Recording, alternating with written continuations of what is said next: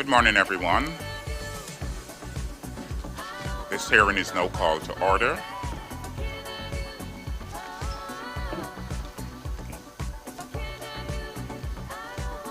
Yesterday, the 28th of September 2022, the Watson-Simpson team requested to defer cross-examination of the Barbados Light and Power Company's witnesses on depreciation on the basis that they were not served with a copy of the Barbados Light and Power application for approval of depreciation rate and depreciation policy. Other interveners made the same request. The effect of the request is that cross-examination would be deferred until the Watson-Simpson team is served with the Barbados Light and Power Company's evidence in support of its application for the approval of depreciation rates. Mr. Ramon Allen, KC, for the Barbados Light and Power Company, pointed out that interveners were served with responses to interrogatories on the 25th of August 2022, which included the Barbados Light and Power Company Plant Accounting, Depreciation Rate Study Final 2018, Depreciation Rate Study Regeneration, the Depreciation Rate Study Net Salvage Value 2017, affidavit of Mr. David Hutt with one attachment to Generation and Depreciation Study 2017, and an Excel spreadsheet as requested. The Commission understood the Watson-Simpson team in its response to Mr. Allen to have narrowed its request to defer cross-examination on the issue of the approval of depreciation rates on the ground that the team had not been served with an application for approval of depreciation rates and depreciation policy. As indicated in the Commission's decision on the 27th of September and repeated yesterday, the Barbados Light and Power Company had applied for approval of depreciation rates for transmission and distribution, general plant, and generation plant. The Commission, in its depreciation decision, approved the depreciation rates for transmission and distribution and general plant, but left the depreciation rates for the generation plant to be proved and determined in these rate review proceedings. The Commission has reviewed the evidence filed in the matter. The Commission is satisfied that the interveners were served with responses to all interrogatories before the date of hearing, which, in conjunction with the affidavit of Mr. Hunt, provided all the relevant evidence for determination of depreciation rates for generation plant upon which the Barbados Light and Power Company relies in these proceedings. No party will be prejudiced in the prosecution of their case concerning the depreciation rate for generation plant, except for the Barbados Renewable Energy Association and the Ministry of Energy and Business Development.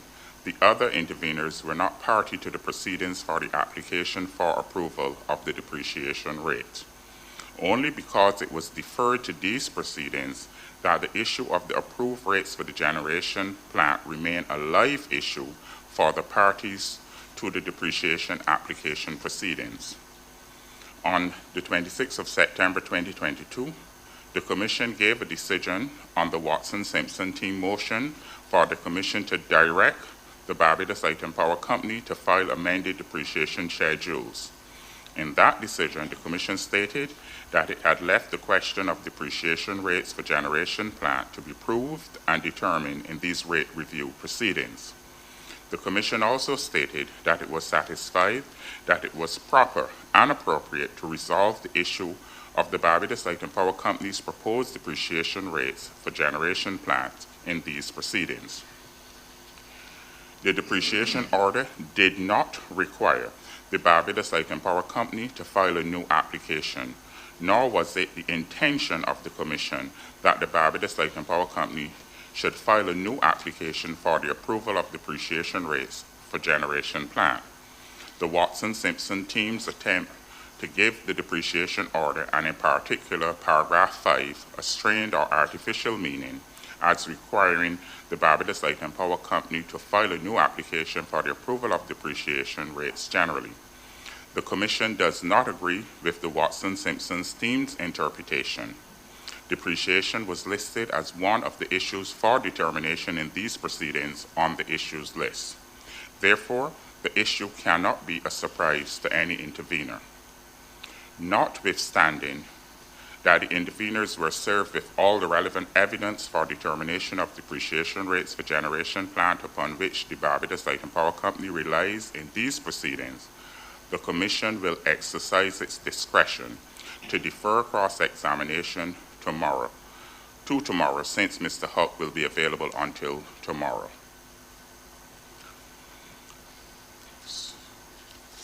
We will therefore continue with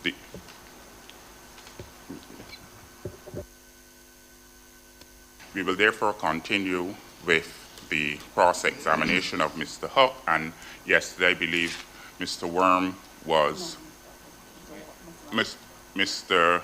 Wendt, sorry, was doing the cross-examination. So Mr. Huck, you're still affirmed.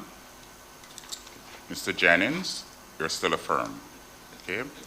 So Mr. Wendt. Thank you, Mr. Chairman. Good morning to the Commission. Good morning to Light and Power. Good morning to interveners. Good morning to the entire room. Good morning to everyone. Mr. Huck, thank you again for coming this morning, Mr. Jennings. When we left yesterday, we had just a couple of things that we would like and that we didn't find that were available to us.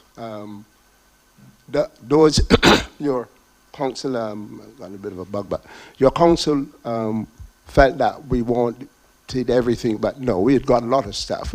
What we cannot locate, all right, is the specific changes between the 2017 study and the updated 2019 study. And that would be normally what we would see, we would expect. Here's where one study was and where the other ones, and this in relation only to generation, because we're only focusing on that at the moment. So for example, you would know the vintages that would be for the various units. So what we would normally see is with a study of this nature, here's where we left the 27 study with the vintages by unit, and then this would be easily then what the vintages that may have changed. So you could have had additions, you could have had retirements, as the case may be. So, right? Mr. Wendt? So what I'm trying to get, please, Mr. Chairman. Mr. Wendt, I would just like you to phrase what you're saying in the form of a question. Okay, right, because I thought it would be clear since we were there yesterday. So what we would like, and if you have it in, if you send it to us already, tell us. What we would like, Mr. Huck, is the movement. Could you give us the movement between where the 2017 study was for all of the units on generation, the gas turbines, the low-speed diesel, the steam plant? Those are the key ones. If you can give us those, we would be pleased, because then we could be able to track the movement across the vintages and then see where the depreciation. Mr. Wendt, you're asking for documents or a question? No, I'm asking for the document which I wanted yesterday. Well, you can't ask the witness for just ask the witness the information you would like. Yeah. Could I have the... No, not in form of documents. You could phrase your question for the witness to answer, you know, in other words, what were the changes he identified in the document or whatever, but you must phrase it in the form of a question that the witness can answer, and not asking the witness to let you have the document. You could ask for the information that he relied upon in arriving at his decision. So you phrase the question in a way that the witness could answer. And we would allow for them to refer to any document that they would have supplied, which they would present the information, and you question along those lines. So you phrase it in that way. Thank you for your guidance, Mr. Chairman. But one of the things that we do with the information received is to analyze it. So what I was seeking from Mr. Huck is I haven't got those information. We can't do no analysis. So we have none of those documents, which is what we're asking to provide. And if he said he'd give us 10 pointers to them, because we couldn't do no analysis across the two. So, did you ask for that information in an interrogatory? We thought we asked for that, yes, because you So- can, yeah. Yeah. So, what We- specific information would you like? Right. Did you see the studies conducted, or you read the affidavit that was provided by Mr. Huck? I read the affidavit by Mr. Huck. Yes, but the additions, if he tell, So, when you talk about additions, are you Okay. referring to additions in plant? yeah, You're talking about the additions in the plant, any new acquisitions that Barbados Island Power Company had acquired? no, which is within the same units, there are changes to each unit. So, when you say changes, Meaning that you could add to an investment. So for the gas turbine, you may add, for example, you may add boilers or equipment that you add annually. And these are called, you go through the vintages, and each year you'll see that in a study. so phrase that as a question to Mr. Huck. I Right. believe. So Mr. Huck, could you provide us?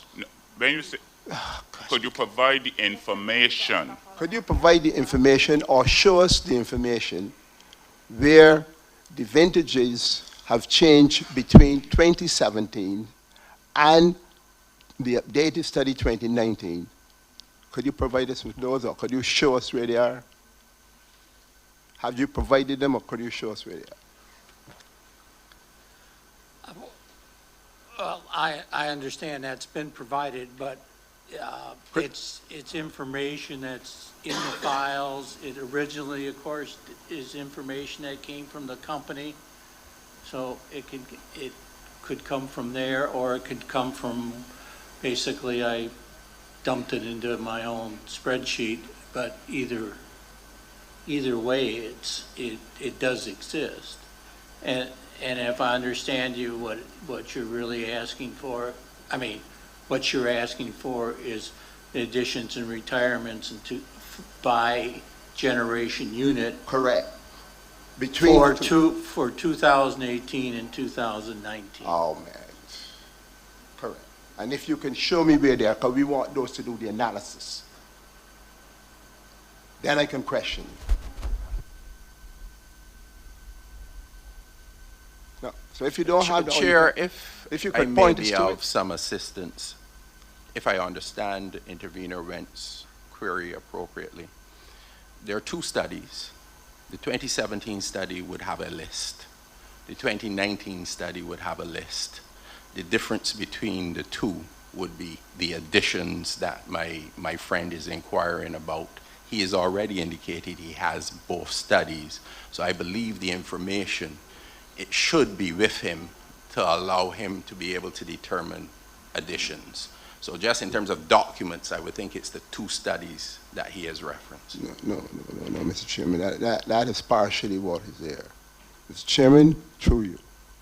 When you're doing, and I've lived this. Okay, Mr. Bent, I'm just asking that you phrase your questions appropriately for the witness. I understand what should happen in a business, but at the same time, we've invited the witness here to answer questions. So when you conducted your analysis by looking at the documents, if there is any information therein that you're unclear about, you could phrase a question around that information and pose it to the witness. So we're just trying to get, so that is how we would like you to proceed in your cross-examination, by phrasing questions to the witness.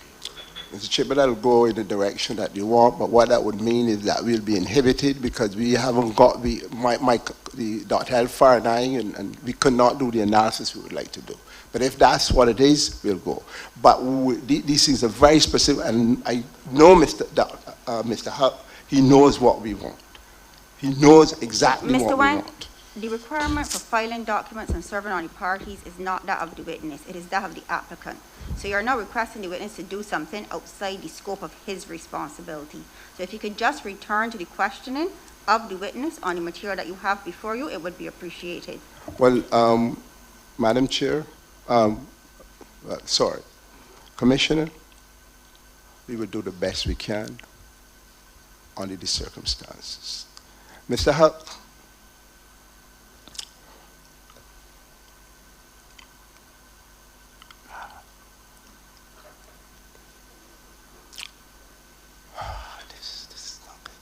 Could you give us an idea of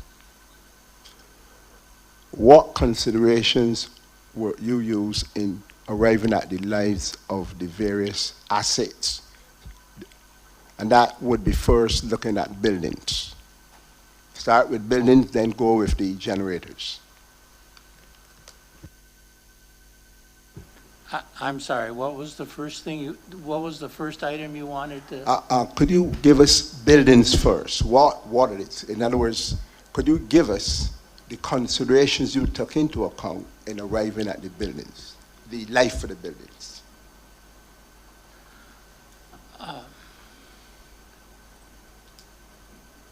The life of a vintage. The building, sorry, it's my accent. Okay. For each asset, I want to get an idea of what Yeah. how the considerations. Well, there's a couple of key lives. When somebody says lives, there's the average service life and there is the average remaining life. And as discussed in the report and everywhere, the remaining life in this instance was determined by by subtracting the date of the study from the estimated retirement date. And the average service life is, and I'll go back to a vintage just to make it simple. The average service life of something installed that's now 5 years old and has a remaining life of 10 would have an average service life of 15 years. When each of those vintages are weighted by their dollar investment, you get an average service life. So by vintage, they vary from long to short, longer to shorter, and then there's an average. And that was the process done here. And I just want to remind you and others that the average service life is information and not used directly in the calculation of depreciation. It's a calculation based on the remaining life and its age, basically. Okay. So at this point, what I'll do first is ask Dr. Elfar to come in. Could we have, through you, Chair, I'll ask Dr. Elfar to first come in and cross-examine Mr. Hulk, and then it would probably then be myself and or Adley. Dr. Yeah. Dr. Elfar? Yeah.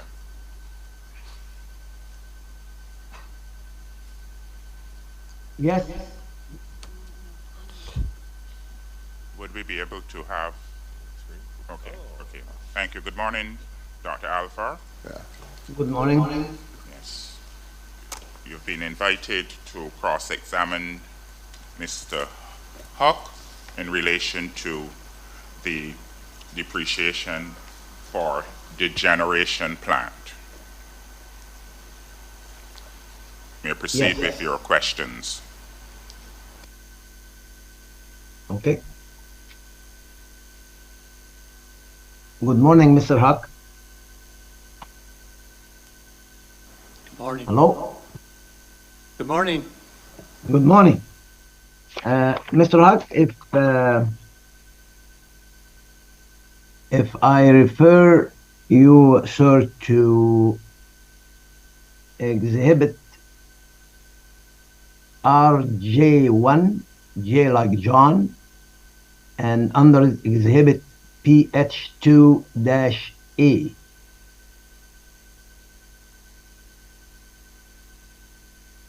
Is this available? Mr. Alfar, could you identify the pages, if it's possible? I have here page 1.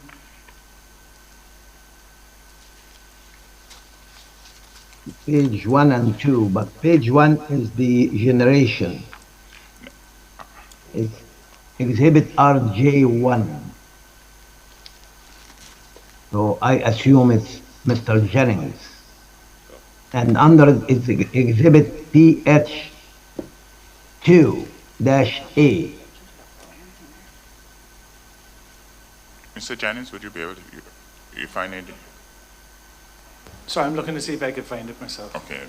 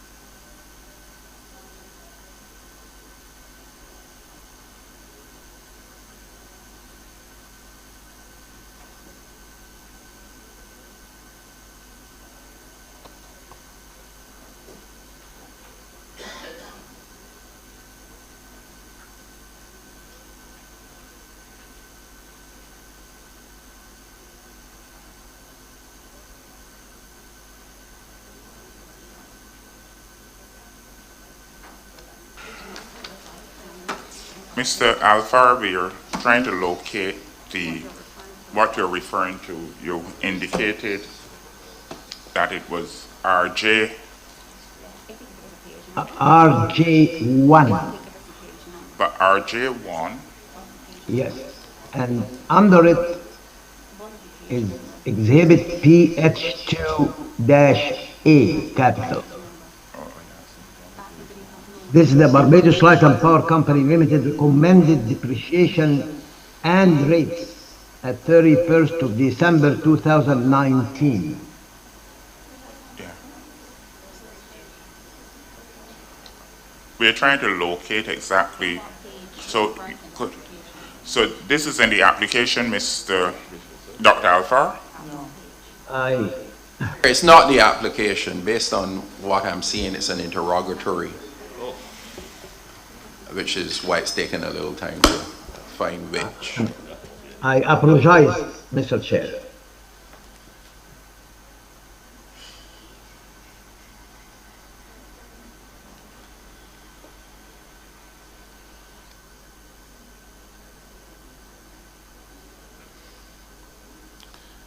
From 2017.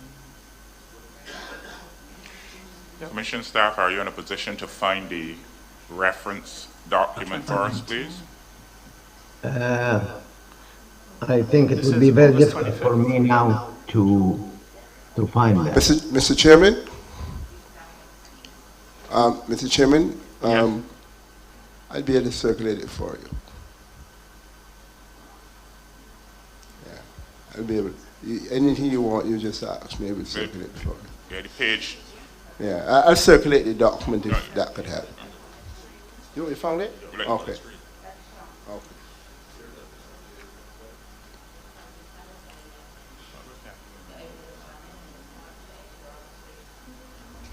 Yeah.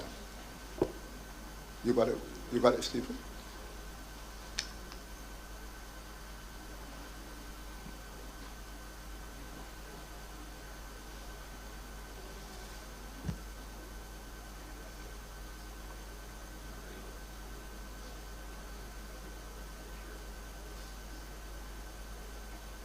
Can't find it. Dr. Alfar, From Angela. Yes, sir.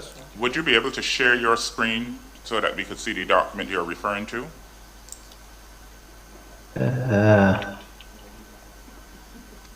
How do I do that?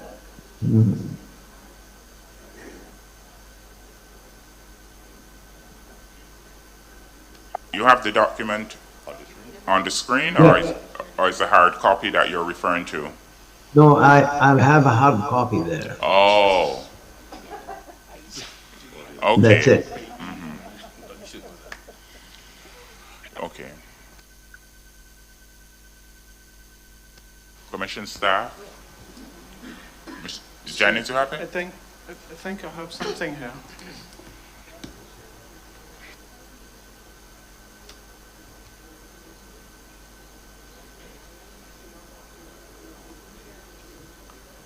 Is this a document? PH2 alpha? PhD, yes, I assume, yes, I think so. Yeah. Yes. And I'm referring to the generation plant, yes.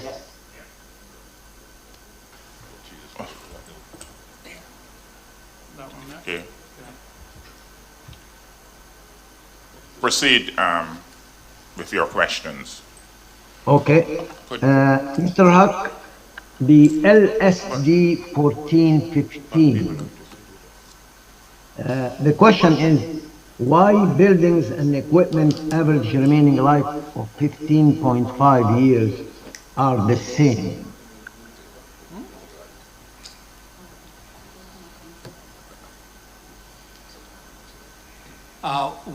What two are you saying are the same? The L, Proceed. yeah. The LSD 1415 That's on the screen. under Spring Garden. No, Yes, I see that. Why the average remaining life of 15.5 years are the same for buildings and equipment? Because they are deemed, the building is associated with the plant, and that it's likely, when the equipment would be retired and no longer useful, the building would, it would be the best decision would be to assume the building should be fully depreciated, be retired at the same time, and therefore their depreciation should match or be consistent with each other. No, but this assumes that the building life is the same as the equipment life, and the building, unless it's demolished, it would have longer life for reuse or whatever the study says. I don't do the study, but unless it is demolished, the question of being fully accrued depends on the life.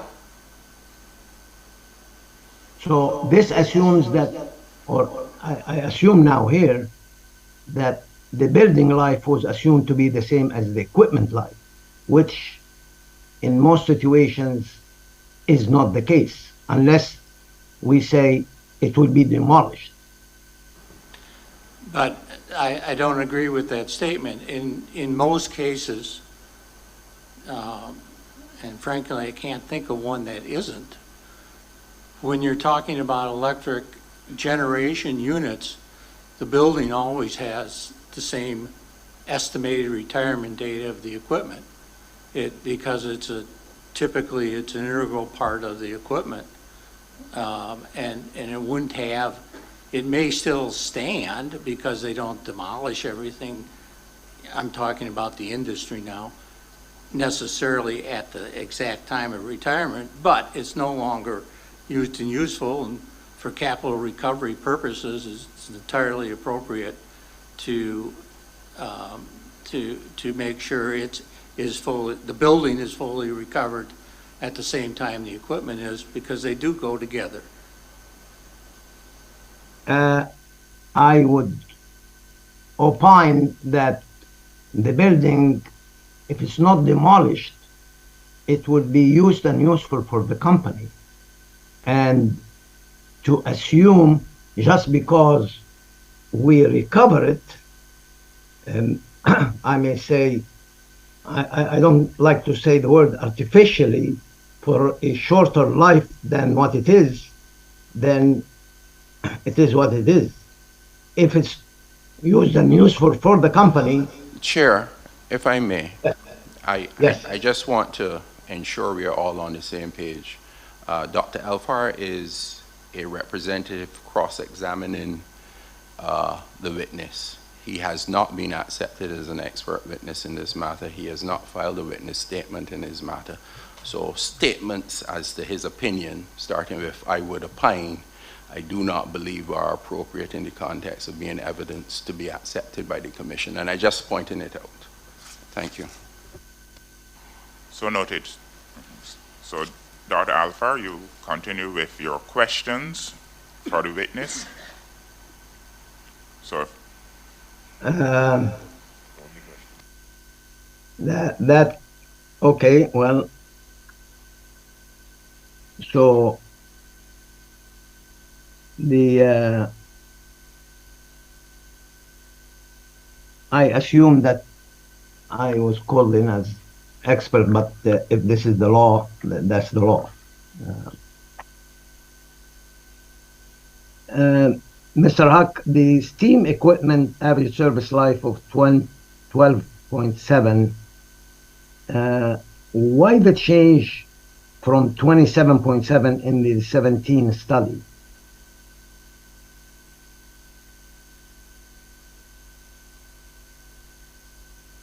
You're asking about the change between 2017 and 2019 studies? Yes.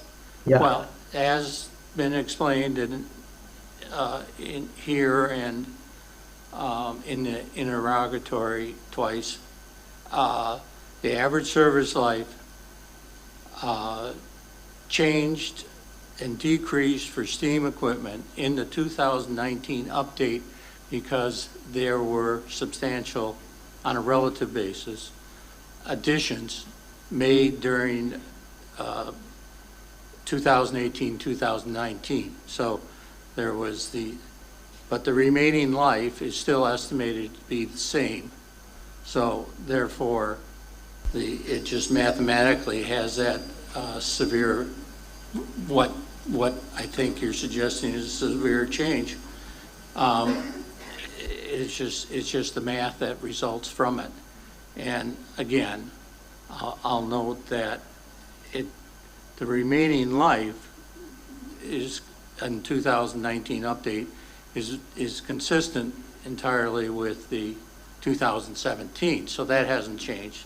The average service life has changed because it's a calculation, it's new weighting introduced by the dollars added, primarily to the dollars added in 2018 and 19. And of course, there were also some associated retirements. Mr. Chairman, could I interject, please? In my letter of intervention, I expressly pointed out... Mr. Lay, could you allow Dr. Alfar to continue his cross-examination as opposed to... No, I was told that he is not a witness. No. He's not an expert witness. Yeah, so all we're doing cross-examination. But I'm not understanding that. We're doing cross-examination. Yeah, but counsel said that Dr. Alfred is not an expert.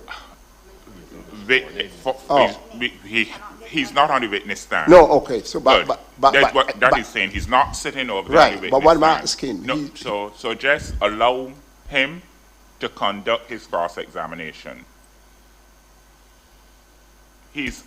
At this point, we are cross-examining a witness that is on the stand. So we can't have Dr.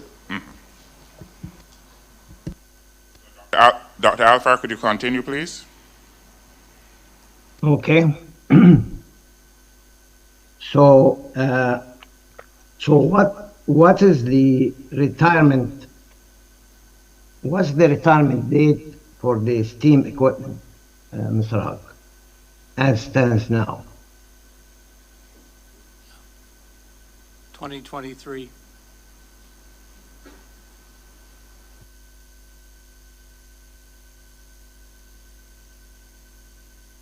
And that's according to the 2019 update, Mr. Huck?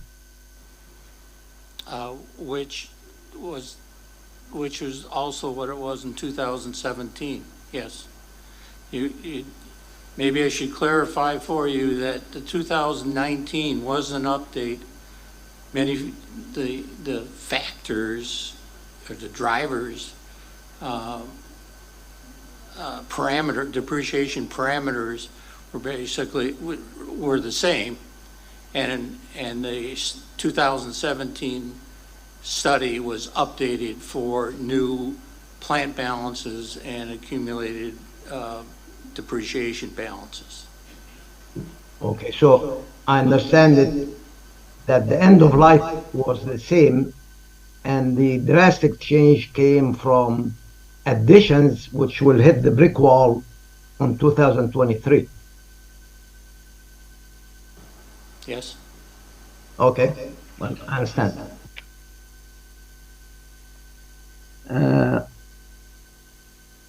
Mr. Huck, the LSD 1013,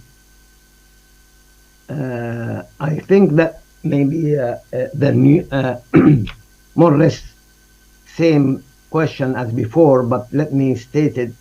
LS 1013 building, the average remaining life is 8.5, the same as equipment. So the question is why the building is the same as the equipment. I think we discussed this 10 minutes ago on another account, right? That's correct. It would be the same reasoning involved with both. So we shouldn't really repeat that question if the answer is the same, right? That's correct. It's the same. And just as a side, what's the reason for the short life of the equipment?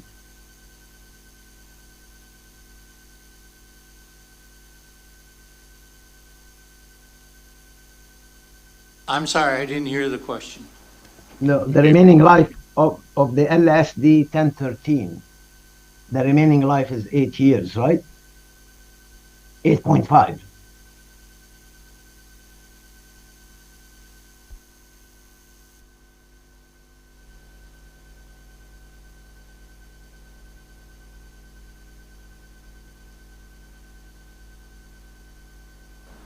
There's 4 units there. They have different retirement dates. The 8.5 is an average of those. And you can do the math and add it to the study date, but as to what that is. How many units? Sorry, I didn't hear you, Mr. Huck. Sorry? There's four units there, 10, Okay. 10, 11, 12, 13. Thank you. And they went in service in different dates, but they also have different retirement dates, somewhat different retirement dates, and the 8.5, if I'm recalling this correctly, for that particular unit. Okay.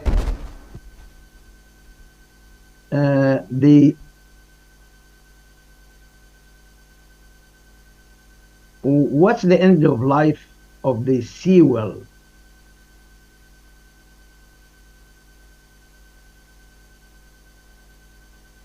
Of which one? The the seawall, the average remaining life varies from 6.5 to 10.5. I was just wondering about the end of life.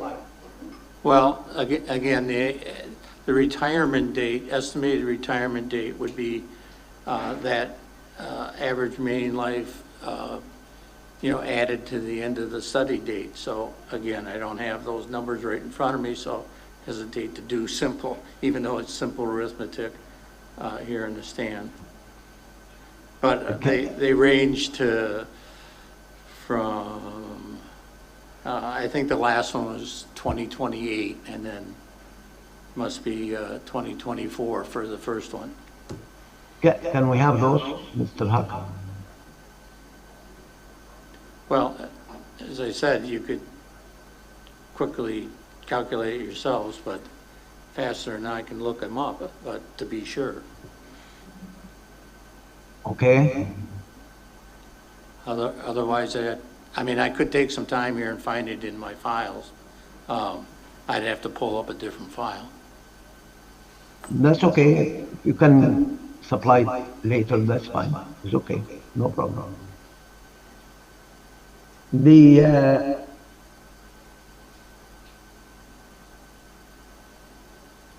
generation depreciation rate. Oh, I'm Sorry, sorry. go ahead. I- Go ahead. I think I said 2028, and that's not correct. It's 2030 is the last one. And that's why I don't do even simple math on the stand too often. Thank you. Yeah, thanks, Mr. Huck. The generation depreciation rate in total changed from 303 2006, 2009 the same, 2.65 in 2017 study, 3.52 in 19.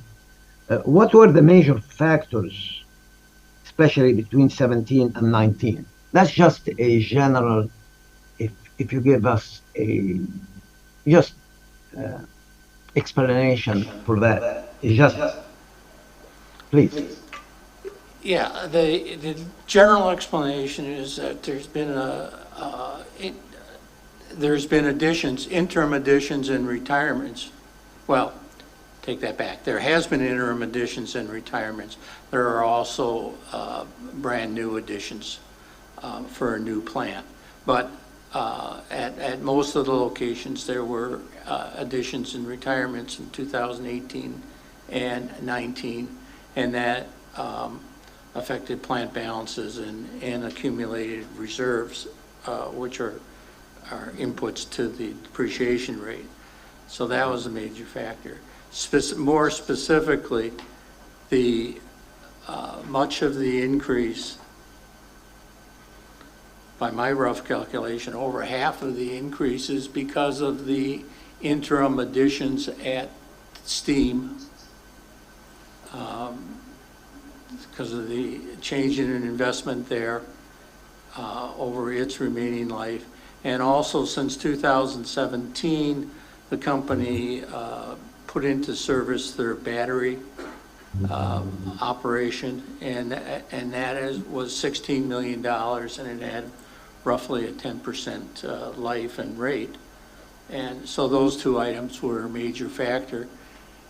And then I think the rest of it can be attributed to various interim additions and retirements at the other locations, some of the locations had very little, some had a little bit more. I see.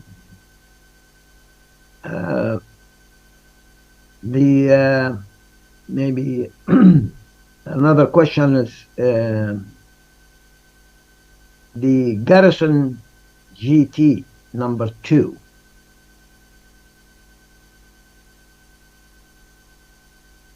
The average remaining life is 2.5 years. Does this mean that it's retiring this year?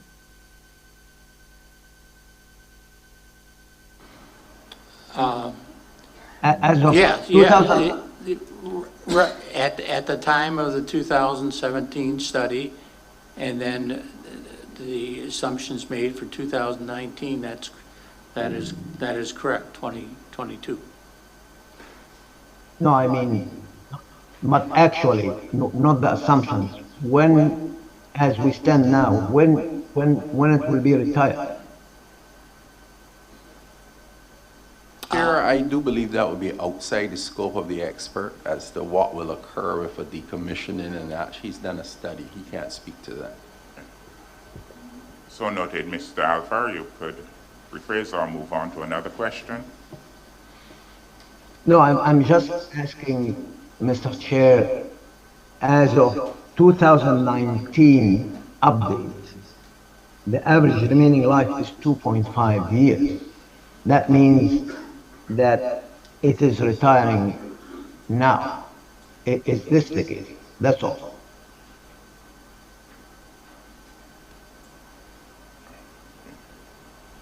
Thank you. Your next question, sir?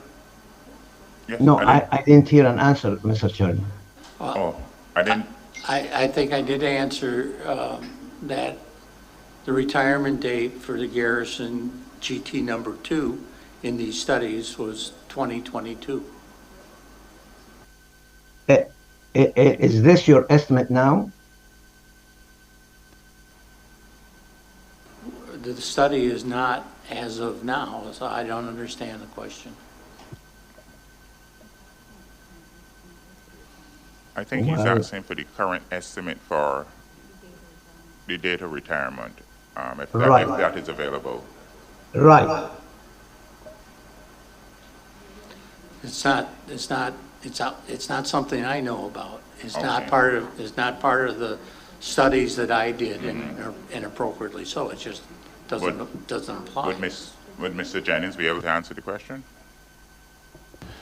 So to the best of my knowledge, that is still being decided at the moment, but the records that we have it, and the charges that we do still have it to 2022.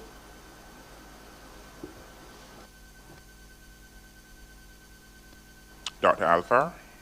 Yes. Yeah, I think that's all, Mr. Chairman. That's all from my side. Mr. Chairman? I Yeah, just, okay, continue. and could I then we'll continue? ask some questions after. Mr. Huck, my understanding that you're saying that the buildings and the equipment for the generation plant is the same? That they would have the same retirement date. Is that the case with all the generating plant? In general, yes. When there is more than one unit at a location, and I'm thinking of the Seawell GTs, where there's several units in one building, we use the retirement date of the last retirement date for the retirement date of the building. In other words, we assume the building will be used and useful until the last unit is retired. Mr. Hawk, I think in referring to the data, if you can look on the screen, I think the question he's asking, when we look and you note the average service life for like the steam building, you have 49 years.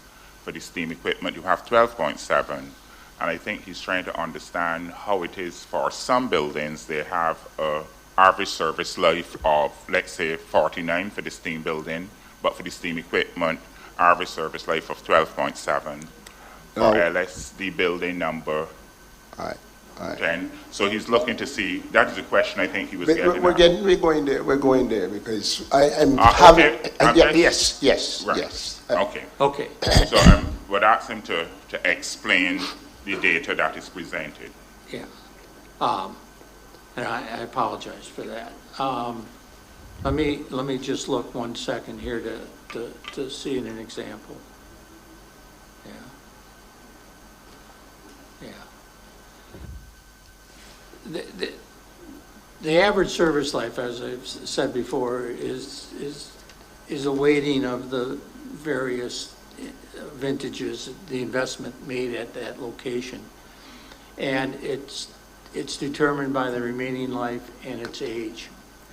And basically also then the actual, let me just try and explain it. I mean, if property does go in when the plant goes into service and there's dollars made there, and if that was 30 years ago and it has a 5-year remaining life, it's going to have a 35-year life, simple.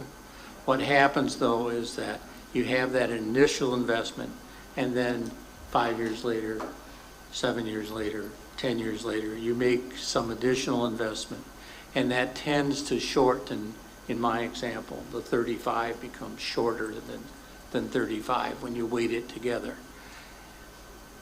When you look at individual buildings at different sites, like the steam building, all of them really at the generation sites, they all have an initial investment that's relatively large to its current balance, but they all have some level of interim additions and retirements since then. And since they have that, they're going to have a different, at this time, after many years of in service, they're going to have different average service lives, even if their original was the same. The other point is that some of the buildings, not all the buildings have the same lifespan that 35 years in my examples. Some might only be 30.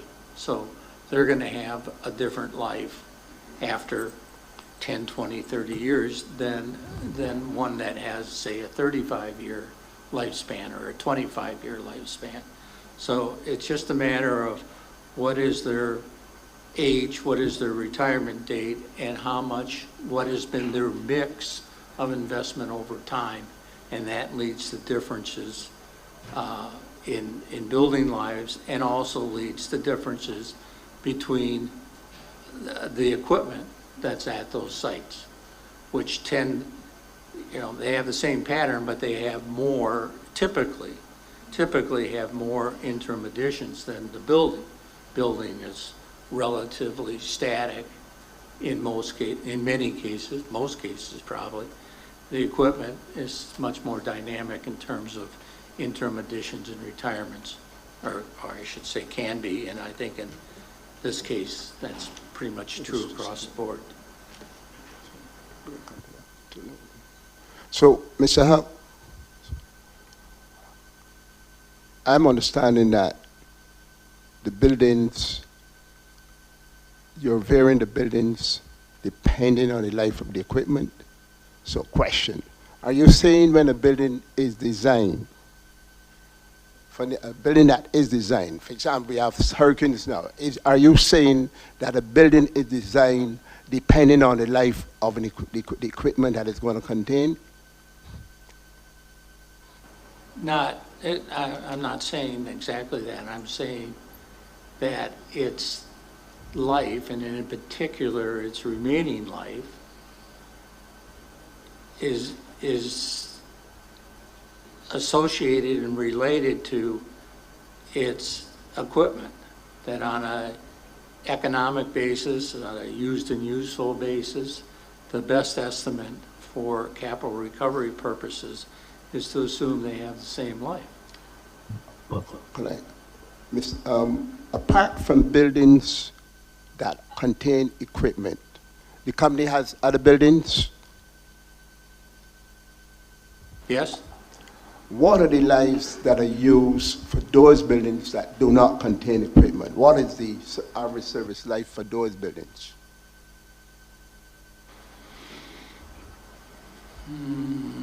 I don't have that immediately in front of me, but Did you do the 2017 study? Are you the person who conducted the 2017 study? I'm sorry, what? The 2017 study that was done, depreciation study. You were the person who did that study? Absolutely, yes. Right. That study covered all of the units. It covered the entire company. It covered the computers. It covered the furniture and equipment. Would you be aware that the life of the buildings outside of buildings for equipment was, I think, in the vicinity of 45 years?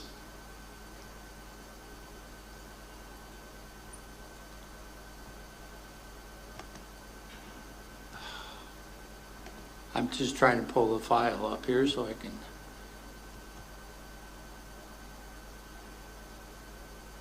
Have it exactly.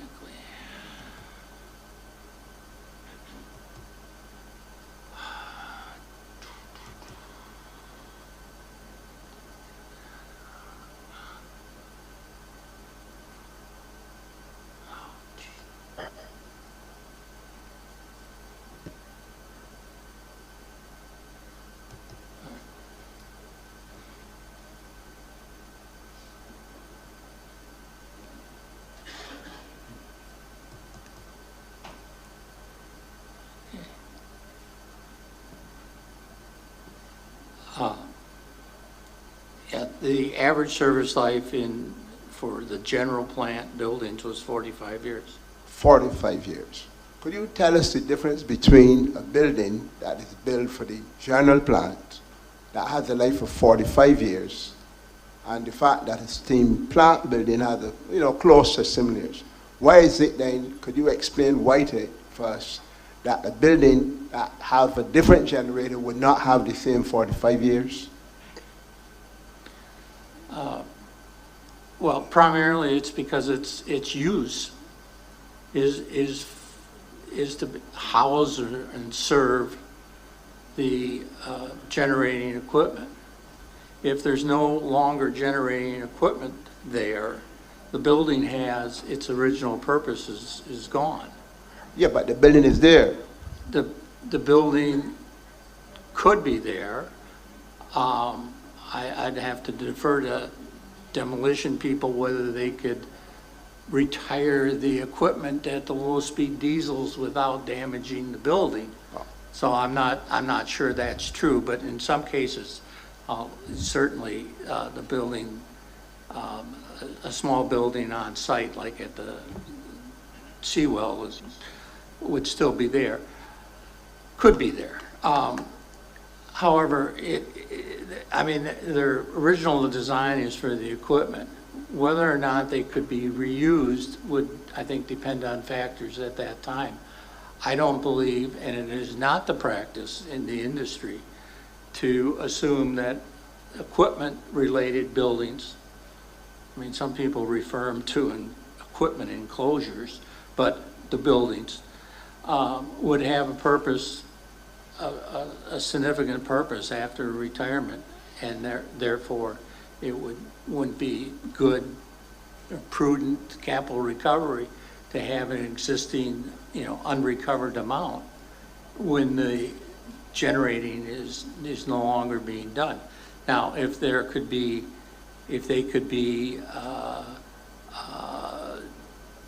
made, salvaged, so to speak, and reused for an economic purpose, then I would concede, that would be true. But we're making an estimate at this time, and there's no basis other than speculation to think that they could be used. And I think the more you think about it, there's less and less reasons to think that's going to happen. And as I said, it's entirely the normal, accepted, always used premise that the building goes when the equipment does. Now, that's not to say something could, conceivably could happen, but to make it useful. But I don't believe that would be a good estimate as of the study dates. Oh. Mr. Hutt, let's stay with these buildings. Are you aware of any of the sugar plantations and the equipment that was there for the factories in any of the buildings? Would you be aware? Was it just Mr. Vane? Yeah. Stick to the... No. Work with me. Work with me.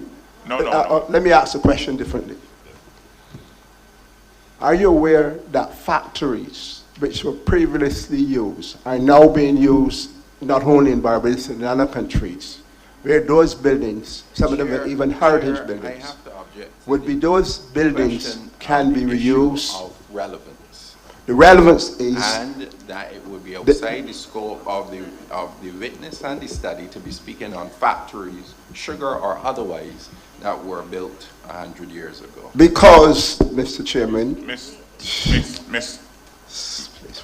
Wendt, the, we're dealing with the depreciation yes, related to the generation plants.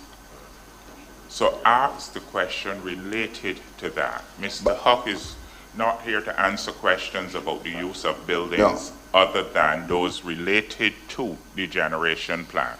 Mr. Chairman, Mr. Huck is asserting that buildings, the life of a building is determined by the life of the equipment. Yes, he has answered that question. And No, he has answered that question. Right. And the question is, why is a building which is bricks and mortar, steel, would have a life, it happened to have equipment in it, why would that building's life be different if the same building was built the same time and be an administrative building? Why would the life not, that you don't have a life for the buildings? The as witness 45 has years? already explained the reasoning and the practice within the industry and the context of why that is the case. That's just a repeat of the same question already asked.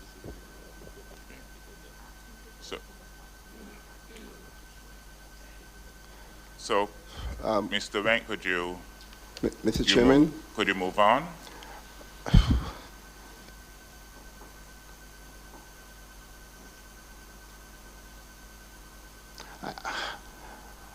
I can't believe that what I'm hearing. So, I have to get this very clear for me, Mr. Chairman. Mr. Huck,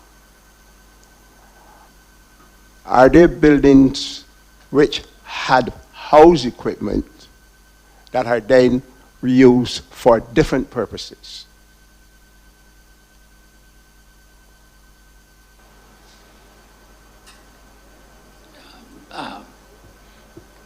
Well, yes, it can happen. That there are circumstances, that you can use some buildings for another purpose, though it frequently requires a substantial modification and everything else. To take in a utility, I mentioned in the utility industry, they go together because they're not, they're metal enclosures around the equipment. They have limited usefulness if you can get the equipment out of it safely without tearing it down. I have seen examples in the United States, as an example, the electric utility, and it'll be a 1920 brick and mortar building that's downtown, and it had smaller units, and they could salvage the building to some extent and turn it into half of a theater or something. That is possible. I've also seen a utility hope for that, left the building standing, looked for somebody to buy it, and it's a massive brick structure on the river next to downtown. So it had what they thought was maybe commercial opportunities, not as utility property, but as non-utility property, non-rate-based property. But they thought they could sell it for salvage. It turns out nobody was interested, and after 10 or 15 years, they demolished it. So I don't, in the world of possibilities, there's a lot of outcomes, but the best estimate, really, I think, in my opinion, by a pretty wide margin, is that for electric generation equipment, for the building that's housing this equipment, and I'm thinking specifically of the ones here in Barbados, consistent with the same, only larger structures in the U.S. as an example, that the best estimate for capital recovery purposes is assume they have the same life, because anything other than that would be mostly speculation. And we don't like to you know, you have to make estimates, you have to try and forecast the future, but I don't think anybody, company, regulators, anybody, experts, want to use what I would say, start wandering into the land of speculation. Mr. Huck, are you aware that... Just a question that Commissioner Wallison would ask of Mr. Huck to see if we can get some clarity on the issue. Hi, good morning, Mr. Huck. A bit of a simple question, maybe like a chicken and an egg kind of scenario. The process is you put down the plant, the steam plant, or whatever it is, the engine or whatnot, and then you build the building around it. Is that how it works? Or do we put up the building and then stick the equipment inside? How? I think it depends on the type of generation you're doing. And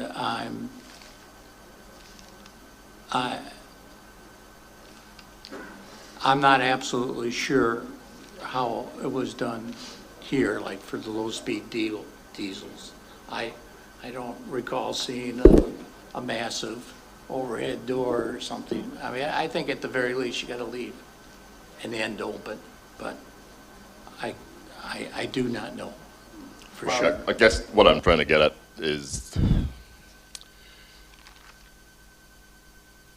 certainly if you put the building up first and you stick the equipment inside afterwards, then it may be possible then to dismantle the equipment when it's out of service and take it out, as opposed to like maybe you put the engine down first, then put the building around it. I'm just trying to see if it makes it any simpler to understand why maybe you can't repurpose the building once the engine has come to the end of its life. Well, I mean, that's the concern that I would have, is that first off, that it is practical to remove it and clear it, and I can't speak, I'm sorry, definitively on that, but that would be a concern. There's still a concern even if you can move the equipment out. If you had like small diesels, you could pull them out.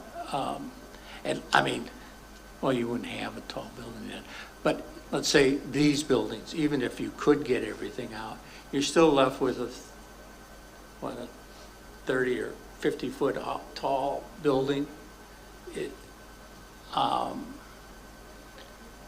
Somebody would start to say, can I use that for a warehouse or something? Or does the top half of it become worthless and the value, is going to be very low, even if I could salvage it.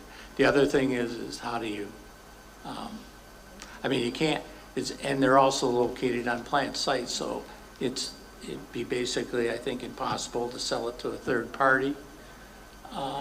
But the company, if they needed more storage, conceivably they could do it. I'm saying it's possible. I'm just saying it's not making that estimate is far more uncertain than making the estimate that they'll have the same life. Okay, thank you very much. That's my last question on this building before I move on, because I'm still struggling. Mr. Huck, are you aware that the company will be acquiring, I think the managing director said, could be up to 200 megawatts in batteries, probably for renewable purposes? Are you aware? I heard some talk about that at the hearing here. And if those batteries are placed in buildings, and the life of those batteries are what? What are you using for the life of the batteries? What age are you using for those batteries? The current location has a 10-year life. 10, correct. And for those batteries now, the buildings that will be built to house those batteries, are you saying those buildings will be given a 10-year life? I don't think I have enough facts to make that determination. If But I would Sorry. say, that that building, the existing one, for instance, has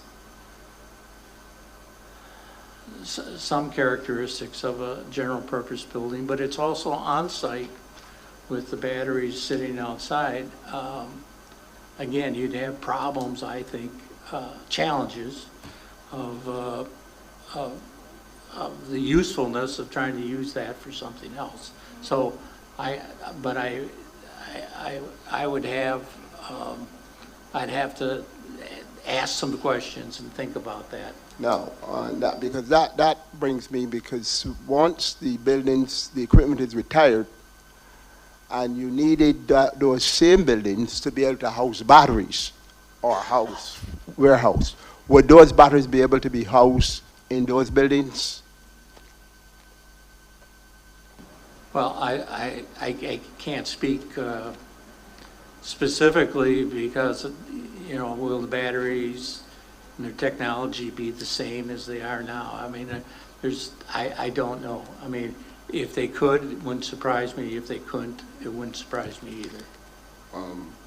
We'll probably get a chance to come back at this, Mr. Chairman, because I'm struggling with the life of a building being the life of equipment. I'm really still struggling with it. Now let's go on with the, we'll move then to the life of the equipment itself. How did you arrive at the life of the equipment? And this would be, you would have the life of the gas turbine, you'll have the life of the steam turbine, and the LSDs. How did you arrive at those different lives? Just one moment, please. And please give me them separately.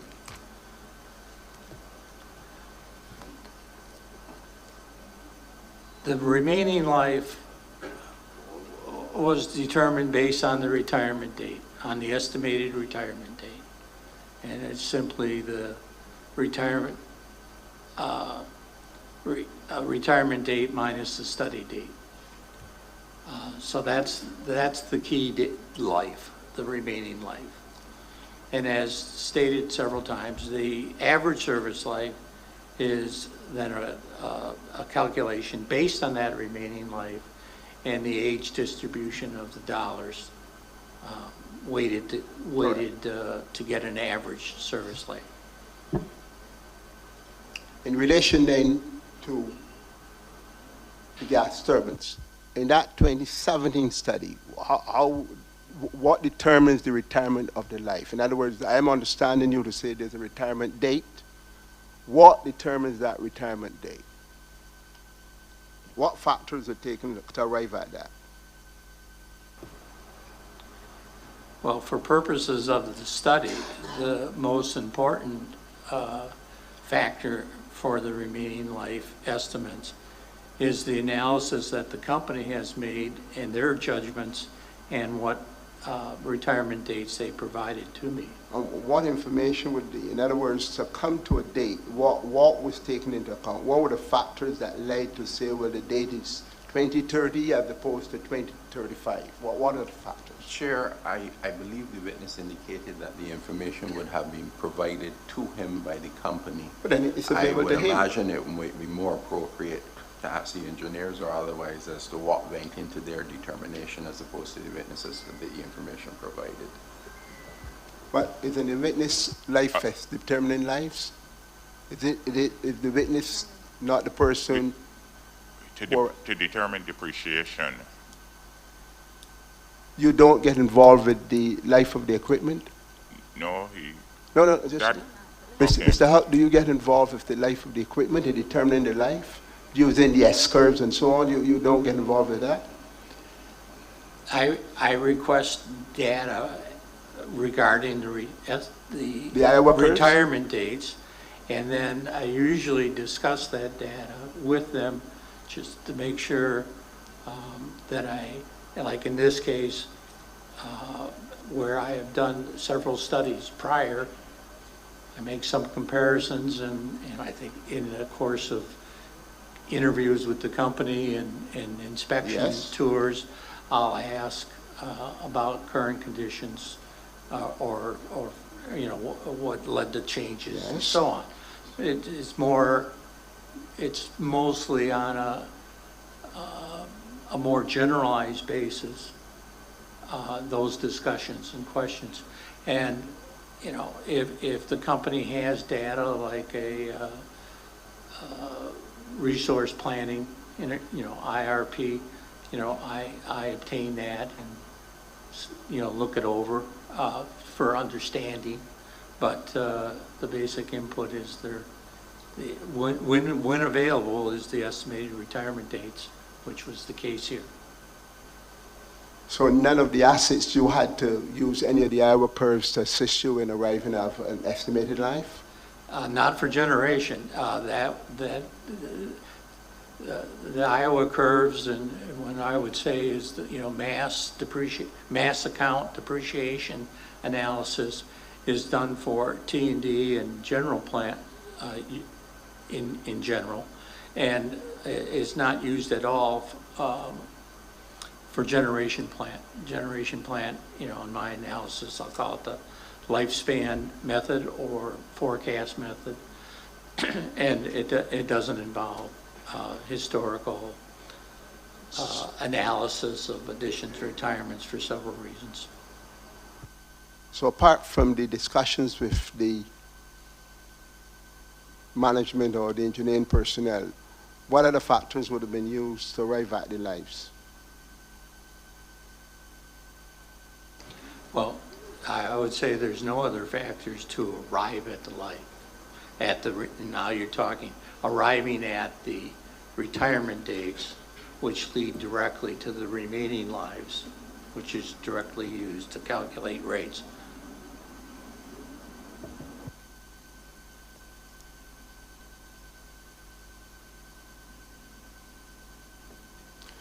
Mr. Huck, is there any utility that you're aware of which the generation plant has lives that do not combine the building and the generation plant together?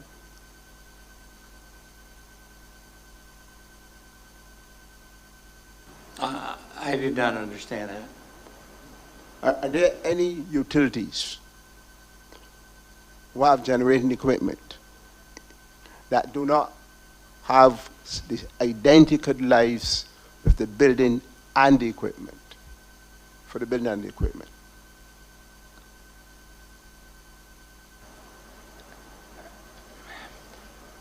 Are you asking me if there's... From your experience, yes. That the building and the equipment lives Chair, are not the same? the witness has explained, has answered this in 3 or different forms. He's told you about industry standards. He's told you what he thinks is prudent. This is just coming at it from a different direction, but it is the same query. Could we move along, please? Yes. Mr. Chairman, Yes, sir. I would leave the question there because there's information that would suggest that Yeah. that is different, that the Mr. life and equipment Mr. don't have to be the Mr. same. Mr. Went, we've heard the question asked in several different ways, so could you phrase and move on to another area, please?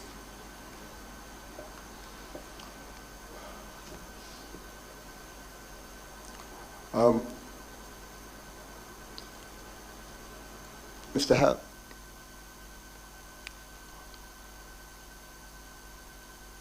did the extension apply to the steam plant? How much was the investment for those additions? The investment in the steam plant. I'm understanding that there were additions to the steam plant. It was approximately $9 million And, for 2018, 2019. and the remaining life for that would it be computed based on the period, what period that would be? based on the retirement date we used for that, I used 4 years. That brings me to my question yesterday, because whatever the investment go, are you saying? The question, please. The question, please. Question. What is the policy that would happen irrespective, if the policy vary with the amount of investment? In other words, if the steam plant had $200 million spending versus 15, would that all be retired over the 4-year period?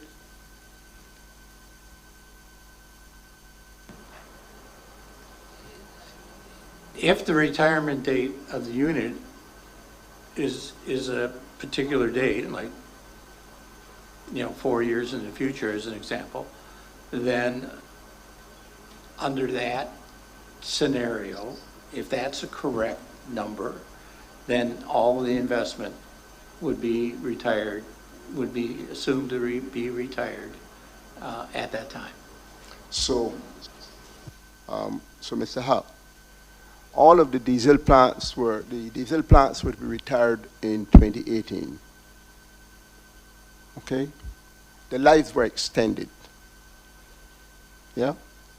I might understand that once the investment, any investment is added to that plant, then that new investment, no matter what it was, then becomes computed over the remaining life and is borne by the ratepayers.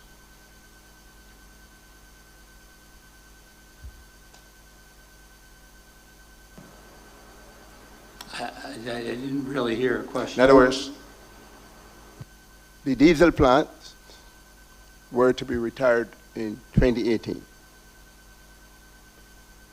Additional equipment was acquired to extend the lives. Am I to understand that X dollars spent and we reached the stage of the test year, for example, that all of that money, is it normal that all the funds to extend those lives would then be passed to the consumers over that short period?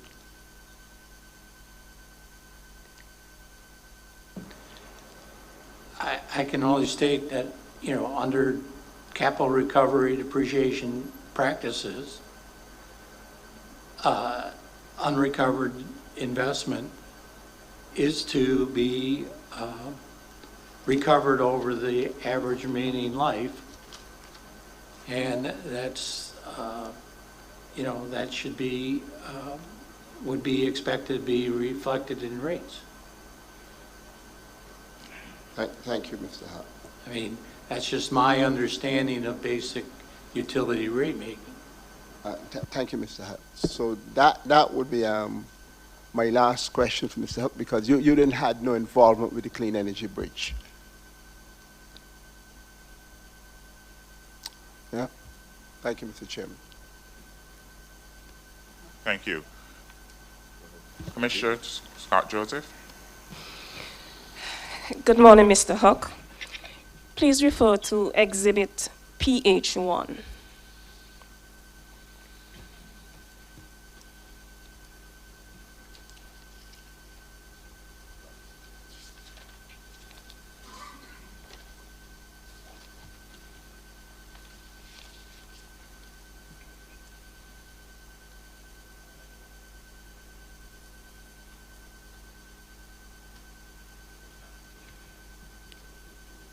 In this exhibit, you state that though the expenses shown for GT number 2 and the steam equipment are correct, the rates shown for these two facilities are not directly relevant. Is that correct? That the what is not directly relevant? GT number 2 and the steam equipment, the expenses shown, the rates for these two facilities, are they not directly relevant? Yes. When I made this summary, and we're going from 2017, and we updated it to 2019. And where there was zero investment in the 2017, and there wasn't that, and there was now investment at the 19 study date. The summary doesn't lend itself to have a perfect match, and I had a placeholder in there of a number, and while I made the exact calculation I wanted to make for depreciation, I basically left that rate as a heading alone, and so it's in the ballpark, but it's not the exact rate. And that's why I said it's not relevant. It's not relevant in the sense that the depreciation expense is correct, so it adds up correctly into the total, and it does reflect the the correct depreciation for that unit, but the rate is I'm trying to avoid saying misleading, but it's not what it should have been. Okay, so since that's the case, have a look at the rates that are displayed for both. Would it therefore be accurate to say that the 25% and the 20% rate are not representative of the expenses that you have proposed, or the remaining life, which those expenses would have calculated? Is it correct to say that? The rates as shown, just to be clear, I guess, the rates should have been 33% and 25%. And what makes it confusing, in my defense, is that the rates for every other location are based on the original investment, the total investment. In this case, because it had been fully recovered and then we're just talking about additional, what I said the rate should have been, that is the rate on the unrecovered reserve, unrecovered amount. I probably should have done it on the same basis as the other locations and divided by the plant. I just thought at the time, I think before I got started, that was maybe not the most, with the most informative, because we were dealing with just the additions, so to speak. And the rates, when you divide by the big investment, would be a very low number.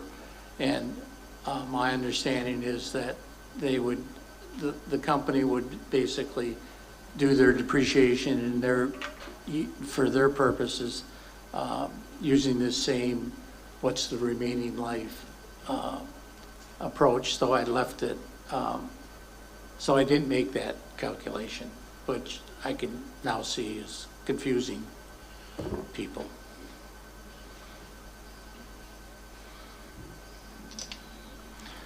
But I do want to emphasize the depreciation expense is correct, and it's calculated just like all the other ones.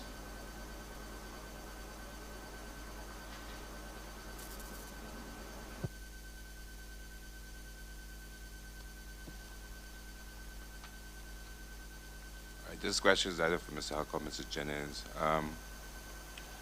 Since the correct depreciation rates for rate making were approved in 2009, the company has utilized one set of depreciation rates for rate making, another set for depreciation rates for its financial reporting. Is that true? It's probably better for me. So the financial statements that are prepared under IFRS require at each financial year that they be reviewed for appropriateness and they make sure that they're current. That's a requirement that we have to do. What we typically do is we do a depreciation study pretty much every 5 to 7 years type. We did a depreciation study in 2012 and we obviously submitted that to the FTC. We did one in 2017 and we did an update then to 2019. So I wouldn't say that it's the rates for rate making as such, but I would say that the rates filed in the annual regulatory report show the depreciation as per IFRS, which are what I call the correct depreciation, and then it shows the adjustment to reconcile it to the rates that would have been approved in 2009. I hope that helps. Yeah, so in actual fact, then the depreciation rates for financial reporting, they are updated currently? Yes, they are. Correct. So the other question is, the result of this divergence is that the company has essentially been running two distinct tallies of its accumulated depreciation. Yes. One for rate making and then one for financial reporting. Correct. Well, sorry, finish your question. Right, that's the question. Oh, so I wouldn't say one for, well, we have put forward the IFRS statements as one for rate making because we believe the IFRS statements to be correct and reflect the economic reality and all that type of good explanation that would go with it.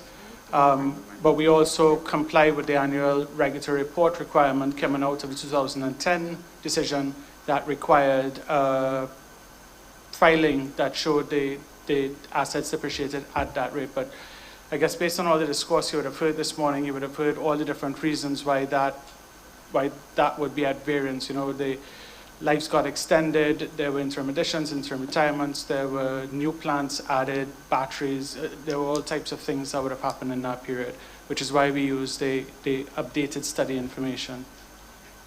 Okay. What that means then that in order to realign the two sets of depreciation rates accurate, there will also need to be a realignment of BLPC's accumulated depreciation. So the cumulative depreciation included in the IFRS statements is the one that shows the information as it comes forward using the updated studies and the updated information. And those conform with the depreciation studies that would have been filed with the FTC in the intervening periods as well. So you'd see that the application that we filed is on the basis, and that was the testimony I gave yesterday, that the application as filed is in accordance with the audited financial statements that have been prepared using IFRS, which is the version that reflects the economic reality, and of course is audited annually by the auditors, and you know, perhaps that answers the question. I don't think that was the question. We're asking you if realignment is necessary, given that there are two sets of accumulated depreciation, one for IFRS purposes and one for regulatory purposes. So yes, there would be a need for realignment, and the alignment, I think, so the application is in accordance with the IFRS statements. What's not in agreement with the IFRS statements is the annual regulatory filing that is filed with the FTC. And I am hoping after this hearing we're able to adjust the annual filing that goes with the FTC to align with the IFRS statements. Okay. So we can assume then that BLPC have maintained an accurate tally of its accumulated depreciation based on both of its rates, the rate making and the financial reporting depreciation rates.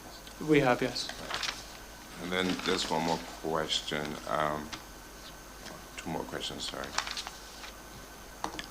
We refer to BLPC's 2021 Annual Regulatory Report, page 3.2. So BLPC's accumulated depreciation for rate-making purposes was approximately $32.1 million higher than in the period covering 2013 to 2021 than its accumulated depreciation for financial reporting purposes. Is that accurate? Just a moment, I'm trying to find it.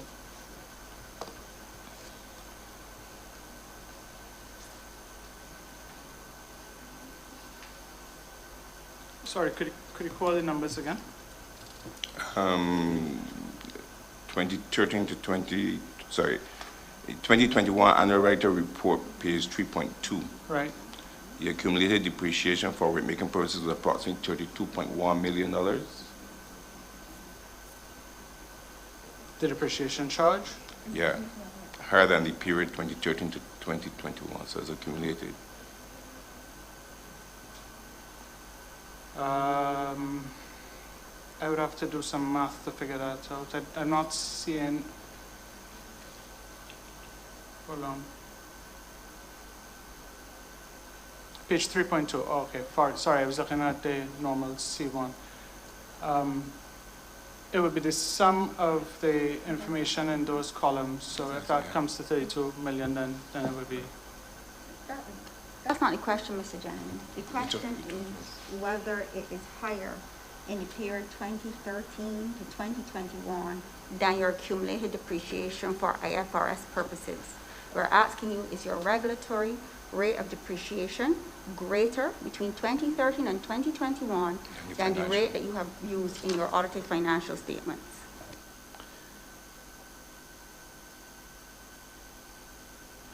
Is the depreciation higher between 2013 and 2021 using the 2009 rates compared to the 2020 rates? Yes, the depreciation is higher. Between the regulatory reporting and what you have done financially, the difference between yes. Again, the regulatory report is based on the 2009 rates, which we just went through a whole bunch of reasons as to why they perhaps are not really appropriate. Just one more question. Is it your understanding that the BLPC 2017 study and 2019 update utilized the accumulated depreciation calculated using depreciation rates for financial reporting purposes? Yes, that is my understanding. Mr. Chair. Okay. If you can just go back to Exhibit RJ1. Click on it. I'm just trying to understand your depreciation policy, and if there, to some extent, if there was a change in your depreciation policy, and maybe you or Mr. Huck would be able to answer this question for me. And I think this was the question that intervener was trying to get at, but I don't think that we got a sufficient answer for it. When we look here, let's say, for example, at your steam building, and we note that your steam building have an average service life of 49 years. And then we look at LSD number 10 to 13 building had an average service life of 42.7. Then we went to LSD number 14 to 15, having an average service life of 28.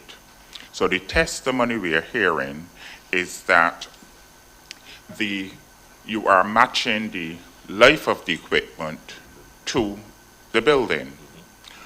However, we would note here that both the steam building and the LSD building number 10 and 13 has been fully depreciated. So did you include this in your study? Because they were both fully depreciated at the date.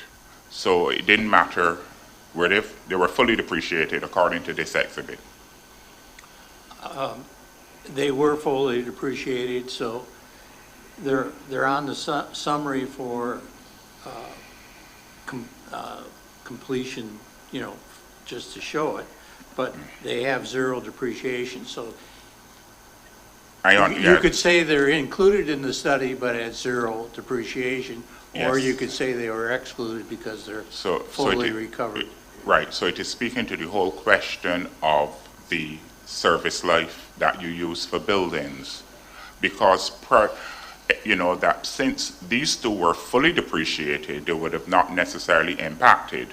But the question I'm asking now is if that is a change in policy of the Barbados Light and Power to really reduce or to come up with the policy that the building life would be matched to the equipment life, because prior to this, we didn't see the building being depreciated based on the steam equipment or anything. So I'm just asking if it's a change in policy, because since building LSD number 14 to 15 was only 44% depreciated, then that would be coming into the actual rate base. So that is why we're asking if there's a change in policy in relation to that. Not from my point of view. I don't see any change. Chair, if I could perhaps help at the risk of getting myself in trouble with the expert. As I said, the study would have been done the study was updated in 2012, and the study would have been then also been updated in 2017. If the building would have been fully depreciated by the time you got to the updated study and there are no interim additions between that period, then there would be no unrecovered amount to then continue to stretch over the remaining period. Does that help? I understand that. Okay. My question was, why were you using service lives of 49 and 42 before, and now you've changed to a service life that is matching the life of the equipment? That's the question that I'm asking. Yeah, well, I think we got two things going on at once, and that's, I think, confusing things. What's being matched is the remaining life, the retirement date. So you gotta look over, and in the case of the steam, we're talking the 3 or 3.5 years, 4 years, I should say, remaining life. That's what's being matched, and at 10 and 13, the 8.5 remaining life. The average service life can vary. They're not matched per se in any way. They depend on their own mix of investment, relative mix over time, additions and retirements. So but the matching that has been spoken of refers to the retirement date and therefore the remaining life, and only indirectly, and match would not be a good word for the average service life.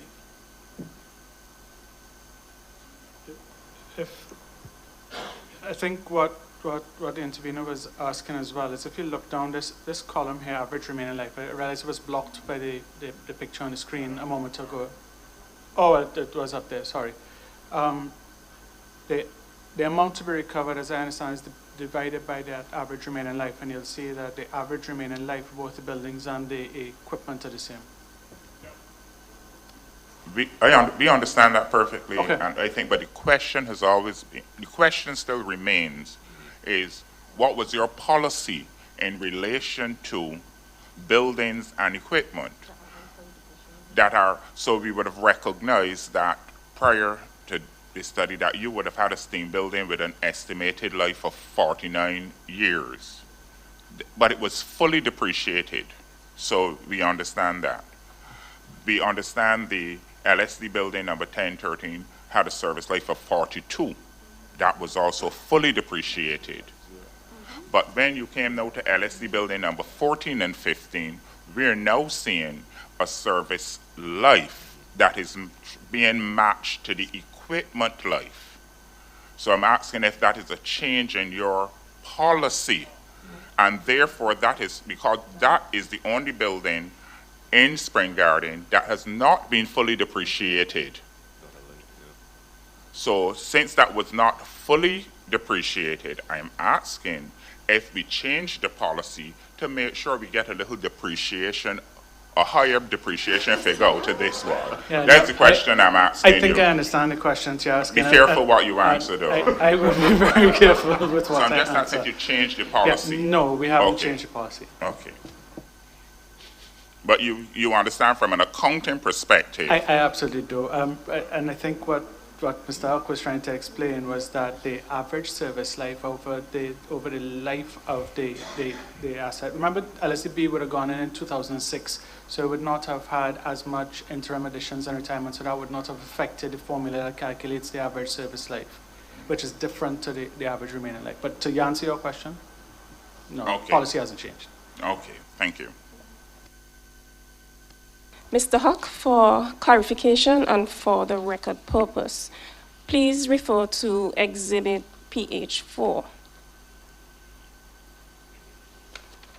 Looking at the depreciation calculation labeled Exhibit PH4.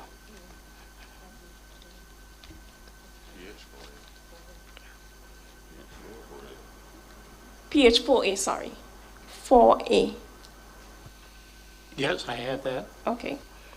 For the steam equipment category and annual depreciation expense of 2.293283 million. In the spreadsheet, that is a hard entered number, input not as a result of a formula. Can you state for the record how that was calculated? Yes, that number, was calculated by using the unrecovered investment as of December 31, 2019, divided by the remaining life that we used of 4 years, so 4. So the unrecovered amount, and it's 9 million something, divided by 4.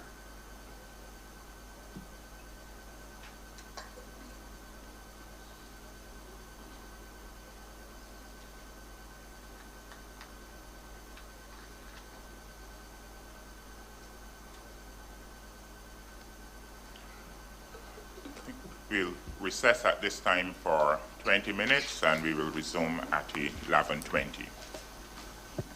Your chair, please.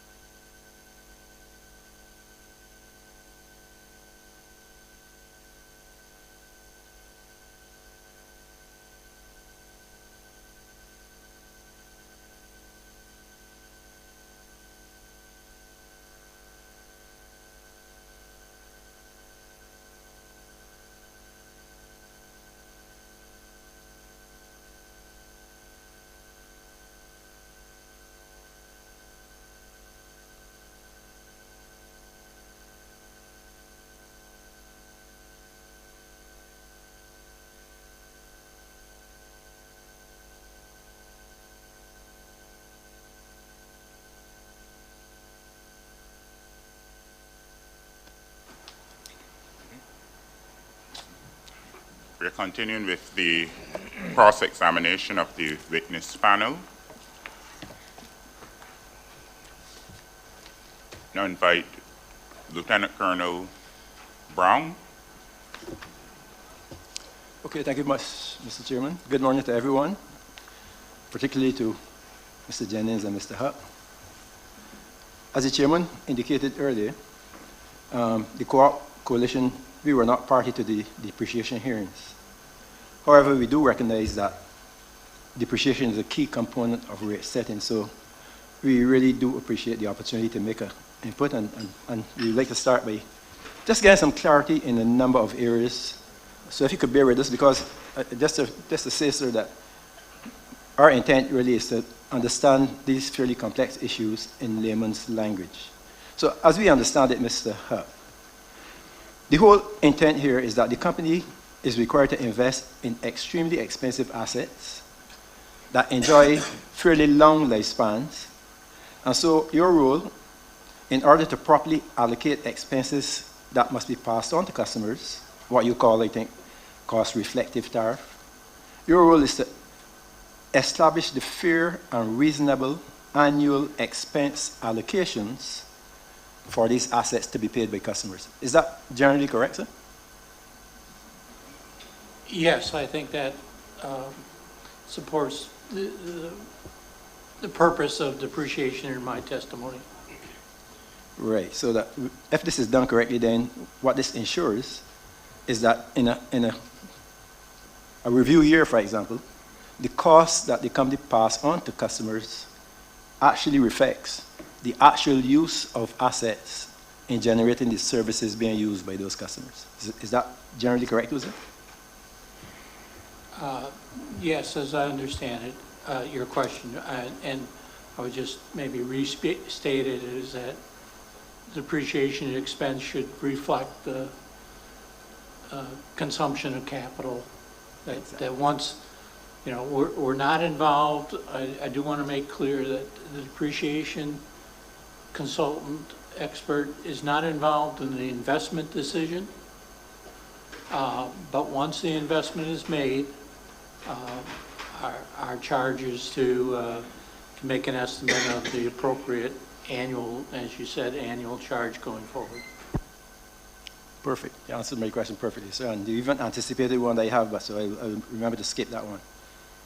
So I'm looking at page 691, that table with the depreciation study, the table.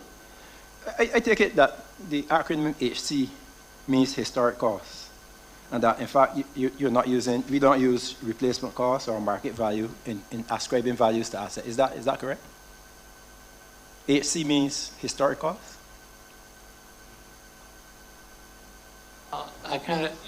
I'm sorry, you lost me at the reference. I'm not sure. Your table, on page 691, I think it is, there's a table with the generation. We were referring to it earlier, sir. I'll give you a chance to find it. That would be RJ1, Mr. Jennings, that he's referring to. I think it's Schedule C2 in the application. Yeah, C2, I have that's it. Yes. I have it here. Just at the top, just for clarity, HC value as of a given date, and I just assume that that's the historic costs. I prepared the document. It is headed historic costs, yes. Mine isn't, so thanks for that. As opposed to replacement costs or market value. So just to be clear, when you talk about the value of assets, you're talking about the cost based on what was actually paid for the assets initially. Mr. Jennings, if you would be so kind as to project this slide. It's there. Yeah, thank you. Is that to me? Mr. Yes, Lieutenant Colonel Brown. Because you probably want to explain how additions affect that. Yeah, I mean, from a depreciation point of view and everything, it's based on cost. There's no market value per se. Okay. Who decide? Well, I think you answered this. So, but just to be clear for me, who decides on the useful life that is actually left? And I believe you indicated that you actually make these you complete your report based on information received from your client. Yeah, for speaking about generation only, the key data driver of the life of generation assets is the retirement date that's basically provided by the company. And then from there, it's just a series of calculations. Thank you. So just to be clear, this is not an area of expertise that you bring to the table where you suggest, you indicate or even verify that a particular life ascribed to an asset is indeed valid. You work with what you're provided. Is that correct? If I get that estimate from the company, that's correct. There have been times in my career, maybe more in the past than recently, when it was more industry practice not to be so focused on retirement dates, that we used to make the estimates ourselves based on our view of what we see others using and other factors. But it has generally evolved more so to company-provided retirement dates. And in the specific case of Barbados Light and Power, you would not have provided that level of input into. Not in this study. No. Right. Thank you very much. It was we looked at it. I'd say we reviewed it, but not made a decision on our own to make an estimate. Do you provide any level of certification of compliance to any particular standards, having done your report? I'm not aware of any, no. Well, you mean it is not part of your role to actually sign off that something certified that a study meets some particular international standard, or it is. I just want to know if it is or if it is not. I mean, are you referring to the depreciation study in general and, yes, yeah, and the results of it? In general. I mean, there certainly are,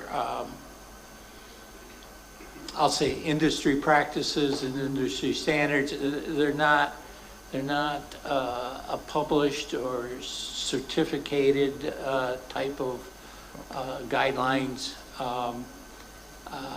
It's just more a body of knowledge type of thing. So I would say I will speak in terms of accepted or generally accepted industry practices, and that I'm referring to what utilities do, and some utilities have their own in-house depreciation people, as well as consultants like myself, what they do and what they think and what they think a good study involves, and so on and so forth. But there's no certification. I mean, frankly, there is a certification for depreciation people, but it's not involved. It's not involved with a study. You don't certify a particular study. Okay, thank you. That clarifies my question very well, sir. A couple other things. Just basically, we want to explore your experience. Is it a basic rule that in depreciation exercise, that a particular asset is only recovered once? In other words, having fully recovered an asset, that's it. The care is taken to make sure that recovery does not continue past the point where 100% is depreciated. Is that a fixed rule or regulated? What is the situation with that? Well, the assumption is, and the intent is to recover the asset, 100%, and ideally you would stop. In practice, not so much in generation, but in mass accounts like the T&D or something. I mean, you may have instances where it continues, but it's going to be, if that was to happen, that most likely would just be picked up and assigned to other assets. Okay. So I would say no, there isn't, but without getting into some particular unusual situation, I would say no, it's not going to happen. Right, and something else that I kind of picked up, which I just want to clarify so that I actually understand what the situation is. So am I right to conclude that the purpose of this exercise, the exercise that you undertook, is purely for the purpose of deciding how to bill customers? This has nothing to do with engineering planning, accounting, reporting. It's actually a completely separate and distinct exercise. Is that the reality?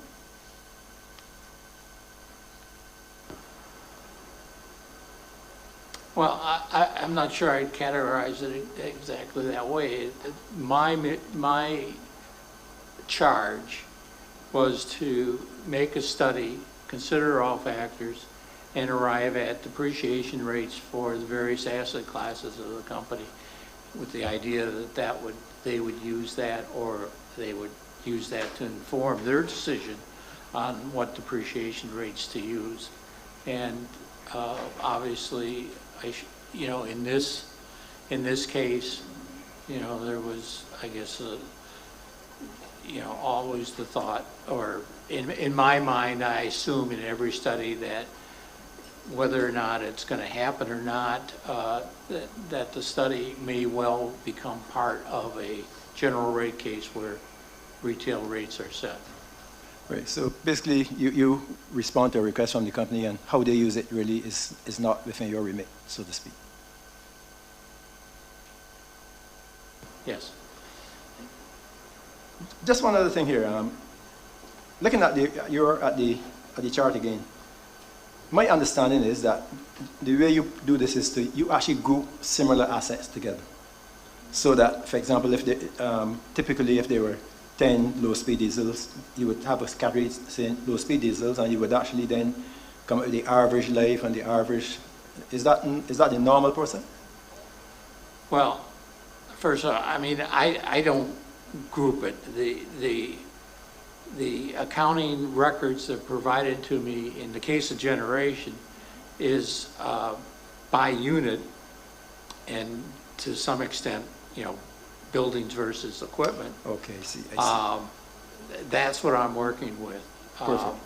There's no, for my purposes, if there are any, which I don't know, sub-accounts or other further detail by part, that doesn't enter directly into the study, and I don't see that level of data. So you would not be able to answer the question as to why, for example, low-speed diesel 10 to 13 would be categorized separately from 14 and 15. You're saying that this is the way the information would have been provided to you? Yeah, 10 through 13 and 14 through 15 as an example. They would each be provided to me. From your professional perspective, have you been able to identify, could you explain to me why you would think they may have been separated? And is there any drastic difference in the two different groups that I may be missing, for example? Well, there is some discretion, I'm speaking in total, for the industry companies, as to how they might group units or not.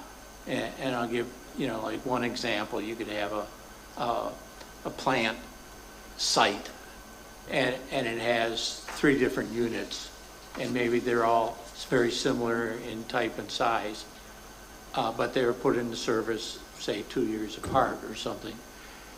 Sometimes the depreciation at the company level and then at the depreciation level will be by each of those units, but also sometimes it's just at the plant level.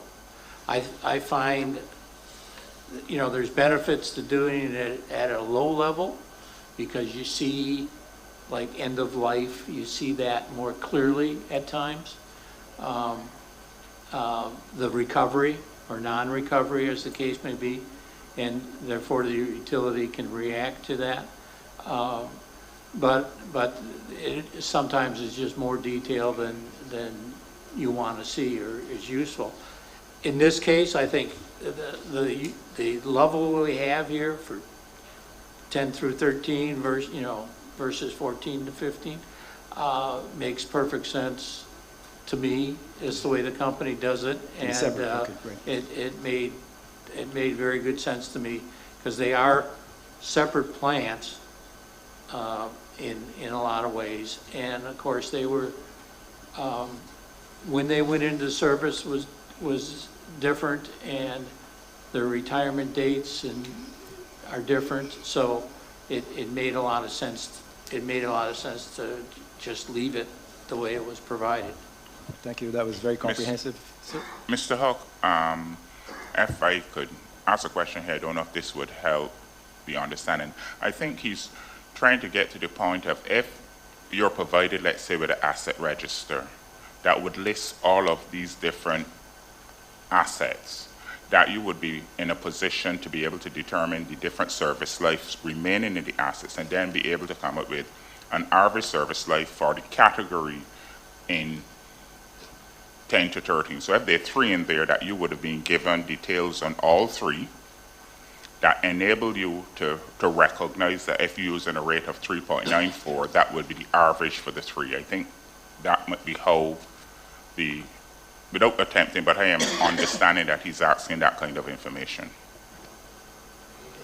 Yeah, in theory, you could do that. I mean, you could go to unit depreciation, what's called unit depreciation, and depreciate every line item.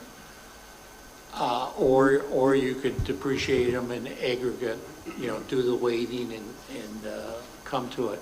It becomes a practical manner and of doing that, of estimating lives for every whatever the level of detail that you're given. So it's not normal practice, but in theory you could do that. You could do something along that unit approach. Yeah, thank you, Mr. Chairman. So you've gone back to your mind reading. That was my follow-up question to that. I have a couple of questions for Mr. Jennings, if you really don't mind. So, Mr. Jennings, following up from that explanation, those number of explanations I got just now from Mr. Hart, am I correct in concluding that once this depreciation exercise is completed and approved by the Fair Trading Commission, that the rate base on which the base rate is to be paid would have been established? So the rate base that was included in the application was based on the information that Mr. Huck would have used, yes. The rate base or the base rate? Both. So no, right now I'm interested in the assets that have been approved as what you refer to as used and useful. Yeah. So once the depreciation study is completed, everybody is happy with it, and it's been approved. Essentially, that sets the number on which the company will recover. It influences it. It informs it. Yes. It affects both the calculation of the depreciation and the cumulative depreciation in the base rate, and it informs the depreciation charge, including the revenue requirements. Yes. Right. But don't forget, I represent the whole number of credit union people who use fancy words. I have to try to break them down for them. I understand. So could you give me an idea of what the current base rate is as we speak?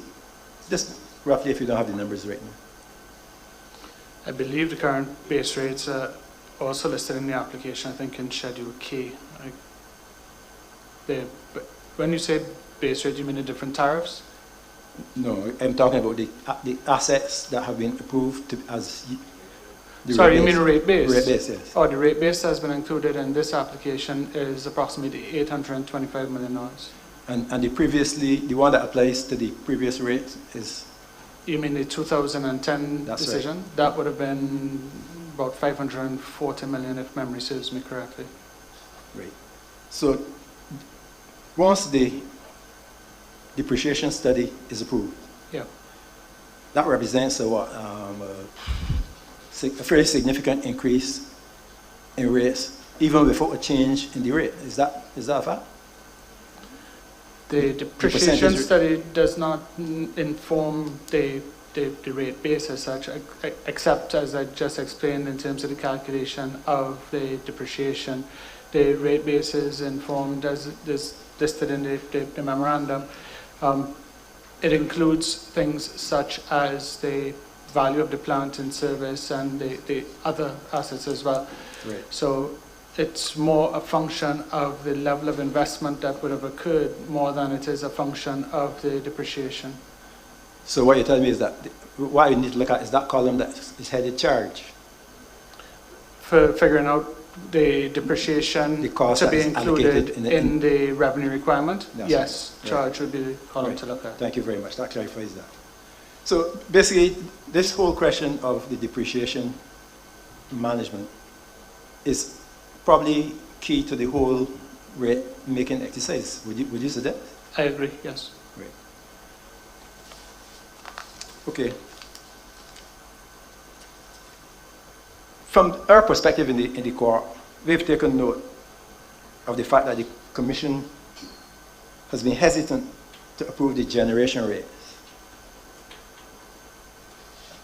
I know that it has been explained before, but you know, I simple language, I don't understand these complicated terms and all sorts of things. Help me to understand why the company would not, now this is about months now that the Commission has indicated to the company that they were not absolutely happy with, and there may only be one or two aspects, but we've established that this is an extremely critical exercise.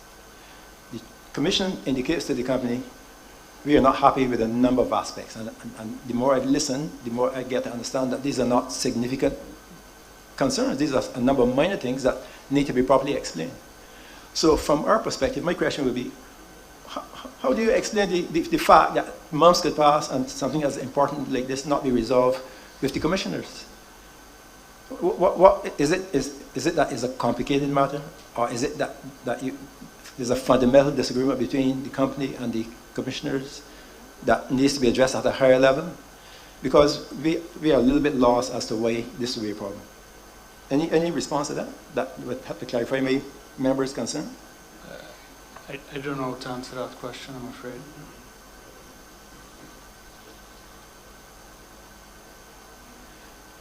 None? Okay. So would I be right in concluding that significant expenditures on old plant that is near to or past the retirement would disproportionately allocate expenses in that section that we call charges and have the potential to provide windfalls to the company if not managed properly? Is that a correct concern that I have? I'm not sure that I would get to the conclusion that it's a significant investment in old plant. I would get to the conclusion that the amount to be recovered in a tariff represents amounts that have been invested, the prudence of which I think has been assessed and discussed previously. Yeah, prudence is one of the terms I was hoping to get clarified to, because, and I think we said that you would probably be the best person to direct this, so I didn't get a chance to ask Mr. Blackman. But we keep hearing about used and useful when we're describing establishing assets that should be charged to customers. Obviously I must be misunderstanding something, but I do have some difficulty with used and useful. If, for example, the company were to decide to build a transmission line using poles made of, to be ridiculous, silver, which would last for a very long time, would probably, from some points of argument, would be really maybe a great idea. It would be used, it would be useful, but the question I asked, would it be prudent and was it really necessary? So isn't used and useful a fairly loose set of criteria to be used to pass costs on to customers? Excuse me, Chair. We would have made it clear that this aspect of the cross-examination is to deal with depreciation. We would have also made it clear that Mr. Jennings will be returning to deal with all other aspects. Just intent getting through the depreciation, I would ask that my friend defer that question until later. Yes, Mr. Brown. Not a problem at all with that, Mr. Chair. It isn't going to go anywhere. As an example,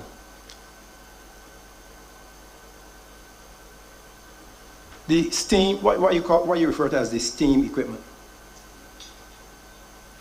It appears to us that what is happening there is that a fairly significant expense is being given a life of 4 years, resulting in a charge to customers, the actual charge in the depreciation study of something like $4.5 million per year. Now this is for a unit, or well, 2 units, really, half of which is spares, that will produce 20 megawatts. Is that correct, or largely correct? To my understanding, yes. Right. A comparable example, if I could pull one, like, I'm just using numbers that we have discussed in the hearing, and I'm just using this for comparative reference. The clean energy plant in the region of, 130 million, if you don't want to quibble about numbers, 30 megawatt, and if we set a lifespan of about 30, 35 years. The actual cost per year would be significantly less than 4.5 million per year. Is that correct? So we have a situation where we're charging customers 4.5 million per year for patching up the steam, and that is reflected in the steam equipment. In a situation where, on the ground, the comparative situation with a brand new plant, with higher capacity, with fantastic lifespan, the cost to the customer is significantly less. Chair, I would suggest that my friend is still dealing with the issue of prudence as opposed to the issue of depreciation. Well, if depreciation has nothing to do with prudence, then I don't need to be here, sir. My friend is inquiring about the decision of one investment as opposed to another, not the manner in which they are treated on the issue of depreciation. And those are two distinct things. So, Mr. Brown, could you rephrase the question? Well, you could rephrase it. Sorry, I could say this question about 15 different ways, but it can be the same thing. Yeah, so, well, let's hear you try. Thank you.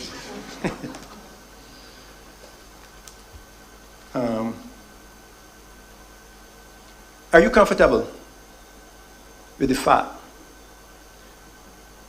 that the depreciation study, as it relates to the steam units at Spring Garden, results in a charge of $4.5 million per year to customers of Barbados Light and Power for services is this correct? First of all, is it $4.5 million a year as a result of the work that's been done on steam for the next 4 years? Yes, that is correct. And you're comfortable that this is a reasonable representation of what the company has been doing? It's a reasonable charge for depreciation based on the amount of investment that has been put in and the remaining life. As the managing director before me explained, there are several other factors that go into determination around what plant is built and how it is dispatched, including lots of other factors that perhaps are better explained by the panel that comes after me. Okay, I appreciate that. So it is fairly complicated, as I imagine it is, but it leads to some other areas that I'm sure Mr. Alney is not going to let me go into, so I will not pursue that at this time. Looking at, and I think Mr. Huck, you may be in a position to respond to this. We have to look at the rate for underground cables, because I think we're looking at the whole study, not just the generation plant. Is that correct? So I can refer to the overhead lines. That we have already settled those, so focus on the generation plant. Those were. So focus on the items appearing in the transmission plant and the generation plant. So you would question along those lines, because the other rates have already been determined. Okay, so we're trying to discuss and get some information in relation to the generation plant. Okay, point taken, sir. I'm sure I'll get the opportunity to ask my question in another arena. So, I don't know if Mr. Jennings, you may be able to respond to this, or maybe I have to defer this to. But one of the concerns that we have identified from the depreciation study and related to generation is that the intent is to properly cover the costs, the usage of the equipment based on time. Now, over the last couple of years, both the government of Barbados, through the Barbados National Energy Policy, and the company have indicated an interest in moving to renewables. The question that I would like to ask, well, either one of you, how does this study take into account the impact of the Barbados National Energy Policy on BLPC assets, the fact that the national policy to move to renewables will impact assets by reducing net sales? Has that been a consideration? Because since you are actually depreciating, since you're actually allocating costs along a timeline, you assume a certain rate of use of the equipment. If your customers, some of your customers, and I think we're talking about maybe approaching 10% now, were to move off of, will stop being customers and start using that asset that you've actually allocated, does that not have implications for the cost passed on to the other assets, the other customers remaining on the assets? And does it not have implications for the per unit recovery costs that the company is able to get? Does the study reflect this growing trend, not only in Barbados, but across the world? And if that's too complicated, I can break it into a couple of questions if you want. Chair, I would appreciate if my friend would, because I counted at least 4 questions in there. Yeah, but the panel understand, Mr. Allen, this is not a legal thing, this is an engineering thing. It's the witness to understand.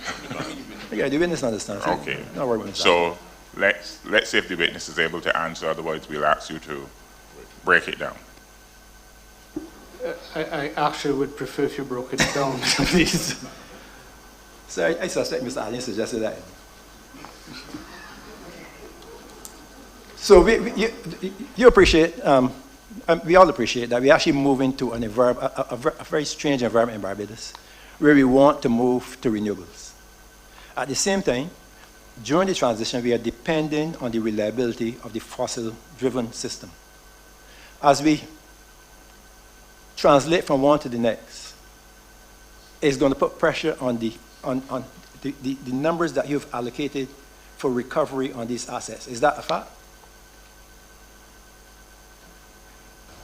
When you say it'll put pressure on the recovery of the assets, you will have fewer customers utilizing, for example, your generating equipment, because some of them are stepping off and going on to renewables, and therefore the rate of recovery that you project is actually going to be reduced by that percentage. Yeah, so I guess my view on it would be that as you would have heard Mr. Huck testify, and he will speak to his own view on it, I guess, in a moment. The retirement dates would have been supplied to him. The unrecovered amounts are spread over the average remaining life, and that's how the depreciation charge is set. Now, I think where you're trying to get to is what informed those retirement dates, and I think that's, as the engineers remind me a lot, that's a very complicated issue that is informed by a number of other things, and perhaps that might be better discussed with the panel that comes after, because I think you're talking there about capacity expansion, retirement, and what is the plan for that transition, and that's not necessarily something I can comment on relative to depreciation charge. But actually, if I can correct you, I understand what you're saying, but that's not what I'm asking. No. Perhaps, let me ask Mr. Hutt the other part of my question then.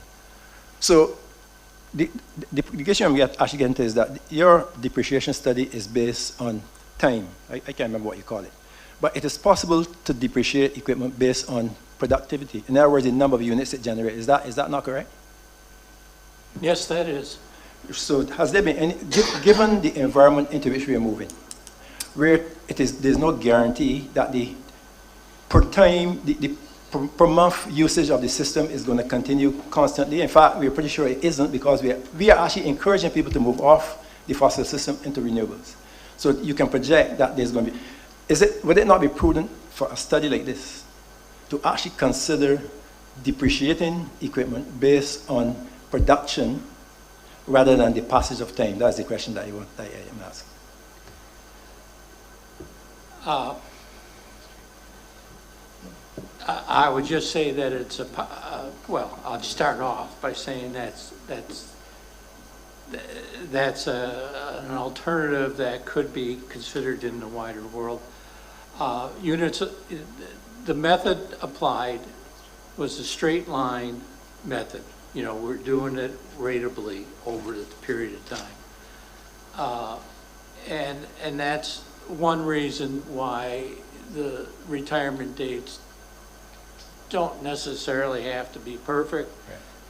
Right. I mean, they're an estimate based on lots of dynamic situations and that change over time. So, you know, some get lengthened, some get shortened, depending on circumstances. The units of production method is a non-straight line method. It has been argued to use it. One of my earliest cases, we proposed it, a modified units of production method. And what it does typically is you got a base load plant for its first part of its life, and then it goes to load following seasonal, and then it goes to peaking and standby and, you know, reserve. But what it does, the practical manner of it is it shifts depreciation expense towards the front, right, base load. So, I mean, the practical fact is it's almost certain to, it's certain to increase, you know, unless you're forecasting constant usage from the unit from now until the end of the life, it would increase depreciation expense in the near term. In total, it'd be the same. It's also a practical problem, and that's why it wasn't accepted, I think, by the regulators, besides maybe the rate effect, frankly. But also there's a practical effect is how do you estimate production over time in the future. I mean, we've had this discussion about choosing remaining lives and how lifespans change over time and what factors are to be considered, you know, renewables and the market and everything else. All that, I believe, would play into the units of production method also in trying to forecast production. So I would not, it's a valid method. It's not used hardly ever. And I would not recommend it without a clear reason for it. And I'm speaking generally now in all properties, clients I might work for. And thinking off the top of my head for light and power, I would not recommend it.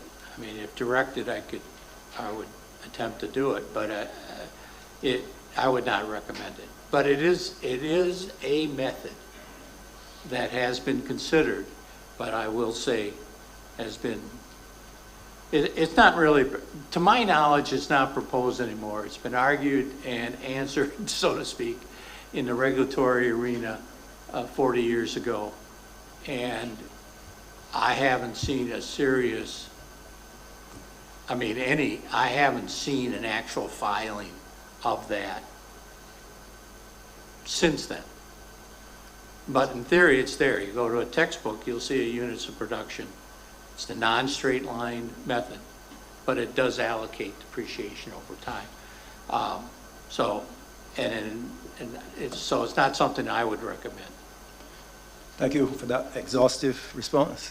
Do you think that given the complexity of the modern day energy systems as compared to quote you 40 years ago, when there were no competing avenues for generation, for example, no distributed generating systems, the straight line method actually made sense because you could actually draw a straight line. the managing director, when he was on the stand, made reference to the pressure being brought to the company by falling sales. The sales are not actually falling, they're being diverted to alternative avenues. Chair, if I may, I allowed the expert to explain very clearly the issue of the difference between the two methodologies, but I do believe that the commission in its decision approved the methodology that was utilized by Mr. Huck. And in those circumstances, I don't know a discussion as to different methodologies is inappropriate for this hearing and this place at the moment. Mr. I Chair, have no I believe issues with my friend's suggestion, and it can be explored, but I don't know that it's necessary within this hearing. Mr. Chairman, I believe we are discussing, you directed me to discuss the generation depreciation. That has not been approved by the commission. So the premise on which Mr. Allen is building his argument. I said the methodology, Lieutenant Colonel. I didn't say the generation depreciation rate. The decision approved the methodology used by Mr. Huck. Would you rule in my favor? Let me continue, Mr. Chairman. Please continue, Mr. Thank you, sir. Mr. Brown. Thank you, sir.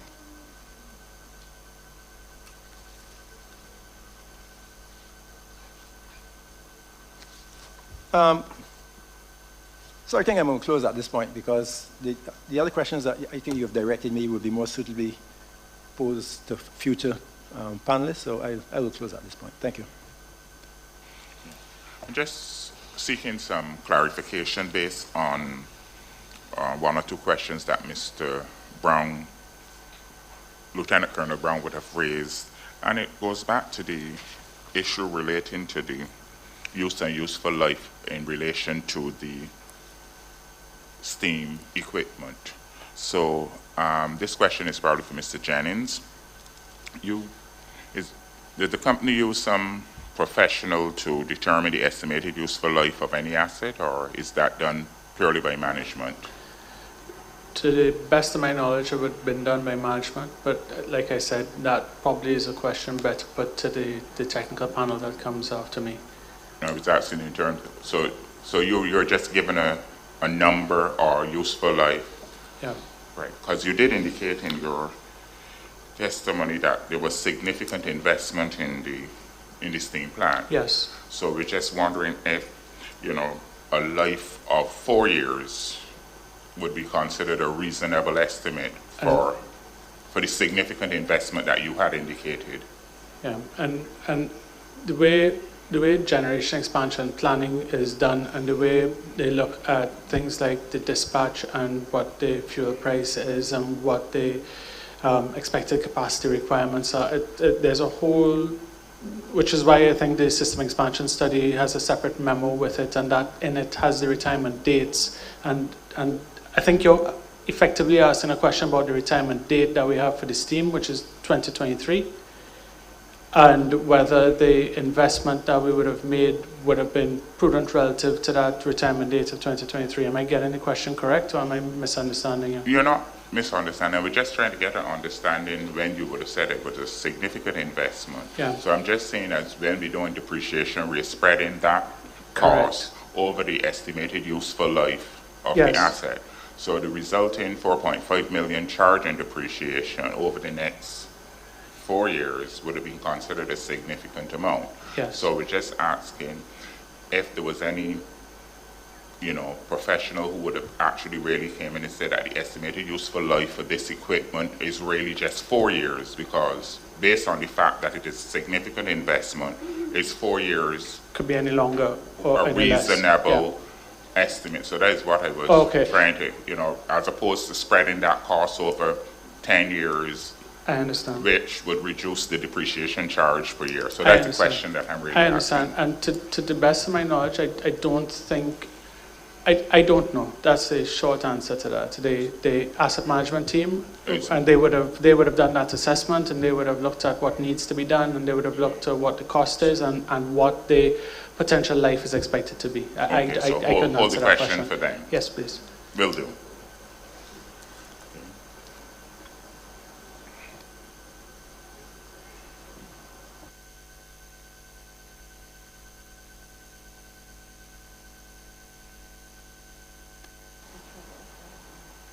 Ms. Cummins, would you be ready to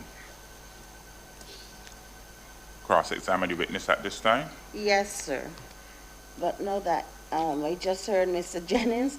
I wanted to know if my questions might be for the asset management team. I wanted to know how do you determine the useful life of assets? We never really quite got down to it before we got into a whole lot of other things, but we probably should have started there. Yeah, so I believe that that would be a better question to the asset management team, yeah. Okay, all right. Well, then this one is for Mr. Huck. What would be the advantages, economic or otherwise, of tying the life of a building to the life of equipment vis-a-vis separating the two? Is there a particular advantage of doing it that way?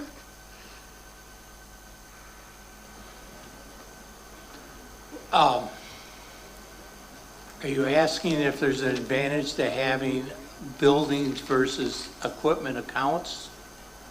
Or that their life are related? Yes, the latter. Okay. As I said, this was something that I made a decision on, is that the best estimate is that they are related. They're closely related. Their lives, their remaining lives are closely related. Their retirement dates are closely related. And for purposes of capital recovery, depreciation, it makes the most sense to make them the same. And part of the reasoning, or at least what I look to for is that reasonable is what the rest of the industry, and I'm speaking of North America basically, but also, well, where I've been in the Caribbean, I've made that same assumption, but it's mine. Anyhow, is what the industry does. And the industry typically, and as I said before, as far as I'm aware, probably all the time, makes the assumption that they have the same life, because they're so physically, they're so close, and that's their function, is to provide generation. And if the generation's no longer there, it's most likely the building's not going to be economic anymore either.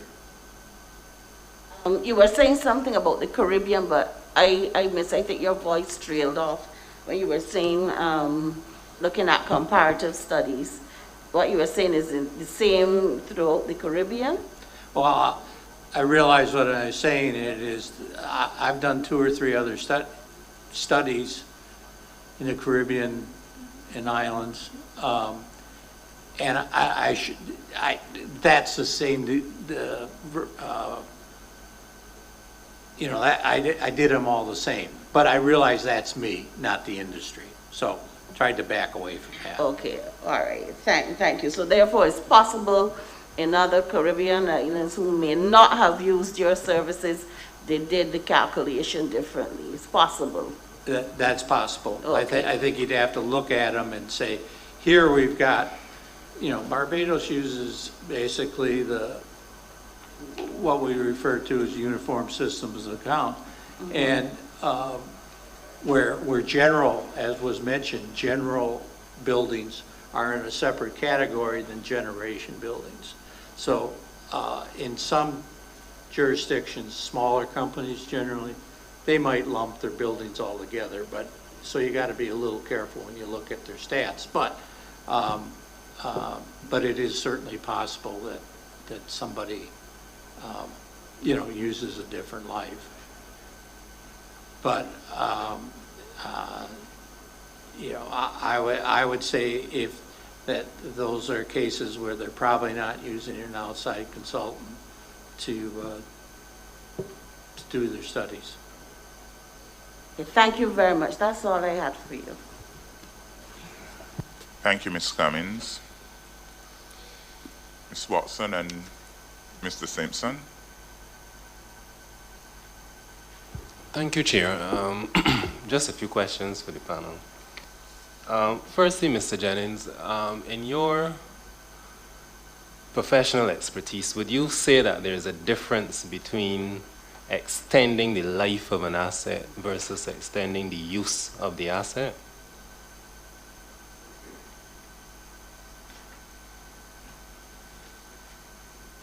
Sorry. Yes, I would say that there is a difference between extending the life of an asset and extending the use of an asset, yes. Can you explain to us then what you see that difference as? So in extending the life of an asset, you would, to the best of my knowledge, you would have an asset that you had a retirement date, and you would extend the life that retirement date. You would in essence extend the date that you expect to retire that asset. That would be an example of extending the life of an asset. Extending the use of an asset, I think, would be you use an asset for one thing and you want to use an asset for something else as well. And based on your explanation there, you're suggesting extending the use, to use your words, where you may use the asset for something else. You are suggesting that that does not necessarily affect the retirement date. It may or it may not. It would depend. And in terms of extending the life, all right, well, taking your two explanations, does one have more of a capital effect on the company as opposed to an expense effect? In other words, let me ask it a little differently. Based on your explanation of what you believe extending the life of an asset is that then as a result of some investment that you can clearly capitalize on the balance sheet of the company? So typically when you extend the life of an asset, that would be treated as capital, yes. So relevant to steam plant S1 and S2. Yes. How much investment was made in those plant assets over the past 4 years? So over the past 4 years, I don't have that information directly in front of me, but it would be, I believe we responded with an interrogatory to that, though. I think between 2018 and 2021, we had responded to an interrogatory on what was done. I gotta look to see if I can find it.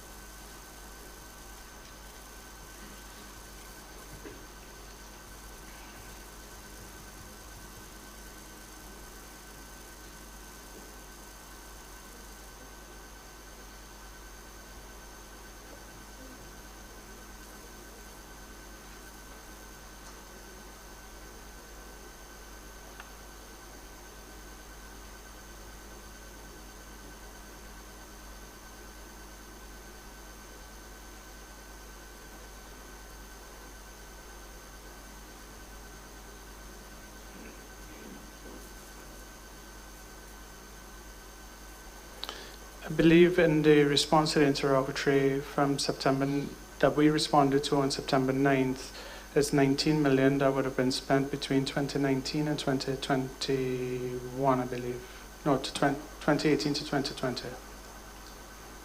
Okay, thank you. Now, was that investment in that steam plant geared towards extending its life? It was geared toward, it was in essence replacing components of the steam plant.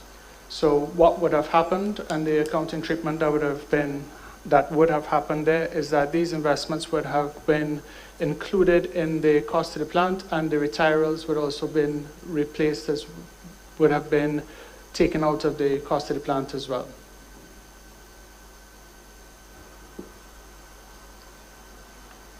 And in this investment, and based on your explanation just now, the company saw no need to extend the proposed retirement date beyond 2023. So as I explained earlier, retirement dates are informed by a far more complicated thing than the depreciation. The retirement date, to answer your question, the retirement date was not changed as a result of this, no. So this complicated method that you refer to determine retirement dates, can you elaborate on that for us? So I think that's better asked of the asset management team that comes after me. Okay.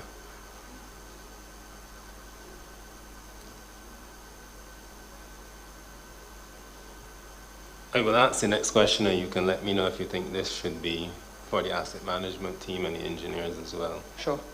Did the investment of 19 million over the period that you referenced provide any new generation capacity for the plant in question? So to the best of my knowledge, no, it did not provide any additional capacity.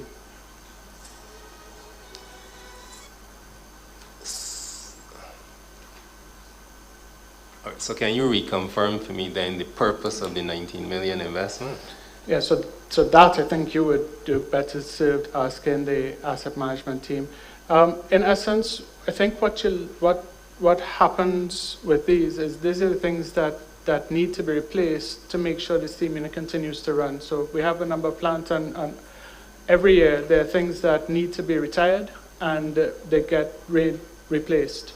And they are retired as they cost and treated as fully depreciated, and they are added as interim additions. So part of what I'm trying to get to here is to make sure I'm clear as to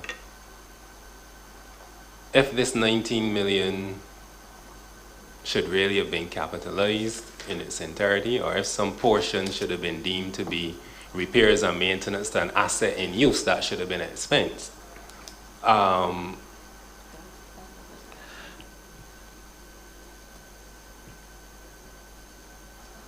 So can you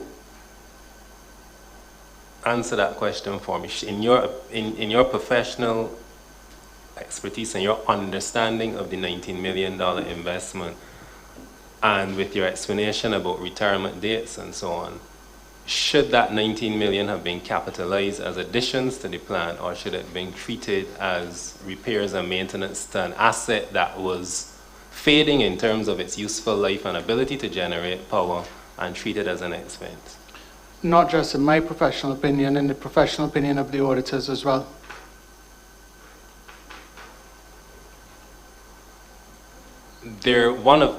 One of those steam plants, either S1 or S2, can't recall which one, but you can correct me, is being held as an asset for spares? It was repurposed as spares, yes. When you say repurposed for spares, can you explain some more, please? So again, that kind of drifting into where the asset management folks come in, but I'll try. I believe it's unit S2 is not actively generating right now. S1 is, but the unit S2 is used as spares for S1.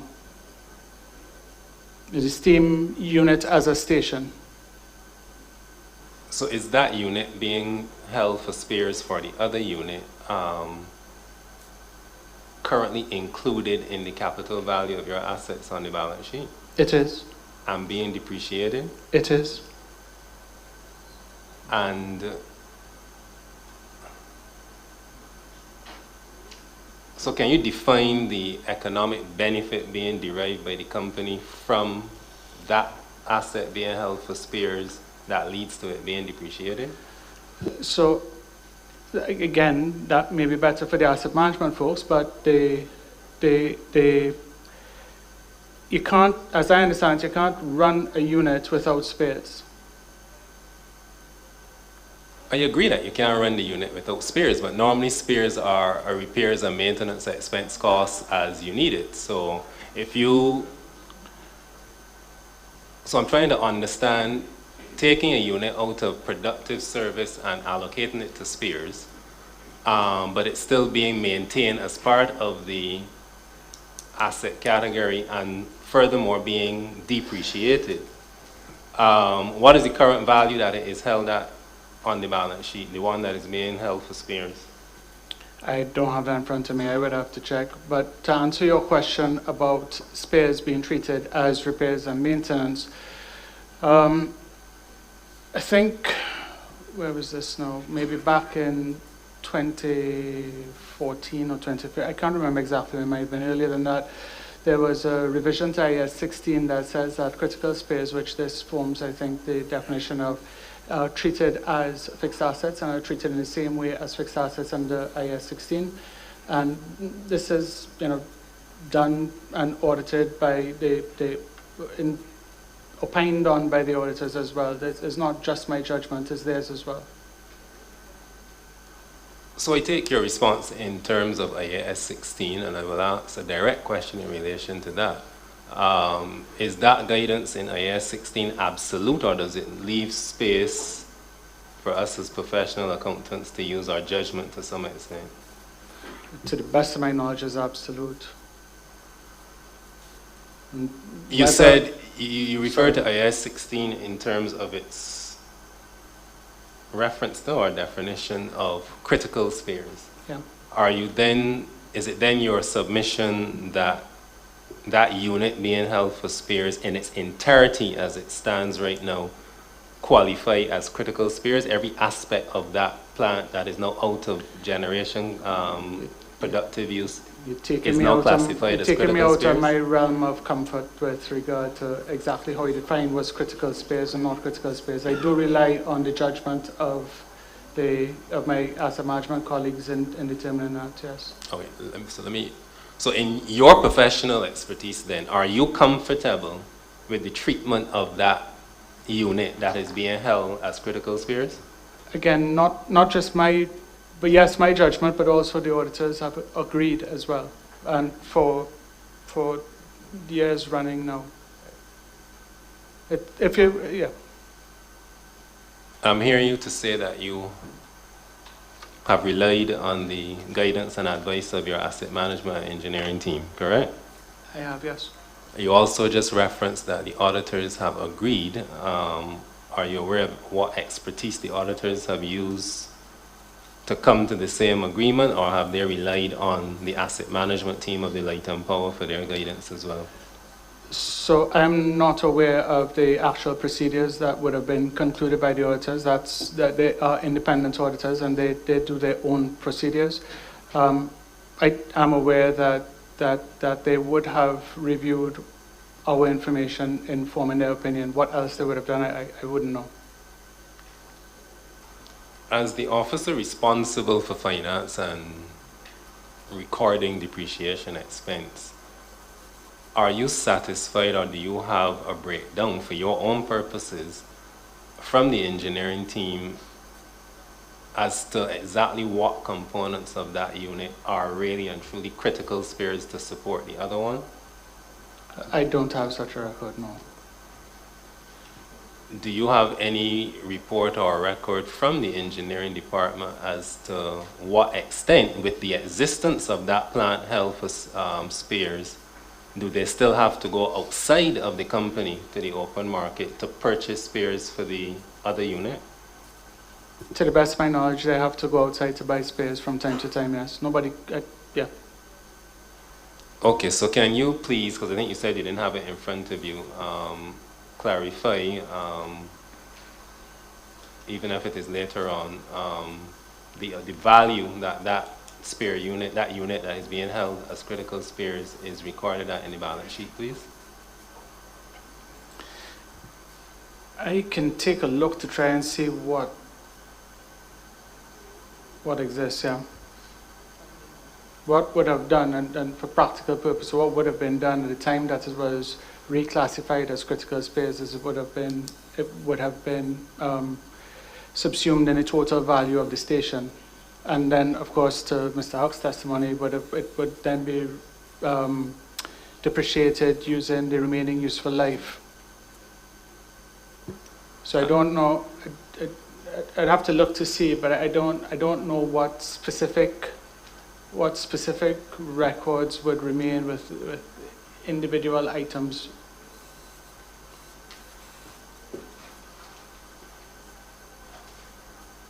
The unit being held for critical spares, is there a retirement date for that as well? In other words, how long can that unit sit there not being used for generation, productive capacity? How long can it sit there and be held as available for critical spares without any further deterioration to the plant? Seeing, my understanding is that that unit held for spares is dormant, idle, and just lying there waiting for parts to be taken out as spares, correct? Again, you're taking me into the realm of, I can't tell you whether the rubber is going to go, but I can tell you that the information I have from the asset management team suggests that the critical spares that they have are useful to the life of the steam, which is the 2023. Now, getting into how that works, they certainly can explain what the limits of the usefulness are. In your role as Director of Finance, are you required to be involved in any decommissioning studies for generation plant? To the best of my knowledge, I have not been involved in any decommissioning studies with regard to generation plant to date. What is the likely impact of any of those studies prepared on your role in terms of financial reporting, depreciation, expense, and that kind of thing? So I guess it would feature relative to the net salvage estimate that Mr. Huck would have done in his depreciation study. So as I understand it, and he can clarify if there's stuff that I have misunderstood. But as I understand it, he estimates what the net salvage would be, and typically it's a negative net salvage, and I think that caters for any responsibility for decommissioning those assets. So you end up with an estimate around what the decommissioning is likely to be, and that is part of the depreciation charge.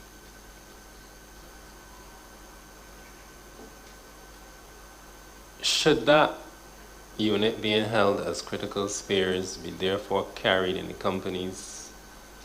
the company's balance sheet at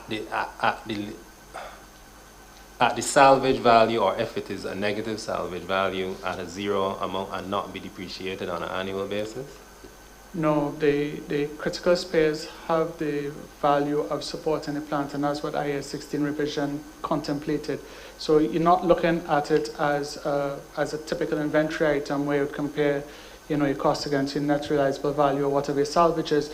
That's not what IAS 16 revised is contemplating. To the best of my knowledge, what it's contemplating is that you have the spares and you depreciate it in the same manner that you would the plant associated with it.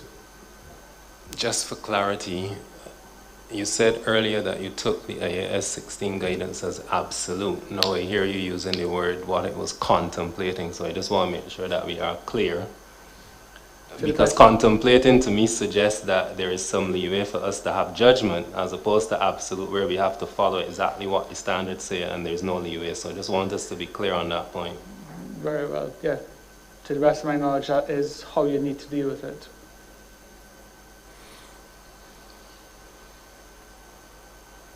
I am concerned about the treatment of the unit for spares, but I think we should go further once you've provided the value that it is being carried at, because I want to explore some more once that is provided, if it should have been removed and treated as spares, and even if there is sufficient allowance by IAS 16 for it to be depreciated, at what rate and at what value, etc., I think is critical to the discussion. I will defer the further questioning on that, if possible, Chair, until that value that it is being carried out has been provided to us.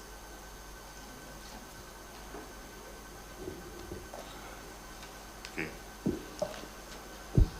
Thank you, Ms. Watson. Yes, I'd just like a commitment as to when that particular document or data will be provided.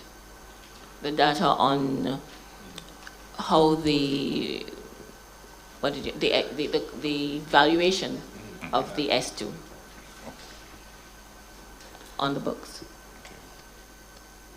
Mr. Jennings is... Like I said, I don't know what actually exists. I'm going to have to try and see what is there. I suppose it would have to be some time after in between what we're doing here. So if we can aim for Monday, I would try to get something by Monday. Would we be able to get it tomorrow? I can try. I can see what exists, but I don't. Oh, okay. Yeah. I can try for tomorrow. If I can't, I can always advise the commission that I haven't been able to locate. It's just that I'm doing this and. We understand. Yeah. We understand. But so tomorrow. Yeah, we could try.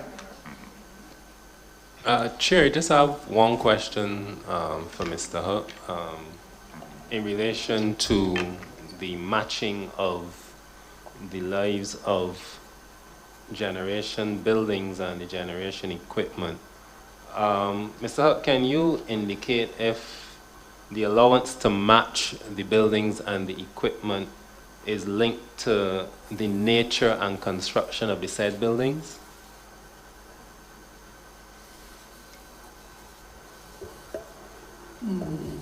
Not fundamentally. That's not the driver. So regardless of the nature of the building,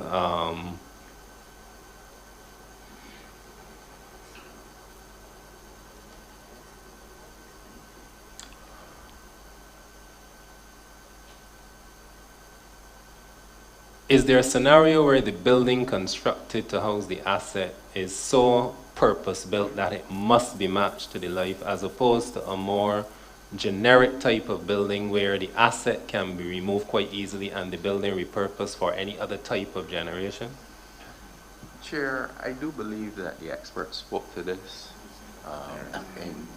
in great detail. He talked about if you could open the front, maybe you could bring it in. All of this has been dealt with already. Chair, I take Council's point, but to my question, the expert just said that the nature and construct of the buildings is not really what allows them to match the two. So that's why I am seeking to explore the issue. Okay, proceed. So to my knowledge, Mr. Hutt, some of the buildings that hold the generation plant are concrete structures. Some are structures, from my understanding, where the generation plant was set up and installed, and then essentially almost like a covering, a barn, a warehouse, or whatever was built around it to protect it, etc. So I'm trying to make sure I'm clear as to if nature of the construction and type of building is totally irrelevant to your proposal that the lives be matched, or to just get better clarity as to what is the driving factor behind it, because I am very unclear, especially now based on your response to the nature and construct of the building. It's not that the type of building there, the construction of it is totally irrelevant. I'm saying it's not the most important factor. Most important factor is that the building is part of the equipment. I mean, it's used as a generation site, and its purpose is to serve the generation equipment or generation. And when production of electricity stops there and it's retired, the plant, the building will more likely than not, in my experience and seeing what other utilities use, the building is assumed to function to, of being a generation plant is gone. So it makes sense to use the same retirement date for them. That's, if you're dealing with,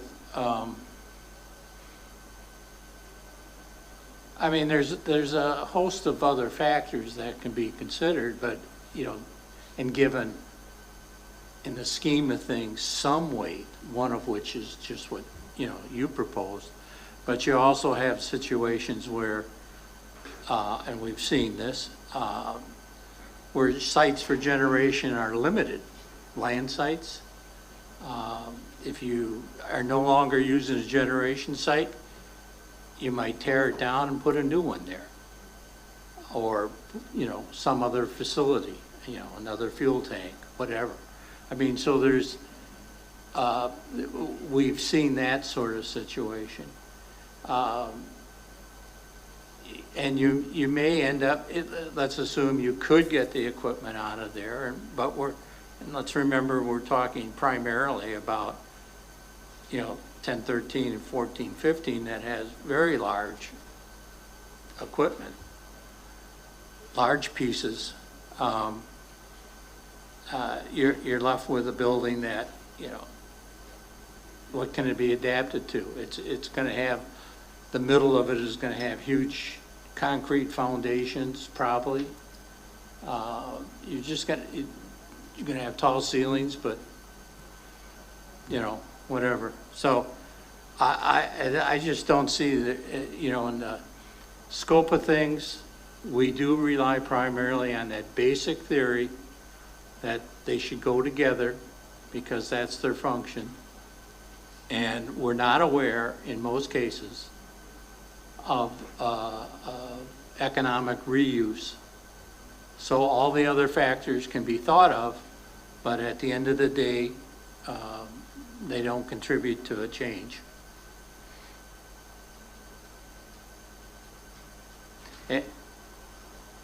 Okay, thanks, Mr. Huck. My final question then would be just a final point of clarity. Are you categorically stating that buildings cannot have a longer life than the equipment housed in it, or is it just the basis of your methodology? I am not saying that you categorically that you couldn't use a different light, depending on this, I suppose, circumstances and your own, someone else's judgment about what's most important in the context of depreciation. I'm just saying that it's not, in my opinion, the primary, by any means, driver, and that using the same life makes the most sense. All right, thank you, Mr. Huck. Thank you, Chair. That's it from this team.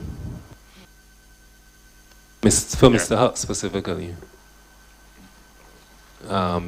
based on our request for the information which was promised us by Mr. Jennings for tomorrow, if possible. Thank you. Mr. Huck, I keep hearing the same question being repeated by several interveners, and I think Commissioner Wallison would have asked the same question. And I'm not clear, based on your explanation, that parties are understanding the response. So I will attempt to ask the question maybe in a different way. I don't know if I will get a different response that could clarify some of the issues. Is it your testimony when you look at LS, the particular building, that you are saying that that particular building cannot be used for anything else other than the equipment inside, or or you're saying this is always your methodology? I think the question persons are asking is, in using buildings, for example, and you have a building, you fit equipment in the building. At the end of the useful life of the equipment, we can take it out and maybe we could put in some additional equipment. And hence, to match the life of the building to that specific equipment is where persons have that challenge.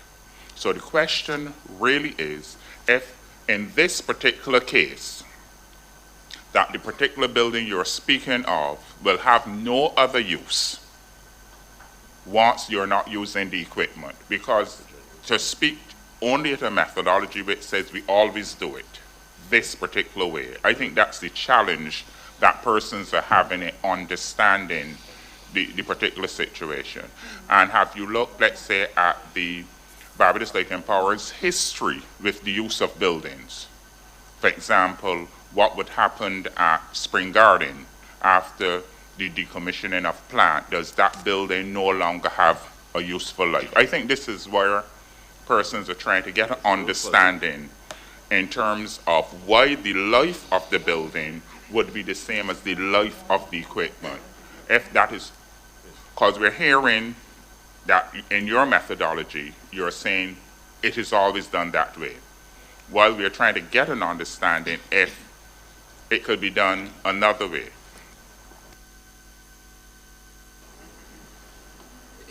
Yeah, I'm not disagreeing with the idea that it is possible to use the building for some other purpose. Depends on the circumstances. Again, in your example, move the equipment in, move the equipment out.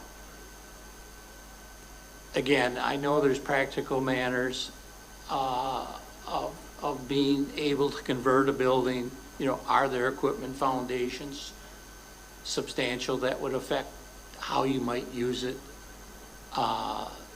You know, it doesn't have the same services, electrical and plumbing and all that a commercial building would have. It's on the site. So there's challenges to using it. But I agree that it's possible that it could have another use. I'm saying, in my experience,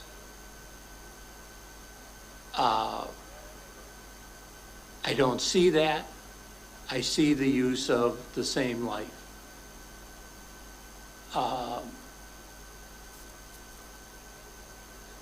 I'm trying to think of exceptions.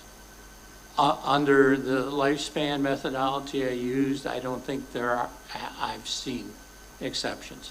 I'm talking, I guess, when I say this is the way I think is best, I'm saying there's a probability of events, but I think the large probability is that it's going to go as the generation does. And I think to assume a much longer life seems to me based on a possible use, possible conditions that might exist with the building construction and equipment, is not very conservative capital recovery. I think there's a danger in that case that at time of retirement there won't be another use for it. The building has to be taken down because of the equipment or for safety reasons, or reused of the site but not the building, and then you wouldn't have full recovery at that time. So there's the risk, obviously, in your example of moving equipment in and out, and it's a general purpose building, the utility would have plenty of reasons to use it scenario. The recovery would already be made, but yet it would still be there and being used. So, I mean, I realize there's both sides to the question, and it's, the goal of depreciation is to try and get it right in the middle where it belongs. And there is a risk of over or under accrual here. To me, under accruing is a more serious event than over accruing. As a depreciation expert, that's the prevailing view. For other purposes, somebody may take a different approach. But so, given the choice of what I think is the most likely that matches, that uses the same life, and a possibility besides that it is matching, but there's a variety of possibilities that could get to a longer life. We can only pick one, so I use the matching. I mean, whether somebody might, it just didn't seem very logical to me to say, well, there's some way to use it. I ought to allow for that. And I got 8.5 years for, well, that one's fully depreciated. I got 15.5 years for the life of the building. Same as the equipment, I ought to use 17.5 to kind of allow for that. It's a possibility, you could do that. But I think it collapses down, the best logic collapses down to using the same life. And if it's there, an additional investment has to be made, which I think it would be to make it useful, you know, you'll have a new life at that point. Mr. Chairman, could I get a clarity from what you were saying, from my understanding, from what you were saying, clarifying to yourself, to ask you to clarify for me. Is it that if there is a building that is solved, you know, some amount was left, that the commission has the authority to then like give amortization, for example, because the approach you suggest to me is quite the best one, especially for a country our size. So what I'm trying to get, if you would clarify for me, is it's within your ambit, then, and there was investment remaining, yeah, and let's assume it for the building, and it had a longer life, then are there principles that you, as a commission, then would have to do like amortization that happens with some other commissions? I won't be able to answer that right now. We'll have to discuss that. Oh, I thought it was a general thing, yeah. No, okay, we'll have to discuss those types of issues in terms of how that kind of approach would apply in relation to rate making. So that is not something that I could answer right now. Okay, right okay, now. okay. Yeah, But your clarification really helped, indeed. Yeah, so thanks. just, yeah. Thank you. We have Public Counsel. You have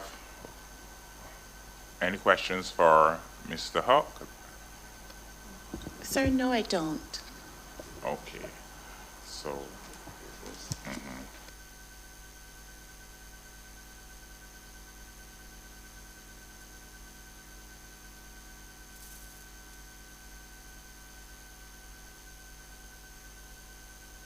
okay, so we'll just have some questions for Mr. Huck.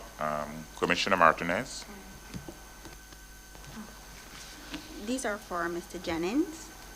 Mr. Jennings, in the BLP's response to the FTC's August 31st, 2022 interrogatory number 23, it stated that the BLPC is seeking to extend the final retirement date of Garrison GT number 2 beyond 2022. Is it accurate to state that BLPC then does not plan to retire GT2 at the end of 2022 as reflected in your 2019 update? Like I said this morning, Commissioner, I think that's still uncertain at this point in time.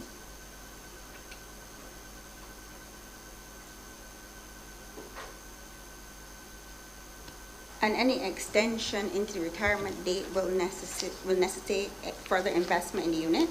That would be my understanding, but again, that's better placed to the asset management team. They will be the ones who know the condition and state of the plant and what would be required to extend its life.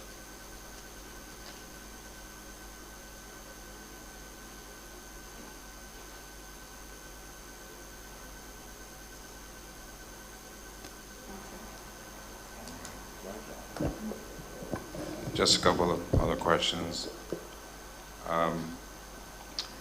This is respond in terms of the Spring Garden steam building equipment.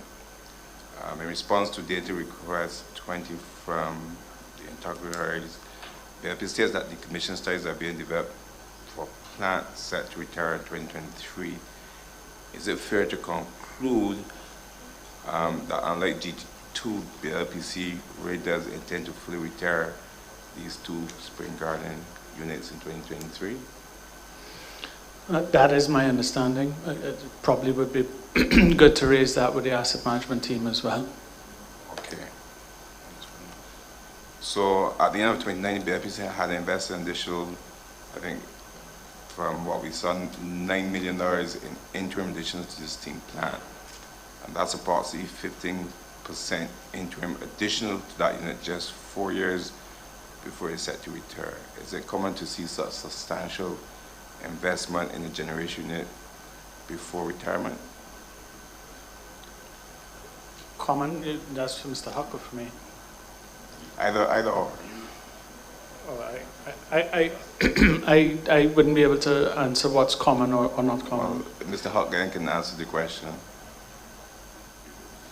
Nothing helpful other than the observation that nobody wants to spend money unless you have to at the end of life, but sometimes you have to.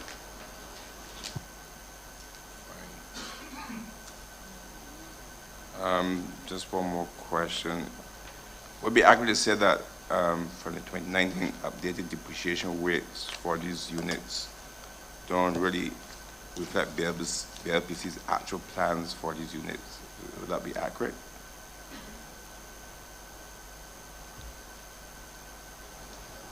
Are you asking about the retirement Because dates? of the investments into the plan. Yeah. Yeah. Given the same retirement, yeah, it was, you know, if I was to make an observation, I'd say it was made to keep the plant running. I think those are my questions.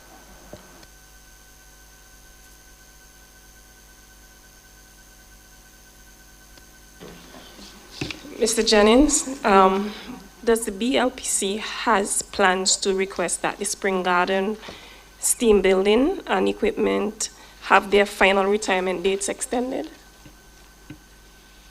Not to the best of my knowledge, no.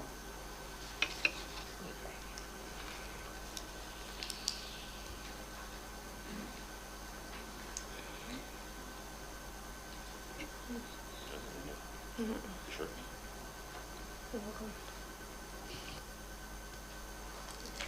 Just have a basic question this time instead of, and it more goes to counsel for the applicant. I would have noticed throughout your testimony that there were a number of questions that you did indicate that would be referred to the asset management team, but some of them are really of financial in nature. So I'm just asking counsel if it would be possible for you to seek to have Mr. Jennings join the witness panel for asset management, so that should anything of a financial nature be requested, that we don't have them passing back the question, because some of the questions asked, the witness did refer them to asset management, but we also thought that those are questions that a financial manager would be able to answer. So, but Chair, I have no issues. Okay. The suggestion is a fair one. Okay. The applicant has no issues with it. Okay, thank you. So we'll adjourn now for lunch. We'll resume at 2 p.m.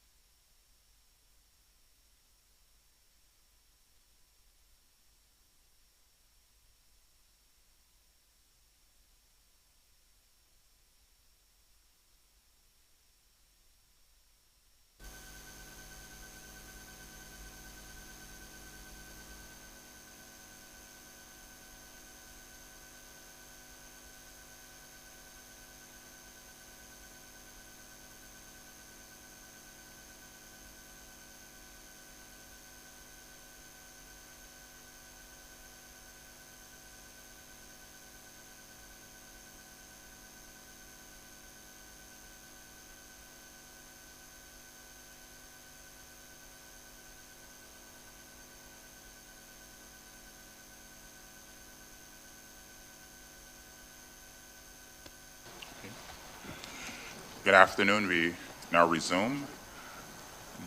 Counsel for the applicant. Yes, Chair. In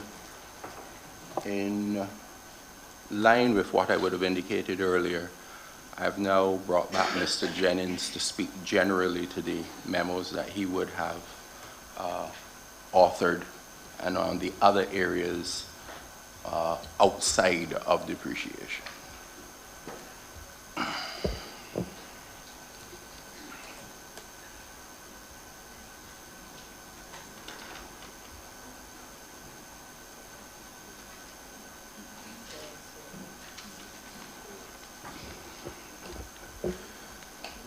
Mr. Jennings, earlier yesterday you would have indicated the memorandum that you would have produced for the purposes of the depreciation aspect of the hearing.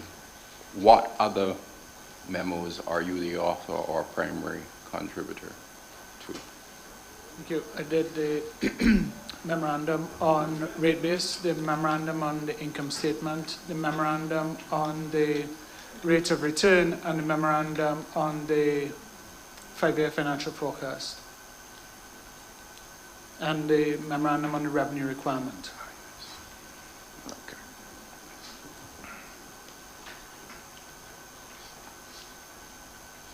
Now, a matter that has been raised substantively within the interrogatories that the applicant has received is the impact and element of the reduction in corporation tax rate that occurred in 2018.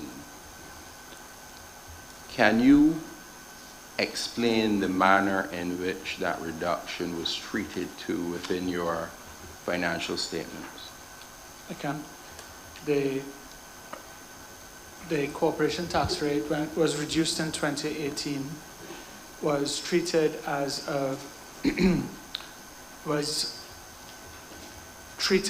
a reduction in the deferred tax liability. It was a remeasurement of the deferred tax liability, which resulted in a downward measurement of deferred taxes. Excuse me.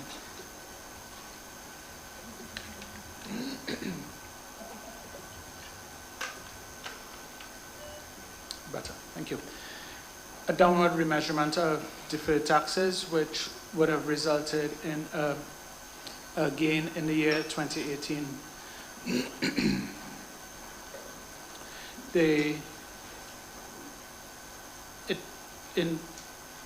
In 2018, that then resulted in a slight over-earning in the return on rate base of 11.75%. So in 2018, it resulted in you said 11.75. So that is 1.75 over your approved rate of return. That's correct, yes. And the subsequent years? And in 2019, as the managing director would have said before me, in 2019, 2020, 2021, the rate of return has been much lower than the 10% in 2020 and 2021. We're looking at under 5%, under 4% actually for both of those years. Okay.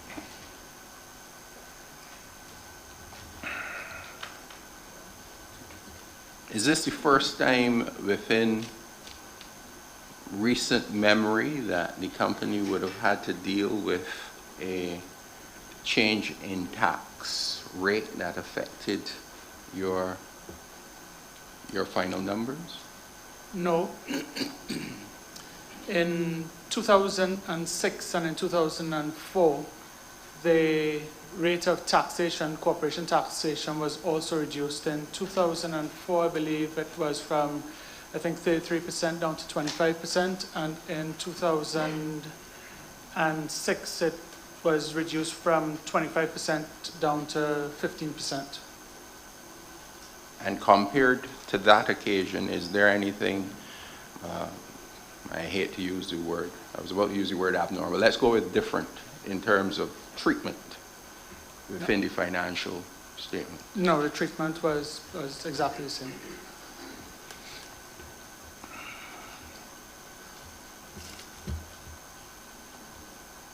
Now, Mr. Blackman has spoken to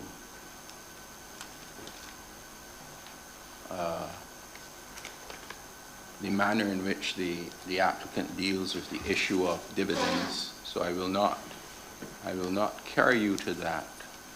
But what did arise was a query or a concern as to the correlation between and connection between the dividend payment and the equity element of the capital structure.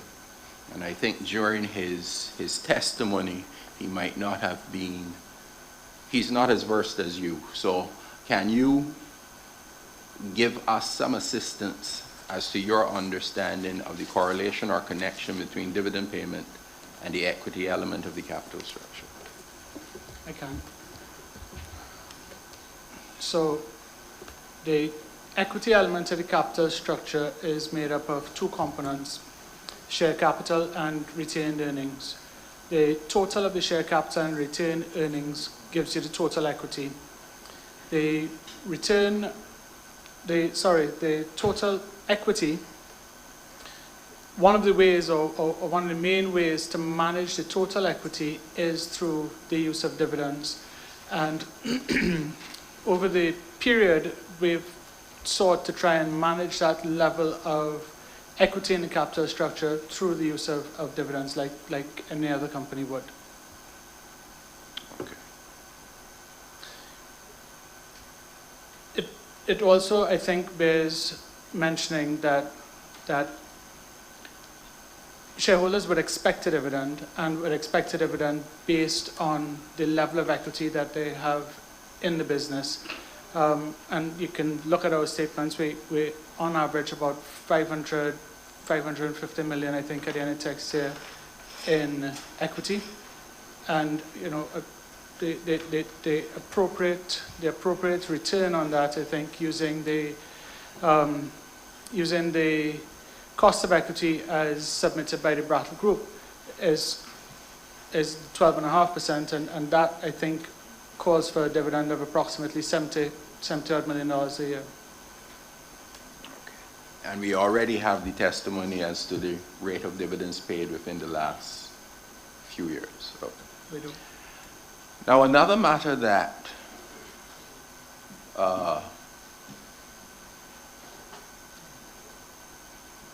was a subject of inquiry was the correlation between rate of return and the ability of Light and Power to raise financing.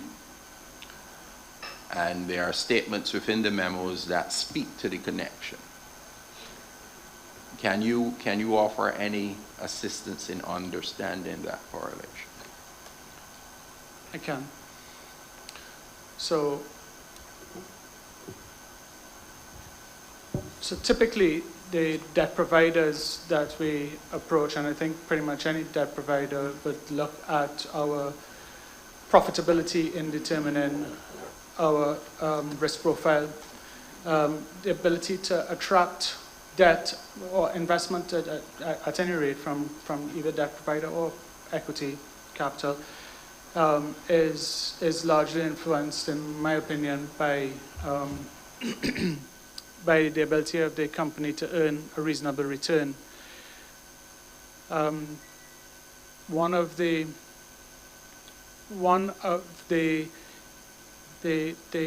issues that we have to discuss whenever we go out to raise financing, particularly from debt providers, is what the profitability of the company is, and how what the forecast or what our forecast of that profitability is.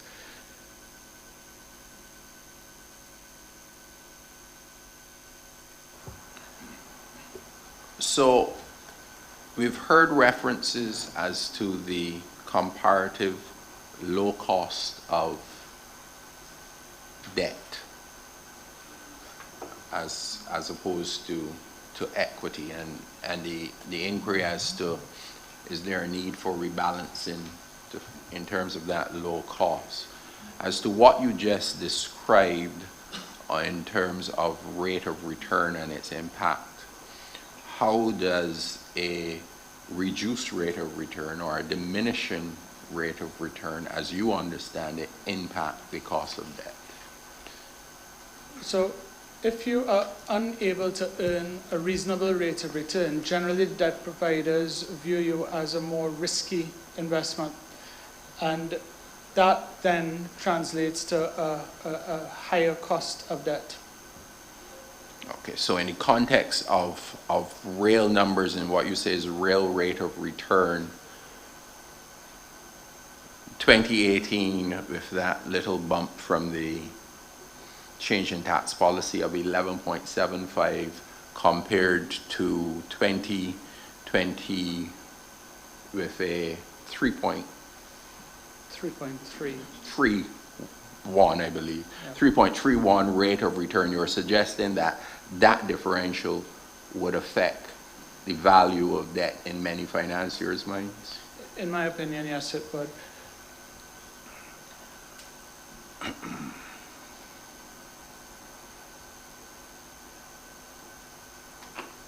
So one of the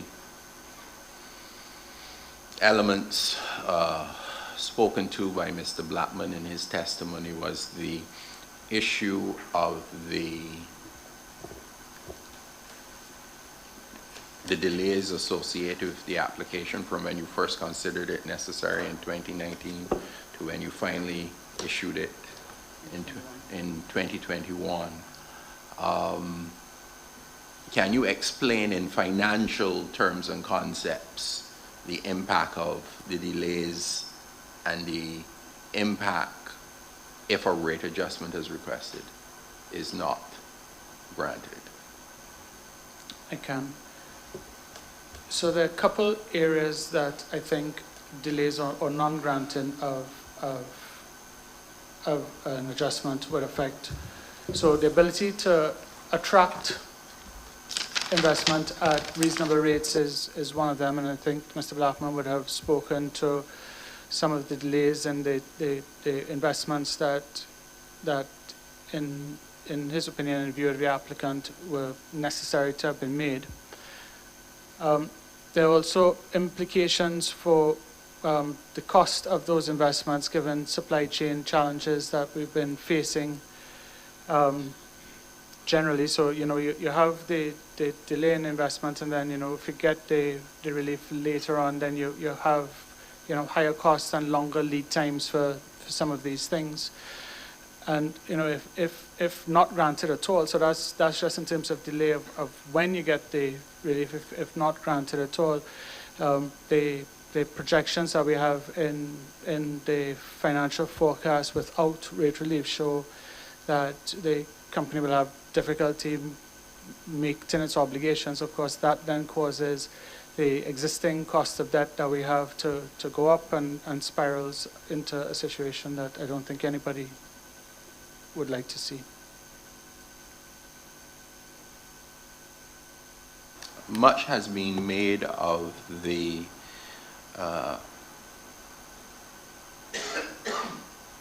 government policy as contained in BNEP, and we note the correlation between the government policy and your capital expansion plans in terms of the financial ability to meet what everyone considers to be an aggressive timeline. Is there any issue there? Again, like the Managing Director explained, the ability to make the investments with the financial constraints required prior to rising, and then there's a determination that needs to be made about what gets done ahead of other things. And to answer your question directly, yes, it would have a significant impact on our ability to meet the goals associated with that national energy policy.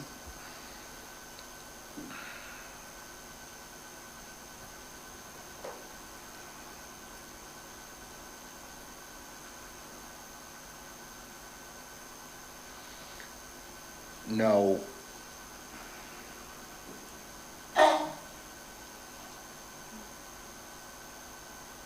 I referenced it just now, but I didn't continue the idea, so please accept my apologies. I didn't specifically ask you to comment on the argument that due to the lower cost of debt as compared to equity, you should increase your reliance, significantly increase your reliance on debt in terms as a policy going forward. What would you consider, or what's your opinion of that suggestion? Yeah, so it would stand to reason, and we've had discussions with the Battle Group and with other providers as well, that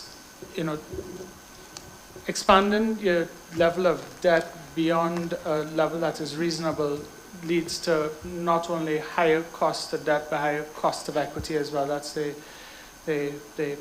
information that we've seen. To that end, we've targeted a debt to equity ratio of 65% equity and 35% debt, which is similar to the targeted debt to equity or the notionally approved debt to equity ratio that the Commission approved in the last application. And when you look at the benchmarking studies and you look at other, we have had discussion with Battle Group and they have some insight into some other areas. We think it's an appropriate amount to aim for that manages or balances that lower cost of debt with a reasonable cost of equity. Okay, so you are talking of it there theoretically and within the context of your understanding of financial impacts, but what is the applicant's actual experience in terms of raising debt financing? So our current debt to equity ratio, as you can see, it shows our weighted average cost of debt currently is 2.78, and it shows quite a reasonable cost of debt, and that is of course in interest of customers. When we have gone out to raise financing, we have received positive or proposals at competitive rates on the basis of, well, the last set of financing was on the basis of a forecast that included reasonable rate relief. And the appetite of the lenders or responsive lenders has been positive up to now. We do have two key covenants or two key metrics that we tend to look at when we're going out to raise debt. One is debt service coverage ratio, and the other is our debt to equity ratio. The covenant is called tangible net worth to debt, but in essence it's the same thing as the debt to equity ratio. And those covenants or those metrics are set to default, so it takes us to default on the credit facilities that we have once you get to 50/50 or once you get to 1.25 times. So what we try to do is we try to keep within that 60 to 70% sort of range for the debt equity, and that is probably where we think the financiers are most comfortable with us operating at. And then of course with debt service coverage ratio, anywhere between 2.5 to 3.5 is probably where they are most comfortable. You have to leave room for potential shocks to make sure you don't end up in a position of default. And I think that is the position which they'll be most comfortable.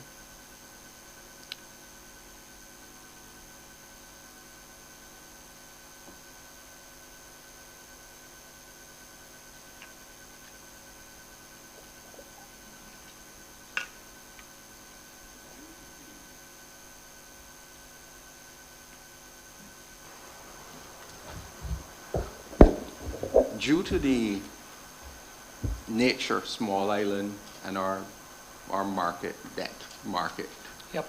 are there any limitations comparative to other utilities elsewhere? Yeah. So the two key issues that we face, one is we have a small capital market, which generally is quite inactive right now. And we also have central bank controls and restrictions being given our existing situation. Generally, the level of debt that we have to raise is tens of millions of dollars. The last one that we did was $45 million. And there are very few institutions that can actually lend that size of or participate in that type of debt financing. And those institutions tend to be limited to the larger banks. Now, related to the opinion you've just expressed, I want to highlight a statement within the interim decision of the Financial Trading Commission on the interim rate relief. Okay. I'm referencing paragraph 95 share of that interim decision. And therein it's quoted that in July 2022, the Commission approved a loan of $51 million to the applicant at a favorable rate of interest. And therefore, in the Commission's view, this weakened the applicant's argument that unless it's given, well, at this stage it was interim rate relief, its ability to obtain reasonable debt financing would likely be compromised. I imagine there may be a similar consideration relative to these statements you've just made. What is your response to that? So the loan that the application that we had put forward for that loan, the proposals that we had received were on the basis of a forecast that included regulatory relief. The managing director has said that this application was filed back in 2021, and at the time of preparing the application and doing the RFP for the financing, we had assumed that we would have some sort of relief in a much earlier time than we did have. And the basis for raising the debt, or the forecast the forecast that supported that application showed earlier relief. Okay, so just let me get that right. You're stating that that application, at least in the context of the assessment by the financiers, was based on a proposed rebalancing in terms of rate, based on what this present application. That's correct, yes. In the next paragraph, there is reference to data from the Central Bank of Barbados as to the weighted average cost of debt at the end of May 2022 as being 5.6, which is obviously far higher than your test year cost of debt at 2.78. And again, the suggestion that this would say you, Barbados Light and Power, the applicant, can obtain good rates in your state, at least as compared to these figures from the central bank. What do you have to say as to that consideration? I think that's correct, that we are able to obtain rates at more attractively than the 5.6 that the central bank would offer.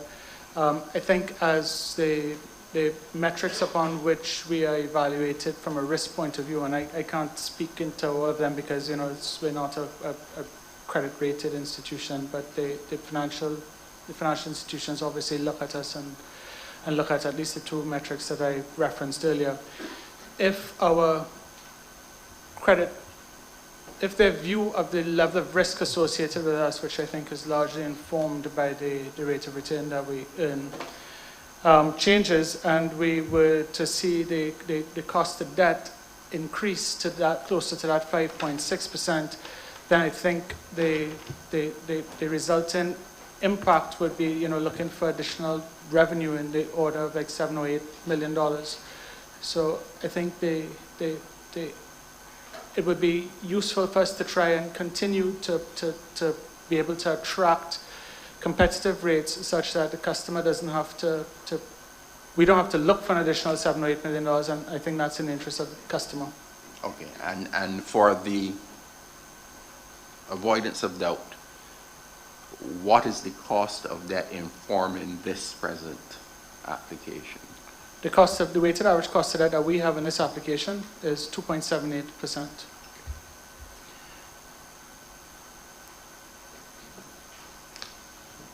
Now, you had referenced the connection between dividend and the debt equity ratio, and one query, and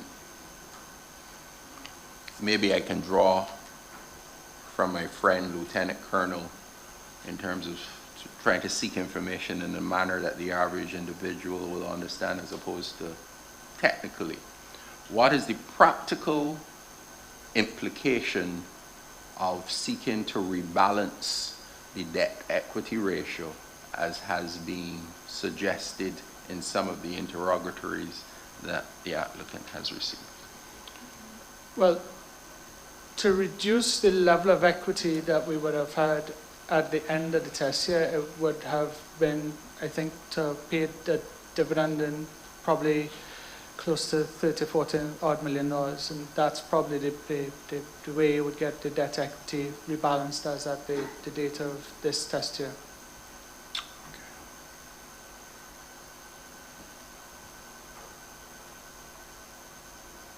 Now, I believe you referenced it tangentially just a few moments ago. In the 2010 decision of this commission, at paragraph 186, is a reference to the minimum and maximum earnings coverage. What is the level of debt coverage ratio that will trigger default breach by the applicant in terms of its debt covenant? And our current debt will be 1.25 times. 1.25. What would you consider an adequate debt coverage ratio? I'd be comfortable between 2.5 and 3.5 times. Okay. 2.5 and 3.5 times. You know, you just said that your line of breach is 1.25, but you're comfortable 2.5, 3. Yeah. The difference, why that level of buffer, for want of a better word? Because you need to be able to withstand shocks. You don't want to get yourself in a position where you're too close to that 1.25, that should something happen, like, you know, you have a significant increase in fuel prices, or a significant issue around, you know, a massive drop off in sales like you did with COVID. You need to be in a situation where the utility can withstand shocks and not be in default of its debt. Okay. So in 2020, what was the debt coverage ratio? At the end of 2020, I think, at the end of 2020, it was 4.4 times. 4.4. What is the present debt coverage ratio? As it stands now, it is approaching 2.2. 2.2. At the end of 2021, it is 3.0, 3.03. Okay, so let me get this. 2020, you were 4. 4.4. 2021. 3.03. 2022, present. 2.2. And your default line is 1.25. Yeah. based on your 5-year forecast that would have been made as part of the application, what would your debt coverage ratio look like over the next 24 months? My calculation is by 2025, without relief, it would be 1.35. Without rate relief? Without rate relief, yes.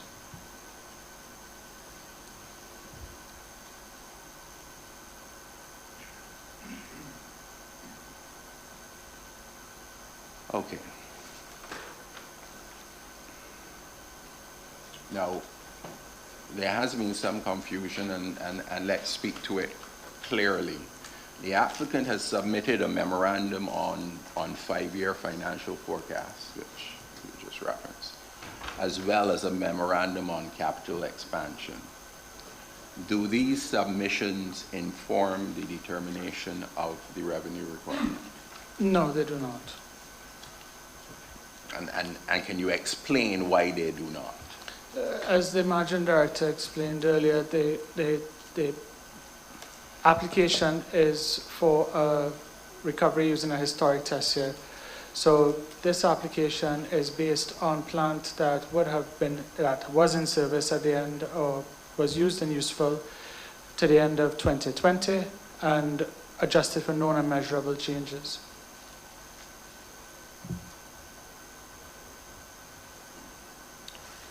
Chair, that's the end of the application. Thank you. Okay. Thank you.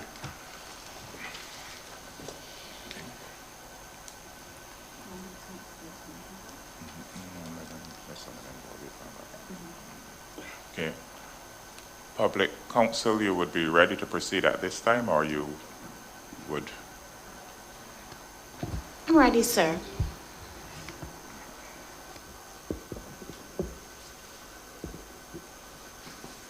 Good afternoon, Mr. Jennings. Good afternoon. I'm going to take you to the self-insurance fund. In the Barbados Light and Power Company Limited Self-Insurance Regulations, 1998, Cap 310, Section 5 of those regulations states that the monetary limit of the fund shall be the total of the replacement cost of the assets which are being self-insured and the self-insured portion of the company's commercial insurance program. This is my question. Did the applicant during the period 2000 to 2020 carry out a study or evaluation to determine the replacement cost of its self-insured assets? To the best of my knowledge, there's a replacement cost new. There's a replacement cost new estimate that is done or was done. I can't recall off the top of my head what year that was done up until.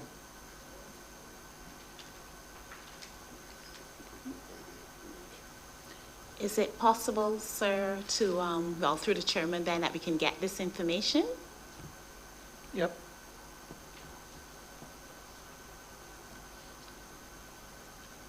Okay, I'm going to go on a little bit more. Is it accurate then that the applicant is unable to get cover in the commercial market for its generation and transmission and distribution long-lived assets? Their combined historic costs around the December the 31st, 2020 was 1.34 billion. The replacement costs now would be a lot more than 1.34 billion. And I would also say that the value at the self-insurance fund was 32.4 US million at the end of 2020. This is my question now. Your position in respect to taking out US 50 million from the self-insurance fund in 2016, do you believe there's a good reason for doing this? So the managing director would have spoken, I think, extensively to the logic behind doing this. Sir, Mr. Jennings, your post again, what's your post again, sir? I'm Director of Finance. So I'm going to redirect the question again, then. I'm believing you could give us an answer. I thought I just did.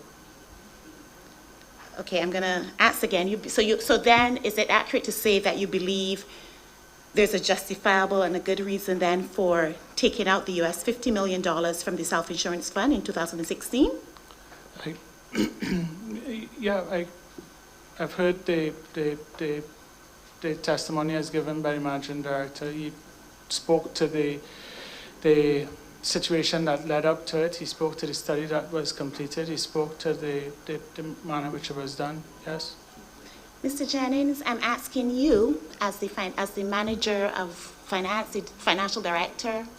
Chair, Mr. Jennings has tried and answered, but I will remind the commission and my friend that Mr. Jennings is not a trustee of the self-insurance fund, and his opinion as finance director of Barbados Light and Power cannot trump the opinion of the trustee who gave the testimony already. Actually, his position as finance director of Light and Power would suggest he has no significant say in that determination. Okay, Mr. Jennings, perhaps I'll ask you a different question. In respect to the trust fund, could you tell me then who is the accountant in respect to the trust fund? So the Barbados Light and Power Company prepares the financial statements for the fund. Barbados Light and Power, as in who does this? We have a team of accountants and the couple who do the work associated with preparing the financial statements for it. Sir, do they report to you, sir? They do, yes. Thank you. So therefore, you're the ultimate accountant then for the trust fund? In effect, I would say so, yeah. Thank you. Okay. So, okay.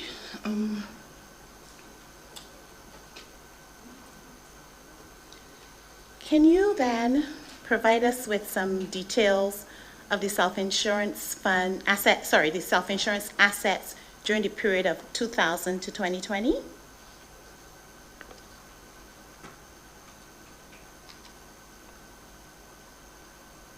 In terms of the valuation of the fund? Well, the details of the investment as well as the valuation. So I believe the financial statements were provided. The financial statements include the value of the fund over the period.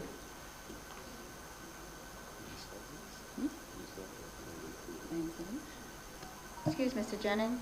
I believe the public counsel is asking you for the asset mix. That would not be disclosed in a financial statement. It will be disclosed in the statement prepared and presented to you from RBC Dominion Security, where they would outline each class of asset and the investment in each class. That's what the public counsel is asking for. I understand, but they're also summarized in the financial statements by asset type and mix. You'd have equities, debt securities, and that type. I didn't understand. Unless you specifically state each asset, I think that's what they're looking for. And you're not going to specifically state that in a financial statement. That's correct. We don't specifically state each individual asset in the financial statements. If that is the ask, we can. I don't have that in front of me, and I suppose we can get it. Well, sir, Mr. Chairman, then, could I then ask if we could be provided with that? Chair, the asset mix of the investment done by independent professional investment manager, I'm stretching to see how that is relevant in the context of this application. We aren't reviewing the manner in which the investment manager's arm's length third party is doing their job, and I don't know how it will help the Commission in assessing any of the actions of the applicant as it relates to the self-insurance fund. Well, Mr. Allen, I think council is asking for that because the asset mix pretty much is prescribed in the legislation where specific percentages are outlined. And in order to ensure compliance with the fund, I think is what they're trying to ascertain. given that the managing director has previously advised that proceeds of the funds are used for things not specifically provided for in the legislation, such as the payment of deductibles. I understand that, Commissioner, but I do believe that the issue of payment of deductibles was covered in an amendment to the legislation 2005. And as the General Managing Director will have indicated, it is no longer covered. But I take your direction and you will get the list as requested.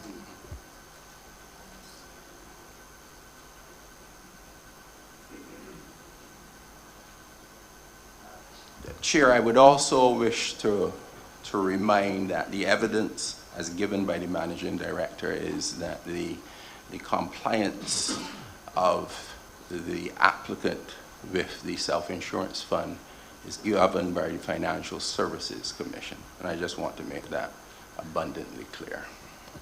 So noted. Public Counsel. Okay. Mr. Jennings, I'm going to take you to Barbados Light and Power Company rate application 2021-0930, the redacted version. This, do you have it, sir? Sure. You tell me what page or where. Okay, I'm looking at document number 000743, dividend payout. Sorry, is this an interrogatory? Let's see, paragraph 22. I'm not sure what page it is. 743. 743? Yes, sir.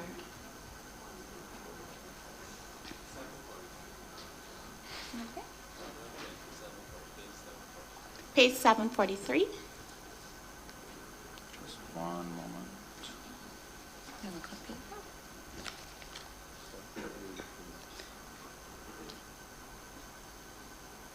You have it, Mr. Jennings? Just give me a second. I'm Sure, trying to no get problem. there.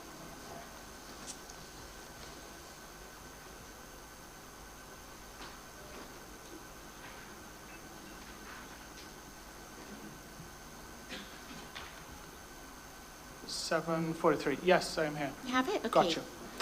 Okay, paragraph 22 states that the applicant has made efforts to transition its capital structure closer to the approved structure by raising debt to fund new investments and making reasonable dividend payments over the period.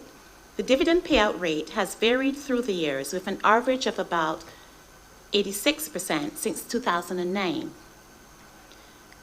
My interpretation of what this means then is that an average only of about 14% of earnings has been retained by the applicant to fund investments since 2009. Do you agree with that, that assessment? I do. Okay. I'll go a little further. Do you agree that the transition by the applicant to move its capital structure closer to the approved structure of 65% equity and 35% debt has pretty much been ongoing for more than 29 years and is therefore unlikely to happen anytime soon? No, I do not agree. Why do you not agree, sir? We have a forecast that accompanies this application in Schedule L that shows that we get very close to achieving that. To some extent, is a forecast not just that? Isn't it somewhat speculative? It is. It's based on assumptions, yes. It is future and forward-looking.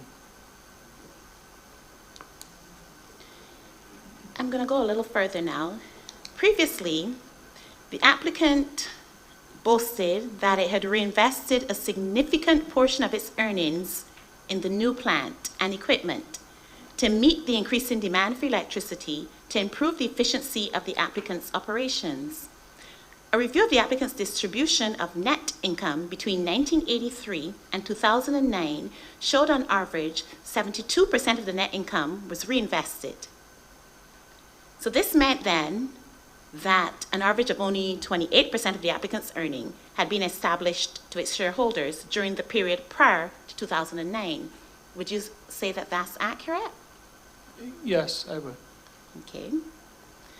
would you also not go further then and say there's been a total reversal of the applicant's policy towards using the majority of its earnings to reinvest in the new plant and equipment? That's with a view to trying to correct the capital structure and bring it closer to the 65% equity and 35% debt.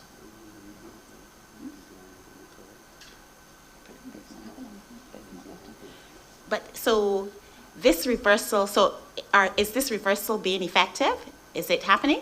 Well, at the last application, the equity was 80%, and now we're down at 70%.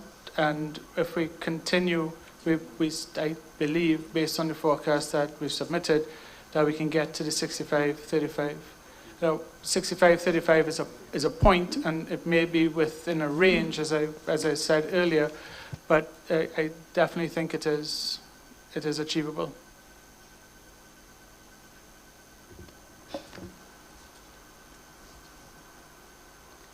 Would you say that your current policy is skewed more to the advantage of its sole shareholder, as manifested in the dividend payments, particularly in 2015 to 2019? No, to the contrary, I'd say it's skewed to the customer. What we're trying to do is we're trying to get a debt equity ratio that is less expensive by using less equity and more debt. And in trying to get, do you really think you're getting there, sir? I thought I said before, yes, we are at 70-30 at the end of the test year, and we have a forecast that shows that we believe we can get to 65-35, yes. I certainly will be trying my best to get us there. Okay.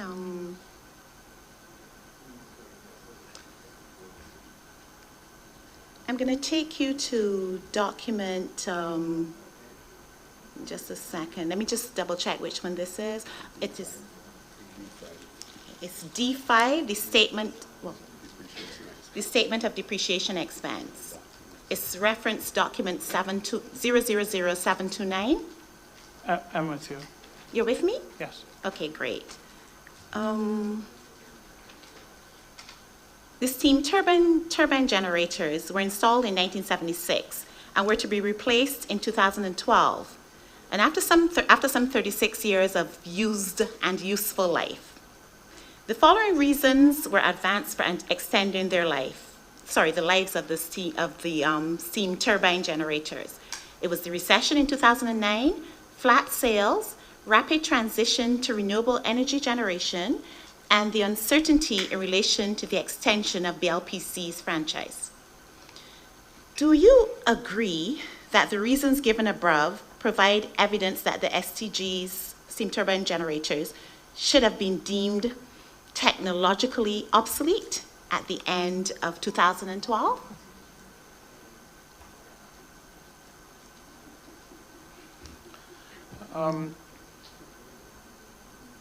No, but I'm not entirely sure that my opinion with regard to technical obsolescence is really useful. To some extent, is it not a finance issue? And you are the director of finance, correct? The financial issue with it is assuming it's not technologically obsolete, which we have a group that work on that and provide that information. And the role that I play is making sure that the amount of money that is expended on it is correctly captured and recorded, and that the depreciation associated with it follows the rates and methodology as opined on by Mr. Huck earlier. Were you involved in choosing the test year of 2020? I did participate in that, yes. Do you then believe that the depreciation charge of $4,583,902 should not have been included in the test year, or should it have? Or should I put it a different way? Should it have been included in the test year 2020? I believe it should have been, yes. Could you provide the following information on the steam turbine generators? What was the refurbishment cost, if any, to extend the life of the steam turbine generators?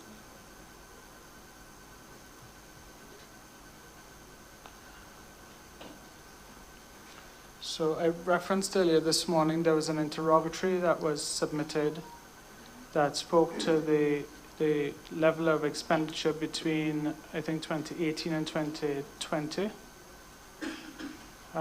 which was $19.2 million.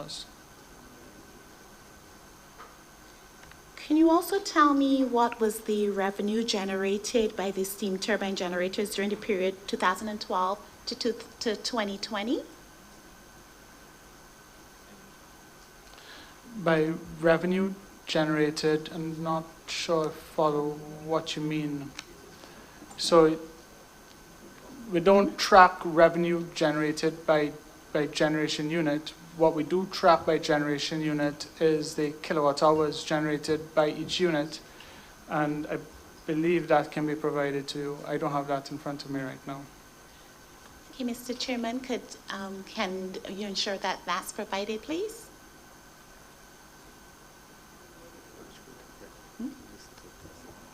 Mr. Jennings,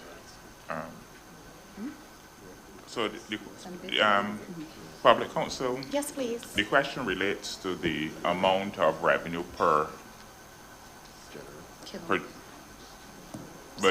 steam turbine. Yes, sir. And Mr. Jennings, you're saying that you only have kilowatt? We only have kilowatt hours the revenue is the tariff multiplied by the kilowatt hours, but the tariff covers generation, distribution, everything. So you don't have it split by generation unit as such. What we do have, though, is we do have the level of output from each of the units, and we can get the... Right, because that's what I was thinking, that what they're asking in terms of, if you know that gas turbine number 4 produces 20 out of the 250, then the revenue would derive from that would be 20 over 250. Is that a rough estimate of what you're asking for, Council? To get an idea of the kind of revenue generated from... You have the total? Well, yeah, we can give you the total kilowatt hours as well. And then you have the production from each individual unit? Yep. So we can get those bits of information. The reason I am hesitant with it is I don't think it translates to the revenue, but I'm quite happy to give the anticipated information. I believe, I'm not speaking for Public Counsel, but I believe that what they would want to do is to be able to match to see the efficiency by looking at what you perceive as the revenue generated by that unit in relation to what you have included as the expense for the particular unit. I think that is... That's correct, sir.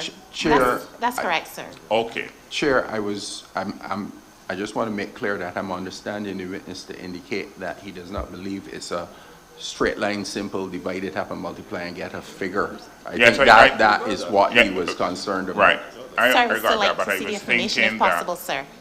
They were just looking at it in terms of efficiency. I'm thinking that a rough idea would be if this produces 20% of the output, then the revenue associated that maybe would be 20%, and you want to be able to compare that revenue with what has been included as the expense associated with that particular thing. Chair, if I may be of assistance, this information was submitted in an interrogatory response to Mr. Wendt, dated August 25th, 2022.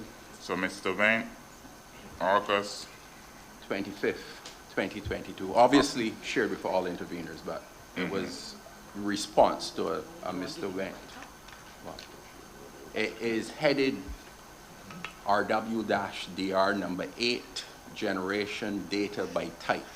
Okay. All right. Thank you, Council. And Public Counsel, continue. Yes, sir.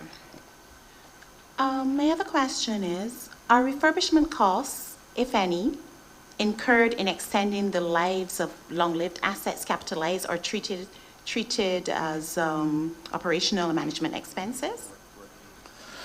So, Revenue, sorry. So, no, sorry, finish your question. I'm happy to try and answer. No, let me repeat it. Okay. Are refurbishment costs, if any, incurred in extending the lives of long-lived assets capitalized or treated as revenue expenditure? So, like I would have said this morning when I was being cross-examined by intervener Simpson, we follow IFRS when determining whether a bit of expenditure is to be treated as capital in nature or expense in nature. Insofar as the expenditure meets the criteria for capitalization under IFRS, particularly for long-lived assets, we look at whether there's any associated retiral that needs to happen, and the retiral will be booked, and then the addition is booked as well. But as I said this morning as well, we do that as a matter of policy, and that is done in accordance with IFRS, and that's audited on an annual basis and opined on by the external auditors as well.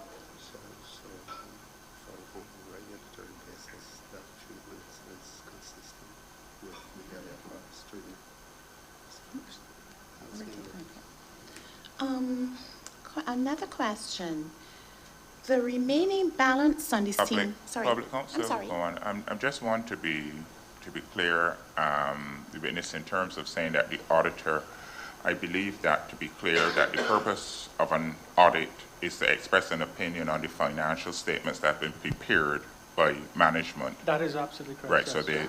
So I don't want the purpose. They don't try to mislead us. Say the auditor made an opinion on a specific aspect. Then the auditor expresses an opinion on the entire financial statement. So, right. As I understand it, and as written in the audit report, the auditor evaluates the judgments made by management as well to determine whether those judgments are appropriate and in accordance with IFRS. But I take your point that the definitely responsibility for the statements rests with us. Absolutely.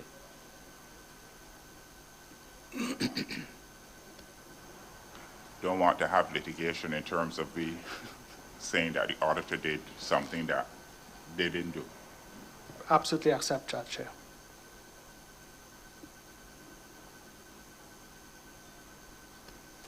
Yes, I have another question.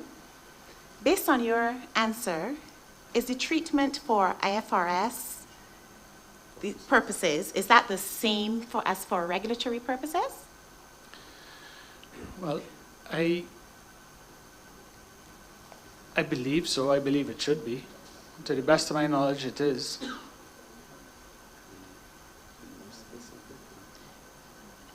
Is it possible for you to be a little bit more specific, or? Well, the hesitation you hear in my voice is that I am not an expert on regulatory purposes, but what I do know is IFRS. I believe that I don't know of any major difference, to the best of my understanding, between treating these things for regulatory purposes and for IFRS. But I definitely won't hold myself out as a regulatory expert, not by any stretch of the imagination. So who in BLPC prepares the regulatory statements, and who does that?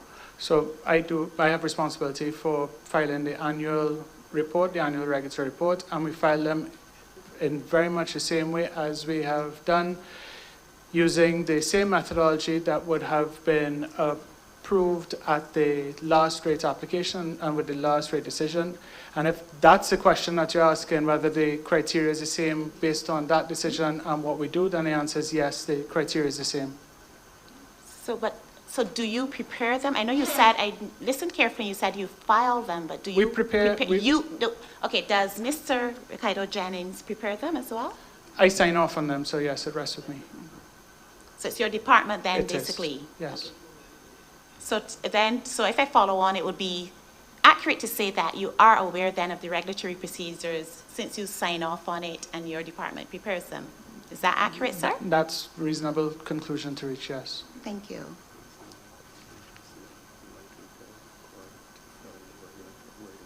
Another question. Is Barbados Light and Power Company required to file regulatory statements with the FTC? Yes, we file annual regulatory reports with the FTC. Thank you. Okay, I have another question for you. The remaining, is it accurate to say, wait just a second.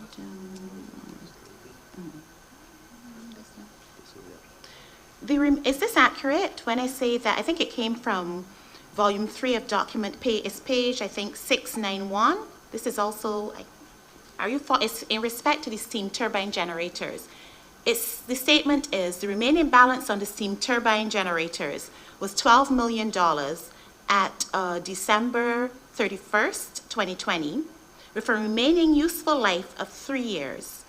Is that statement accurate? Yes. Okay.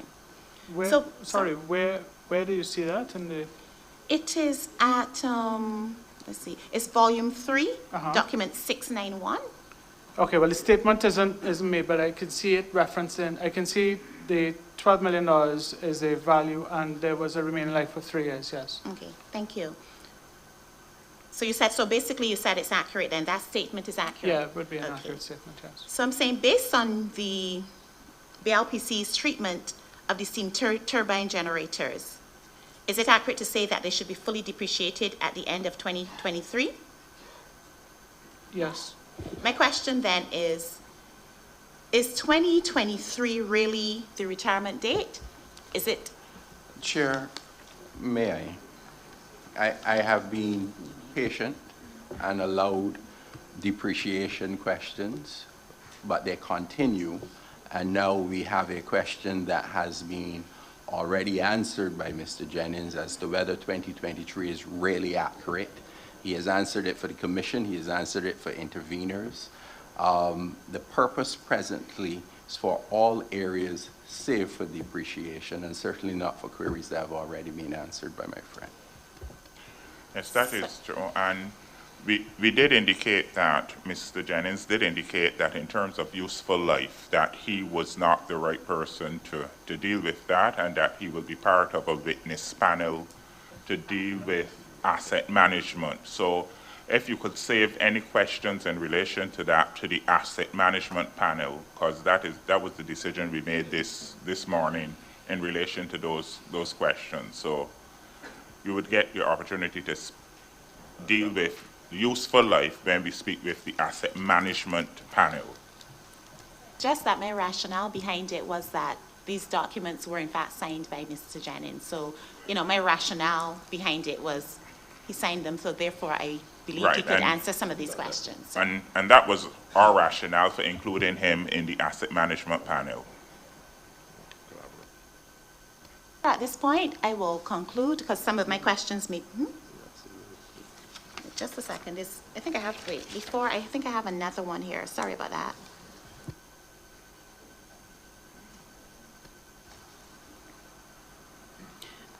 This question now is in connection with, it is document 708, reference volume 3. 708, just 1 minute.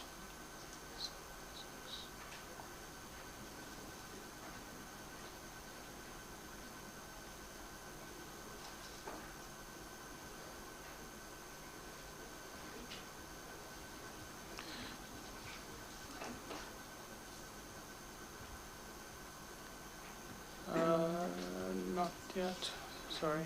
You can find it. Memorandum on the income statement. Okay.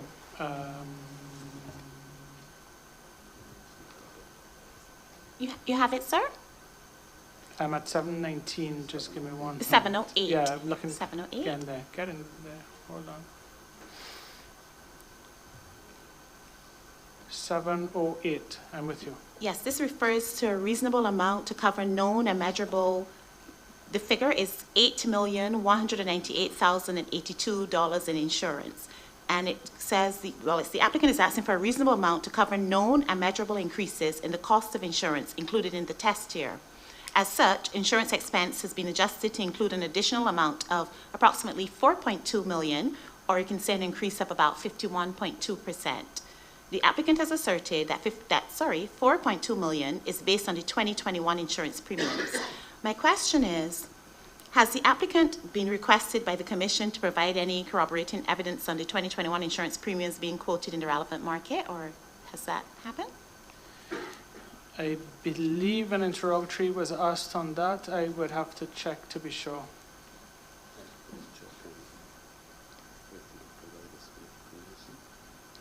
Well, I will ask then the chairman if such information can be, provided for us, or. Yeah. I'm also going to go on now. Is it correct? This is volume 1, document 81. Volume 1. Mm-hmm. One moment, please.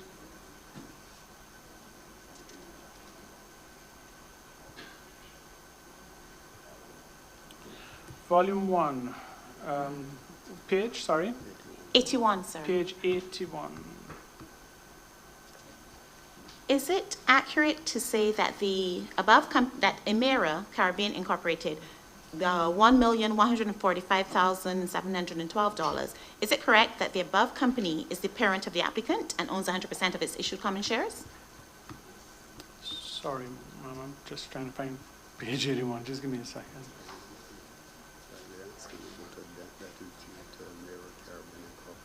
Is it that?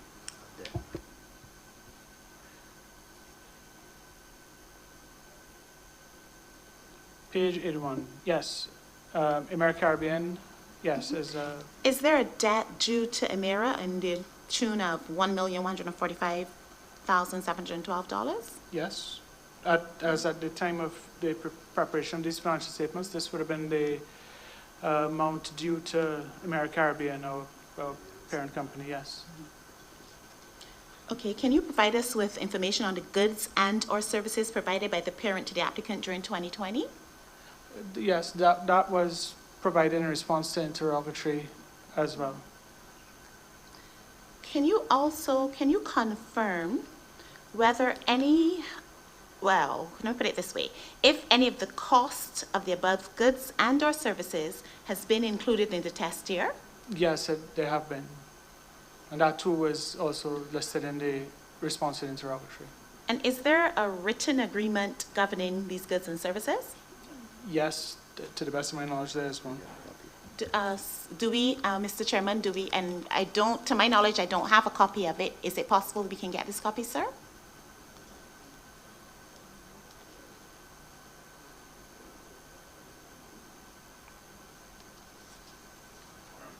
I'm just trying to be clear of the request. I had asked Mr. Jennings if there's a written agreement governing these goods and services that the Emera provides for the applicant. And I think, Mr. Jennings, if I'm correct, he did say yes, there is.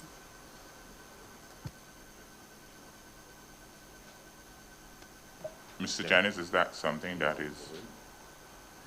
There's to the best of my knowledge, there is an agreement between them and governs the way in which the services are provided. Okay. Sorry, I'm not sure if I caught what you, could you repeat, please? Sorry. I'm not sure if I caught what you said just now. I said that there is an agreement that governs the terms and conditions of the services that are provided, generally speaking. So my question then, Mr. Chairman, is if we can have sight of it?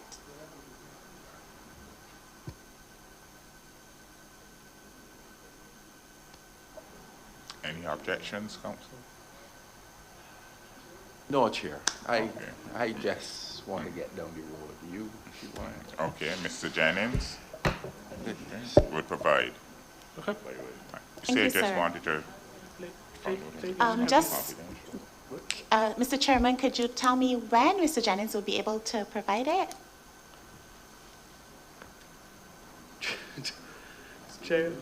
We would indicate by tomorrow morning status of the document. They're just coming fast and furious. Yes. Some of them relevant, many not, but give us some opportunity to at least look. Yeah, Mr. Dennings would be in a better position to answer the question. The council just said we could try and see, we could look at everything that we've been asked for and try and see what we can get by when. There's quite a bit. So tomorrow morning we can come Okay. back through what we Right. what we Can have make it on a board. short statement, we say tomorrow morning. Okay. Thank you, Chair. Okay. All right. Thank you. Okay, we're looking now at Volume 1, Document 3, Paragraph 7. I think it's page 3. Page 3 in Volume 1. Are you there, Mr. Janet? I am, yes. Good, okay. The applicant, in support of increased tariffs, stated that inflation represented by the Consumer Price Index increased by over 38% since 2010. It also went on to say that, like every business, the company applicant must adjust its pricing to reflect the increasing costs of doing business.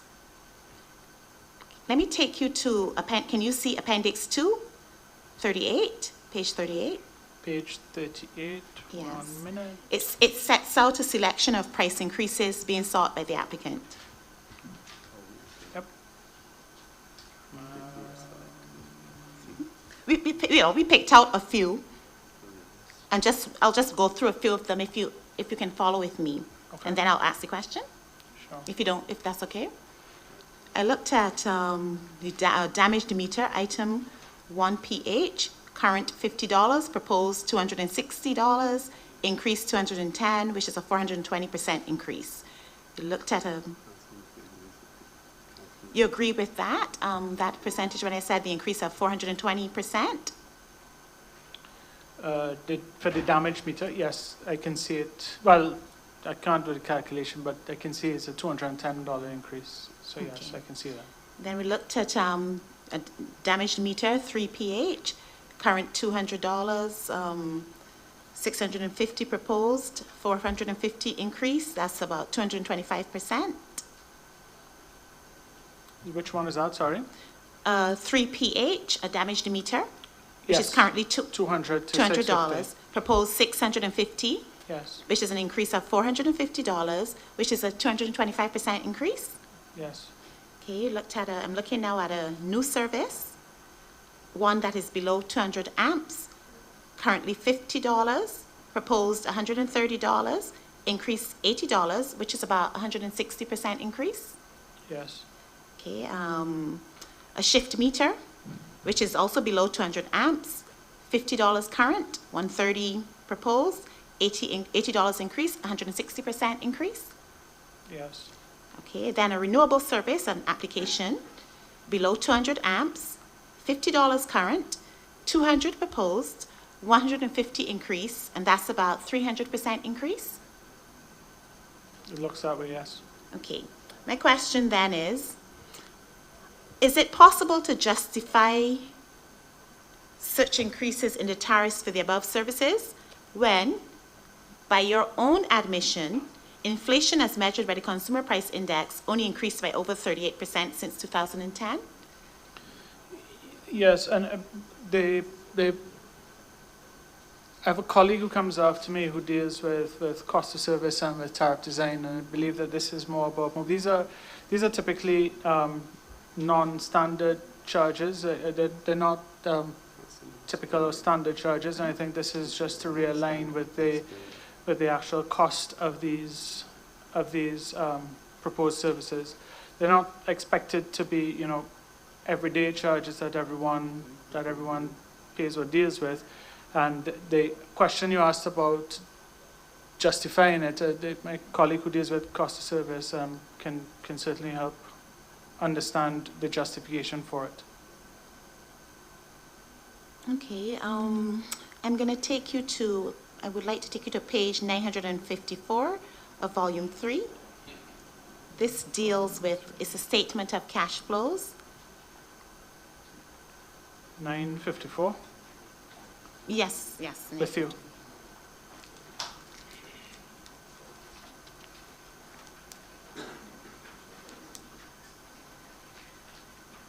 You have it, sir? Yes, I do. I'm going to put a statement to you, and you can let me know if you agree.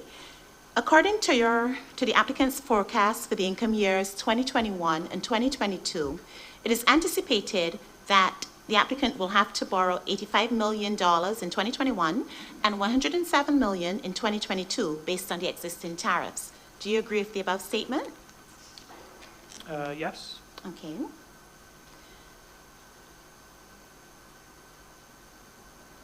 I'm going to ask you something else now in light of that.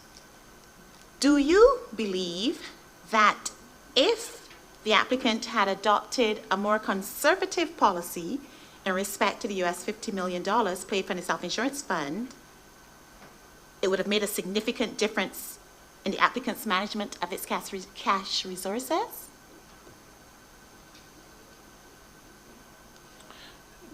No. What this cash flow shows is what BLPC as a standalone entity would have done at the time of preparing the application for 2021 and for 2022.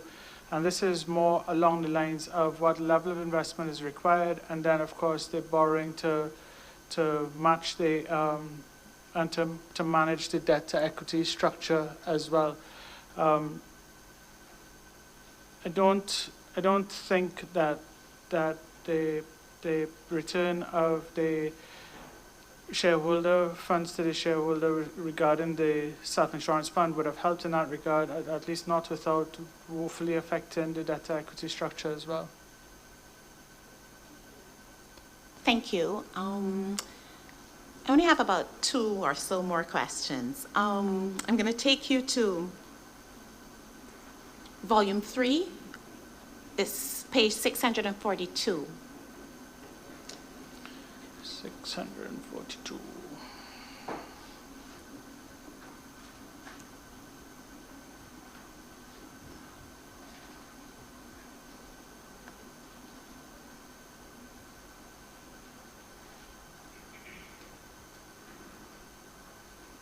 Are you there? No, yeah, just Okay, give me no problem. 1 minute. 640.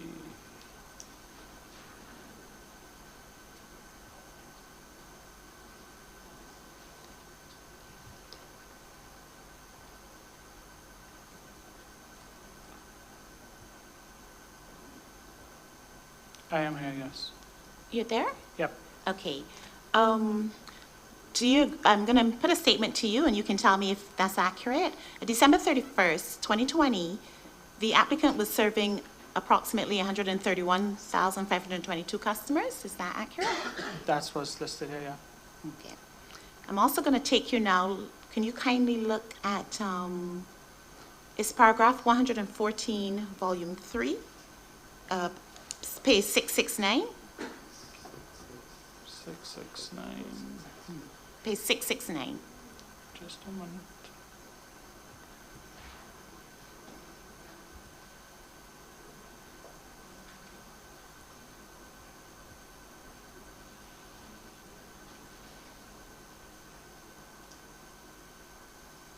$669, yes. Yes. Okay. Bill increases in the rate designed for domestic services customers with usage of up to 15 kilowatts per hour. Sorry, which paragraph are you on? Sorry, bill increases, it's paragraph 114. 114, okay. Bill increases in the rate designed for domestic service customers with uses of up to 150 kilowatt per hour have been limited to not exceed $6 per month based on the September 2021 FCA and taxes. It goes on to state that this category of customers, who account for 35% of domestic service, or approximately 46,000, that is 131,522 by 35%, is assumed to consist disproportionately of low-income customers.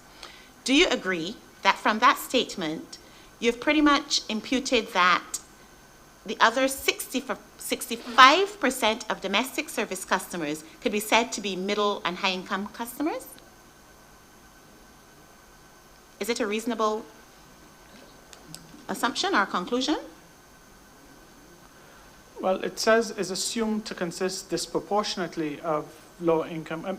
So bear with me. This isn't my memoranda, but it says it consists disproportionate of low income customers. I don't know that it necessarily means everybody else is not low income. I think what is being referenced here is that there's a disproportionate amount of customers in that group that may be low income. Would you also say that this is true for the category of domestic service customers with usage of up to 400 kilowatts per hour and 700 kilowatts per hour? Would I say that what is true, that there's disproportionately low income in those customer groups? No, that it could be said that this is the group of the middle and high income customers. Oh, I wouldn't know how to answer that question.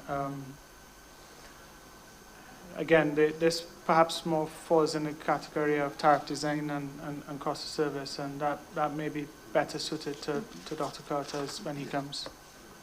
Thank you, Mr. Jennings. You're welcome. Sir, Mr. Chairman, I'm finished, sir. Thank you, Public Counsel. The Energy Division, Ministry of Energy and Business Development, Ms. Cummins. Yes. Thank you, Chair. Good afternoon, Mr. Jennings. Good afternoon. Yes, my questions are very few. I wanted to know if you're aware, in implementing the goals of the BNET, that the RRP project projected an increase in electricity consumption that will be driven considerably by the electrification of the transport industry, both on land and at sea?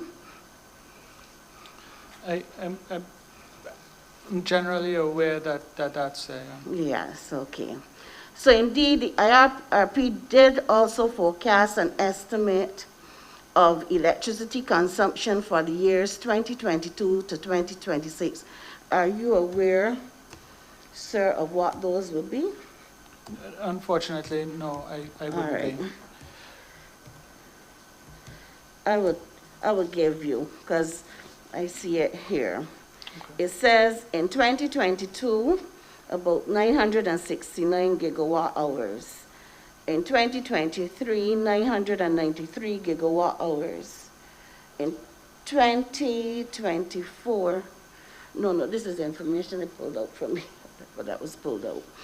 In 2024, 1,016 gigawatt hours. In 2025, 1,049 gigawatt hours. And in 2026, 1,072 gigawatt hours. That is the basic projection, right? Okay. If it is expected that there will be an increase annually, let's say that the projection is accurate to a degree. If it is expected that there will be an increase annually in electricity consumption, what effect would this have for, on the companies or for the company's sales? So in Schedule H, I believe the company presents its own sales forecast and on which the 5-year forecast was built. Mm-hmm. And it shows, how it intends to, what the impact of that would be with the existing tariffs and with the adjusted tariffs as proposed. If the variation, if that forecast in Schedule H varies relative to the numbers that you've just called out, it definitely would have an impact on increased revenue. Mm-hmm. But you asked about the impact to the company. I think it would depend. I think it would depend on how that is sourced and delivered as well, in terms of what the cost associated with it would be. If that capacity is to come from light and power, I'm not sure what the implications would be. That would require more modeling and study to figure out what it will do to the level of investment required and the expense profile as well. Okay.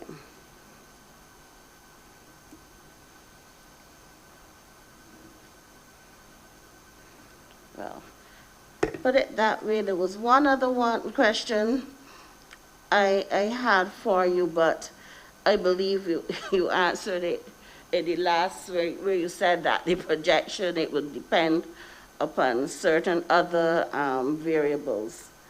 But, all right, I would end there. If anything, I would leave it to later with one of your experts. Thanks. Thank you, Chair. Thank you, Ms. Cummins. Intervener team, Watson and Simpson. Sir, Sorry, Barbara. Sorry. I obviously have been too quiet. Okay. Yeah, sorry. Go ahead, Mr. Worm. No problem, sir. I'm usually very quiet, so people don't always notice me. Of course. Good afternoon once again, and good afternoon, Mr. Jennings. Good afternoon, Mr. Worm. Thank you. I have, just to give some notice, I have quite a few questions that I would like for clarification. I think you've done a very good job in covering some of the issues, but I think there's still a lot of questions in my mind of how this all relates to the end result that we are looking for, which is the best result for Barbadians. The first question, and I think it has been attempted several times, or the answer has been attempted, and I just want to be clear in my mind about one thing. This is to do with that 65-35 and dividends. As I understand it from you, and you can correct me if I'm wrong, and I'm going to pose if this is a correct understanding. So that's my question. You're trying to balance between capital structure and dividends, or should I say there's a relationship between capital structure and dividends. Yes. You're saying you started off at 80-20, and you're trying to get down to 65-35. My understanding of that is the reason you're trying to get to 65-35 is because that is an overall lower cost to consumers. Is that correct? Compared from an 80-20 structure to 65-35, that results in a lower cost of ask for revenue requirement. That is correct. That's correct. But to do that, if you're at 80-20, to do that, it means that you have a lot of equity, which a lot of it is in retained earnings. So if you kept that and did not pay it out in dividends, you would not find it very difficult to get down to that level of 65-35. Is that correct? That is correct, yes. So the mechanism to get there is to pay dividends. That is what we've been trying to do. Yes. So if we argue that we want lower rates, and argue we don't want you to pay dividends, we are arguing against ourselves. That's... I'm better people than me, but you are better than me, and I want to hear your answer, and my colleagues correct me. I just want to be clear. Yep, so the target at the end of the day is to try and get to that 65-35 in that sort of range. It's a point and that may vary within a range, but yes, to get to 65-35, one of the tools that the two main levers, one is to borrow and the other is to extract the equity through dividend and retained earnings. Right, yes. And you only borrow if you have something to borrow for. That's correct, yes. Right, so it's either to take time to borrow as you get projects coming on, or the other option is to pay dividends. Or a combination of the two. Right, and a combination. So, okay, but I just want to be clear because it comes up each time and I'm not, sometimes I think I have it, other times I'm not sure. So I just wanted to get clarification. Mr. Okay, Worm, I'll just move on. Sorry. Mr. Worm, and Mr. Jennings, I still believe that we have the cost of capital person who will make a presentation, and I think that discussion may be better suited there because we might be mixing up cost of service with cost of capital. So if we could not try at to all, sir. commingle those two concepts. Not a cost of service is I'm very familiar, right? Right, but the questions you were asking, and I think the answers Mr. Jennings was giving, I am on this, but because there is no mix up. Just to be clear, no mix up in my mind about that. Yeah. Oh, okay. Okay. Because we hear the word cost. Right. No, I know I'm not an accountant and I'm only an engineer, but I do understand certain concepts. I'm trying to, I should say. Right. So, thank you, and I appreciate your. Right. So I think that we could leave some of the discussion for the cost of capital expert who would be able to better take some of those questions in relation to that capital structure and the overall weighted average cost of capital, which is... Noted, Chair. Right. Thank you. I'd like to move on to the self-insurance fund. Who is the owner of this fund? Who owns it?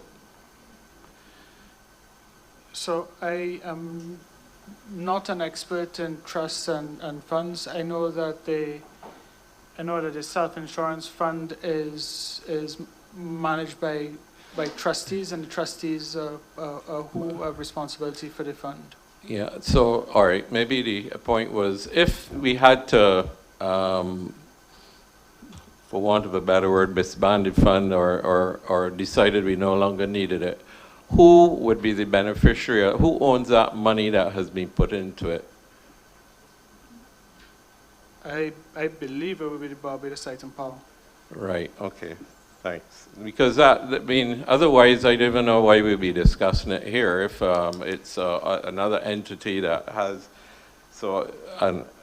that is dealing with it and is owning it, then it's not really relevant, in my view anyway, to the case other than the fact that you're insured. So who disburses the money now? I mean, who made that decision to... and maybe you alluded to it, who makes a decision on whether, if that is full, if that fund is oversubscribed, who makes that decision as to whether it's done or not? Chair, I do believe much of this testimony has been covered by the managing director. Trustees, how the decision is made, and going over the same ground is not getting us. Okay, Council, but I would just say to you, there's a reason I'm asking this question, sir, because I don't think came out in the last discussion. So if we want to revisit that later on, I'm happy to do that. But just the point I'm making, and if you can rule whether that is appropriate or not. So what is the question? Yeah, the question really was who disburses it? Because my question really is, why was it the money that was the $100 million sent, or who was it sent to? Was it sent to Light and Power, or was it sent to the Light and Power's investors? Who received the $100 million when it was decided that you were $100 million oversubscribed? Who got that money, and who made that decision as to who was to get that money? I would have, so I know that Barbados Light and Power received the portion related to the tax that had to be remitted, because obviously there was a tax element associated with that.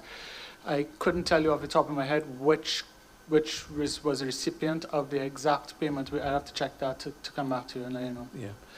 Okay, because if it was Light and Power, wouldn't Light and Power have had to receive, because obviously this over subscription would have been for several years. Wouldn't Light and Power have had to restate its accounts for that period of time, or would this have gone into as a one-off benefit to Light and Power when it was transferred to Light and Power? It was, to the best of my recollection, it was recorded as a refund of self-insurance fund contributions in the year in which it happened, and that resulted in, from an accounting point of view, in income that was then treated as a dividend and remitted to Light and Power's shareholder. Okay, so it would not show up in Light and Power's accounts at all, because I cannot see it. It did. I just described how it did in yeah, the but I don't see it. So all I mean, in other words, it not when I say accounts, I mean just the income statement. Yep. It is in there? Yeah, when you look at the 2016 annual audited non-consolidated financial statements, you'll see that it is there. Okay. This is part of the process to try to understand. So we're at 2016 I'm looking at. I'm trying to find it now myself as well. I just see income, I see investment income, I see basic revenue. Would it have shown up as income on the balance sheet? Who giving testimony? Okay. Yeah, that's what I'm looking for, if it's in the income statement, if I'm missing it, because when I looked, I did not see any. Yeah, So, all right. Risk finance and other income line here on the income statement, that 96 million would have included it. Well, what I'm seeing is really a spreadsheet of all of the years with operating revenue. Pardon? These are, okay. audited non-consolidated statements. You can make that a little bit bigger. Sure. Like twice. Okay. Is that any better? Okay, all right. So this, I don't see that in the spreadsheet that was here, so excuse me, I did not. So it goes in as other income. Yes. And then it comes out as a payment. As it is effectively a dividend. As a dividend? Payment. Yes. Okay. Right, okay. Well, thanks for that clarification.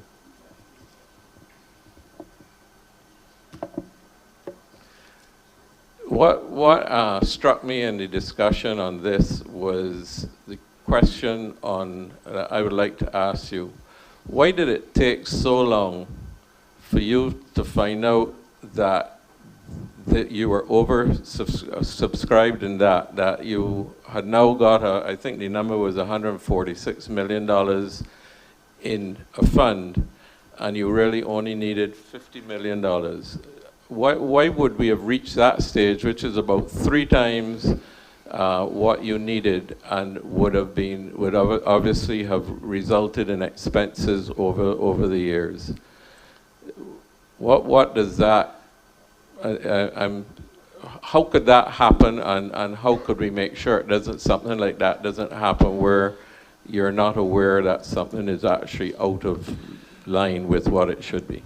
So, as the managing director testified, that would have been informed by insurance risk assurance assessors and involved with the asset management team and so on. I wouldn't feel comfortable trying to answer that question. Okay, because it sounds to me we have not had that for a very long time, and we need to do it more often. So I think that is an opportunity to do better. I believe the managing director also spoke to, I think, another study having been done in 2018 or somewhere like that, and then I think one is in progress now as well. So to your point, I think that learning has occurred, but that's just my sense of it. I think that's probably better asked to the managing director. As Director of Finance at Light and Power, are you comfortable that $50 million is all that we would need in a case of catastrophe? Do you think that, have you seen all the documentation you've seen suggests that is adequate? So again, not my area of expertise, but in looking at it and in looking at our experience with ELSA, which is probably the most recent experience that we had with a catastrophe, looking at our experience with Thomas as well, I follow the logic. I've seen. I believe it's reasonable. And the reason I'm asking is that is maybe reasonable for if it's one incident, But what happens, like it happens in some locations where there is more than one incident in more than, because if you use up the fund in year one, and maybe you're only intending to use a small portion of the fund, but if you use up the fund in year one, you now have to rebuild that fund. And my question is, having seen what you have seen, because I think we are still waiting on the documentation for the, I think the, another... Mr. Wayne? Yeah. Worm. Worm, sorry. Sorry. Mr. Worm. Yes, sorry, sir. Mr. Worm. I believe that one of the first questions that was asked by public counsel really dealt with that when she cited the legislation in relation to the percentage that would have been required to be in the account. So, and I think it would have been established what percentage. So unless you're asking the question in relation to if that 56 actually represents the correct percentage, yeah. Unless you're asking that question, I think we could... and thank you for putting it better than I, sir. Yes, I appreciate that. Yeah. Does that cover all that's in the legislation and all that you're comfortable with outside? Because you can do better than the legislation, as I understand it. Sorry, just repeat it for me. The thing is it $50 million, does that adequately cover what is required by legislation and that you feel comfortable with if there is more than one incident that may occur in a relatively short space of time? My understanding is the legislation is an upper limit of what can go into the fund, not a lower limit, not a requirement. The legislation, to my understanding, says that you can contribute up to this amount. Per year? No, well, there's a per year requirement to the best of my knowledge as well, but there's an overall upper limit as of what could be in the fund as well. Well, if that is the case, the upper limit got to be quite high because you are 100 million. You were just refunded 100 million, so it got to be above 150 million. No, it's the other way. You can contribute up to a certain percent of the value of the assets. You can't go beyond that. Right, but you're not required to keep that amount. No, I know what the point I was making is that the question really was: is the $50 million adequate to cover for multiple contingencies or multiple items? And is that because as Director of Finance, you have to make sure that you can finance whatever the company needs over time. So I think you have a responsibility, even if it's an engineering decision, that you have know where you're going to get those funds from if an incident was to occur. Of course, and I not being an expert in it myself, I have seen some of the information come out of the reports, and the assessment suggests that what you have there is reasonable. And I just, to my question is that maybe when the panel comes up with the asset management and Mr. Blackman again, maybe they could answer that point: is what sort of contingencies does it have in place? Like how many sorts of, if they had two bad hurricanes, one a year after the other, would we have been able to build back that fund adequately to be able to cater for the second incident? And I say that not because, I mean, this is something I have a little knowledge on what would have been done before. And when I saw that large sum and being refunded and a very much smaller sum left, $25 million US did not seem to me to be adequate. So I'm looking forward to the information. I understand.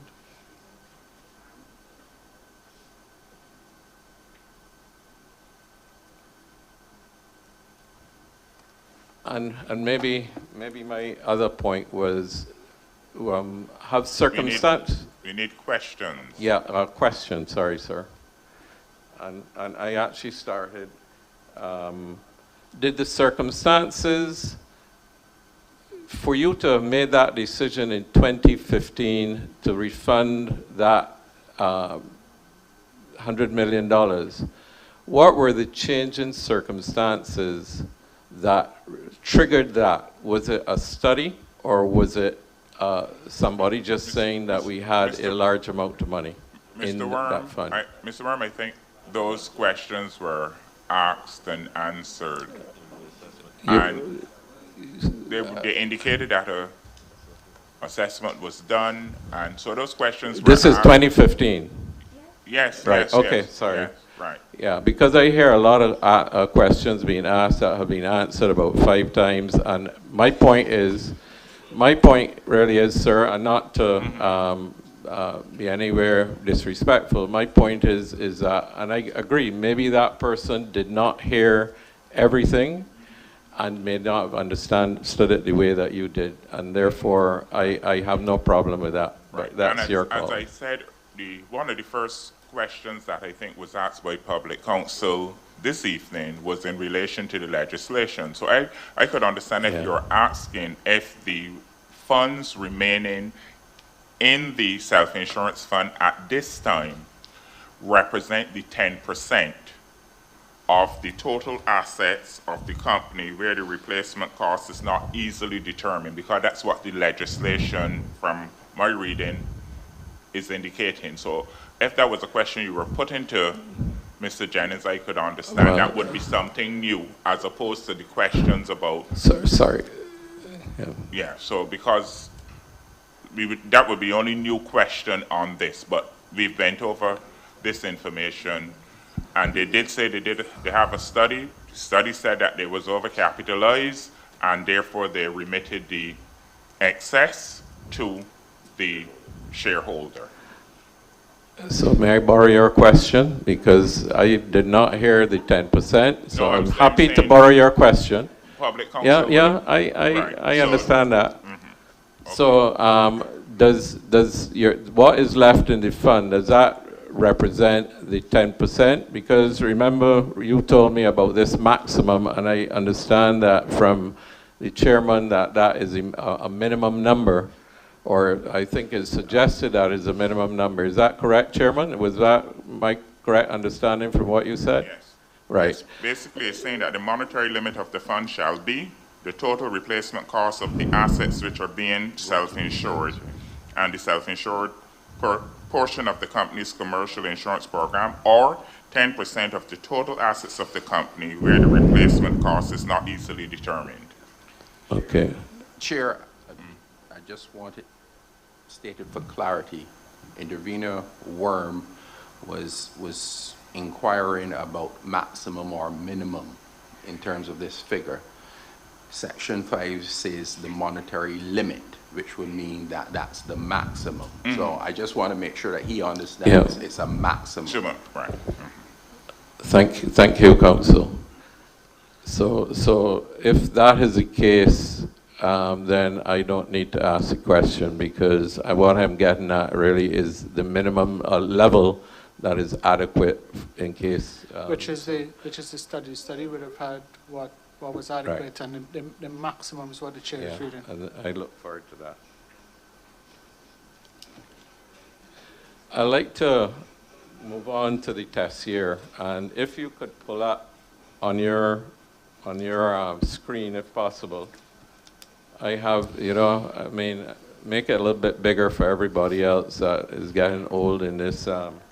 What would you like? Page 719 on the test year and the adjustments. I just want to go through very quickly what all of this means, again, maybe for clarification on some of the issues. Sure. And some of it we may have covered, so we can gloss over it and move on quickly to the other ones that may need a little bit more discussion.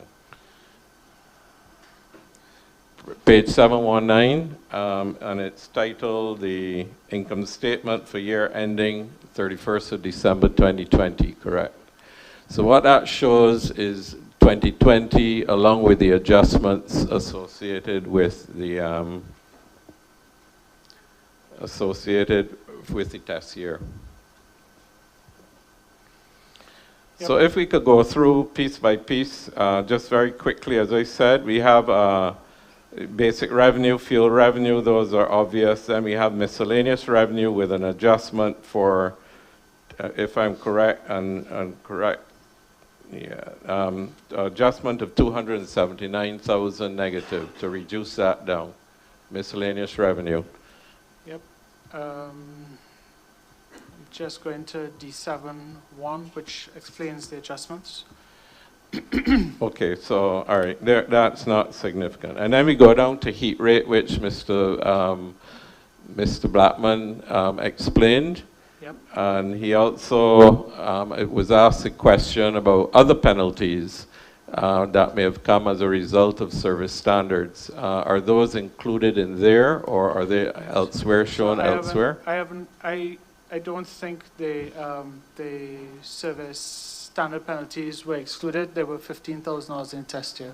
$15,000, so a very insignificant number. I think that was right. an oversight. Okay, right, but that's not going to make a difference one way or the other. It really should be important to have them separated out, though, Yes. just for the optics. Agreed. Then we have fuel, and then we have what was just discussed on insurance. So we have two aspects of insurance. We had $8.1 million for the year of 2020, and we also had an adjustment of $4 million, $4.1 million. Can you explain that again? The $8 million has really rose from the previous year, from about 5.9 million up to 8.1. Yeah. So generally speaking, we've been seeing climbing third-party insurance costs, largely on account, I believe, of the hardening of the market and the impact of the hurricane seasons and so on. So this adjustment, so the 8.1 million. So you would have seen from the year before, you go from 6 million to 8 million, and the estimate that we had at the time of preparing this application was about 4.1 million, which would bring the insurance to about 12.4 million for this third-party insurance for the plant. And that doesn't include any self-insurance aspect, because that is zero. That's correct? correct, yes. So, because it just looks funny that when we now come to the test year, you see an increase. But if it is, I mean, obviously, it looks strange, but it is a reality. It is, and right? If you look at 2021 actuals results, it's 11 point quite a bit. It right. has demonstrated, improved itself. It's right. And the question then there is could the self-insurance fund have helped to mitigate that cost? I don't know that it would have, at least not significantly in my view. I may be wrong. We do get quite a bit of support from our global insurance brokers and so on.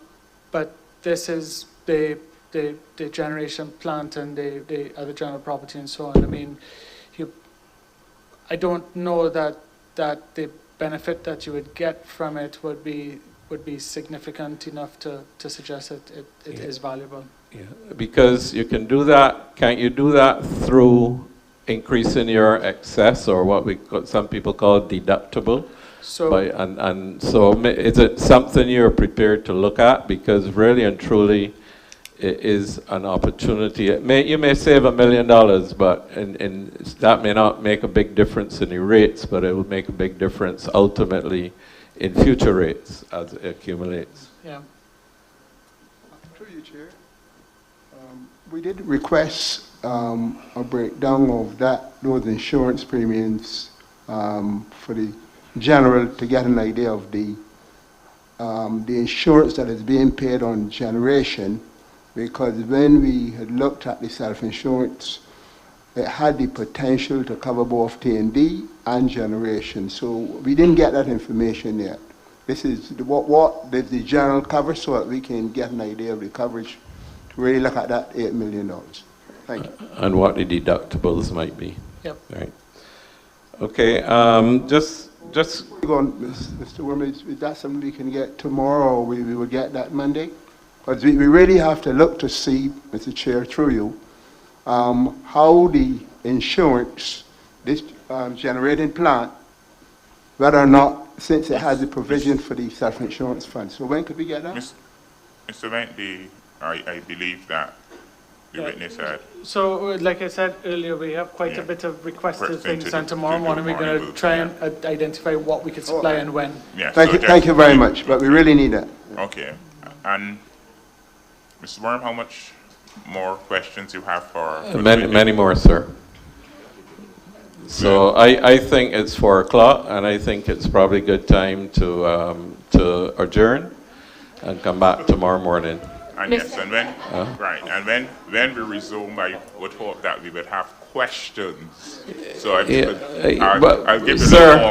you a little homework. So, sir, I followed your direction, and I thought the last one was a perfect question before you interrupted, but you helped me. You helped me improve it, so I really appreciate that. So please feel free to interrupt anytime. Thank you. Mr. Chairman, before we break for today, there were some documents that we had requested in relation to the self-insurance fund that were to be provided to us today. We've received 3 letters. We have not received the related correspondence, and to be clear, each of those letters refers to other correspondence, a series of correspondence in one case, and 2 specific references to other letters that had preceded. We had also asked for the exchange control form for the dividend payments from the SIF. And we had asked for there are several documents I listed before: the trustee, the covenant, the CM Gallagher assessment report.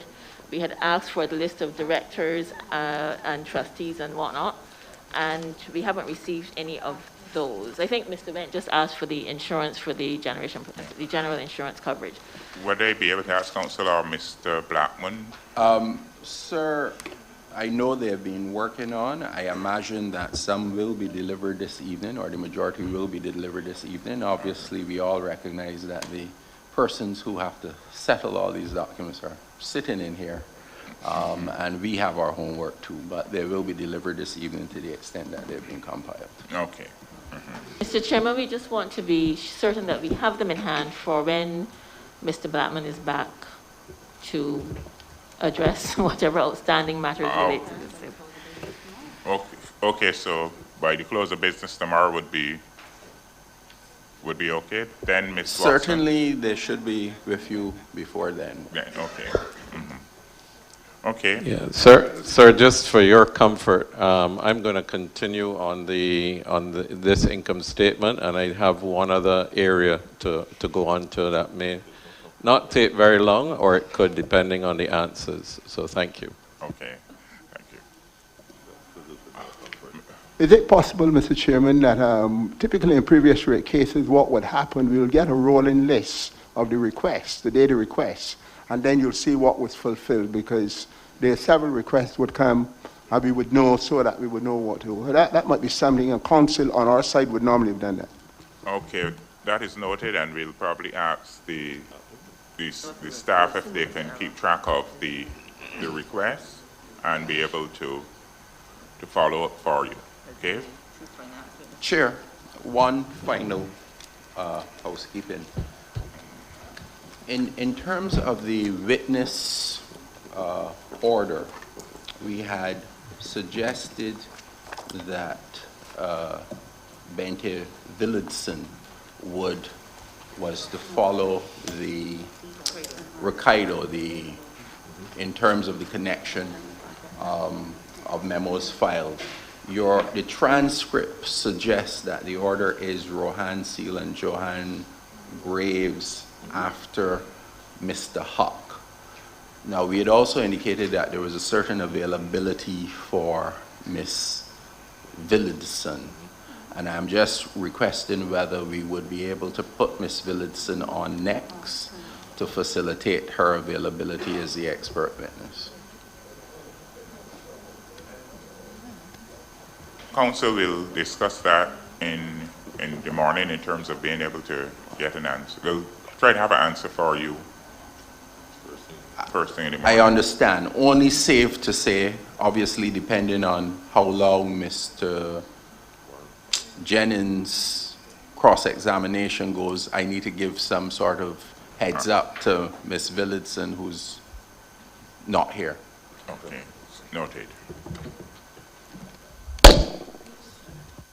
I'd just like to make a comment a suggestion in relation to the shifting of any witnesses, because that obviously goes to our expectations as to the order. And so I'd like that the interveners get sufficient notice if a change is going to be requested.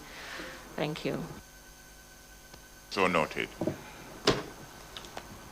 The time being 4:04, we stand adjourned. We'll reconvene tomorrow morning at 9 a.m.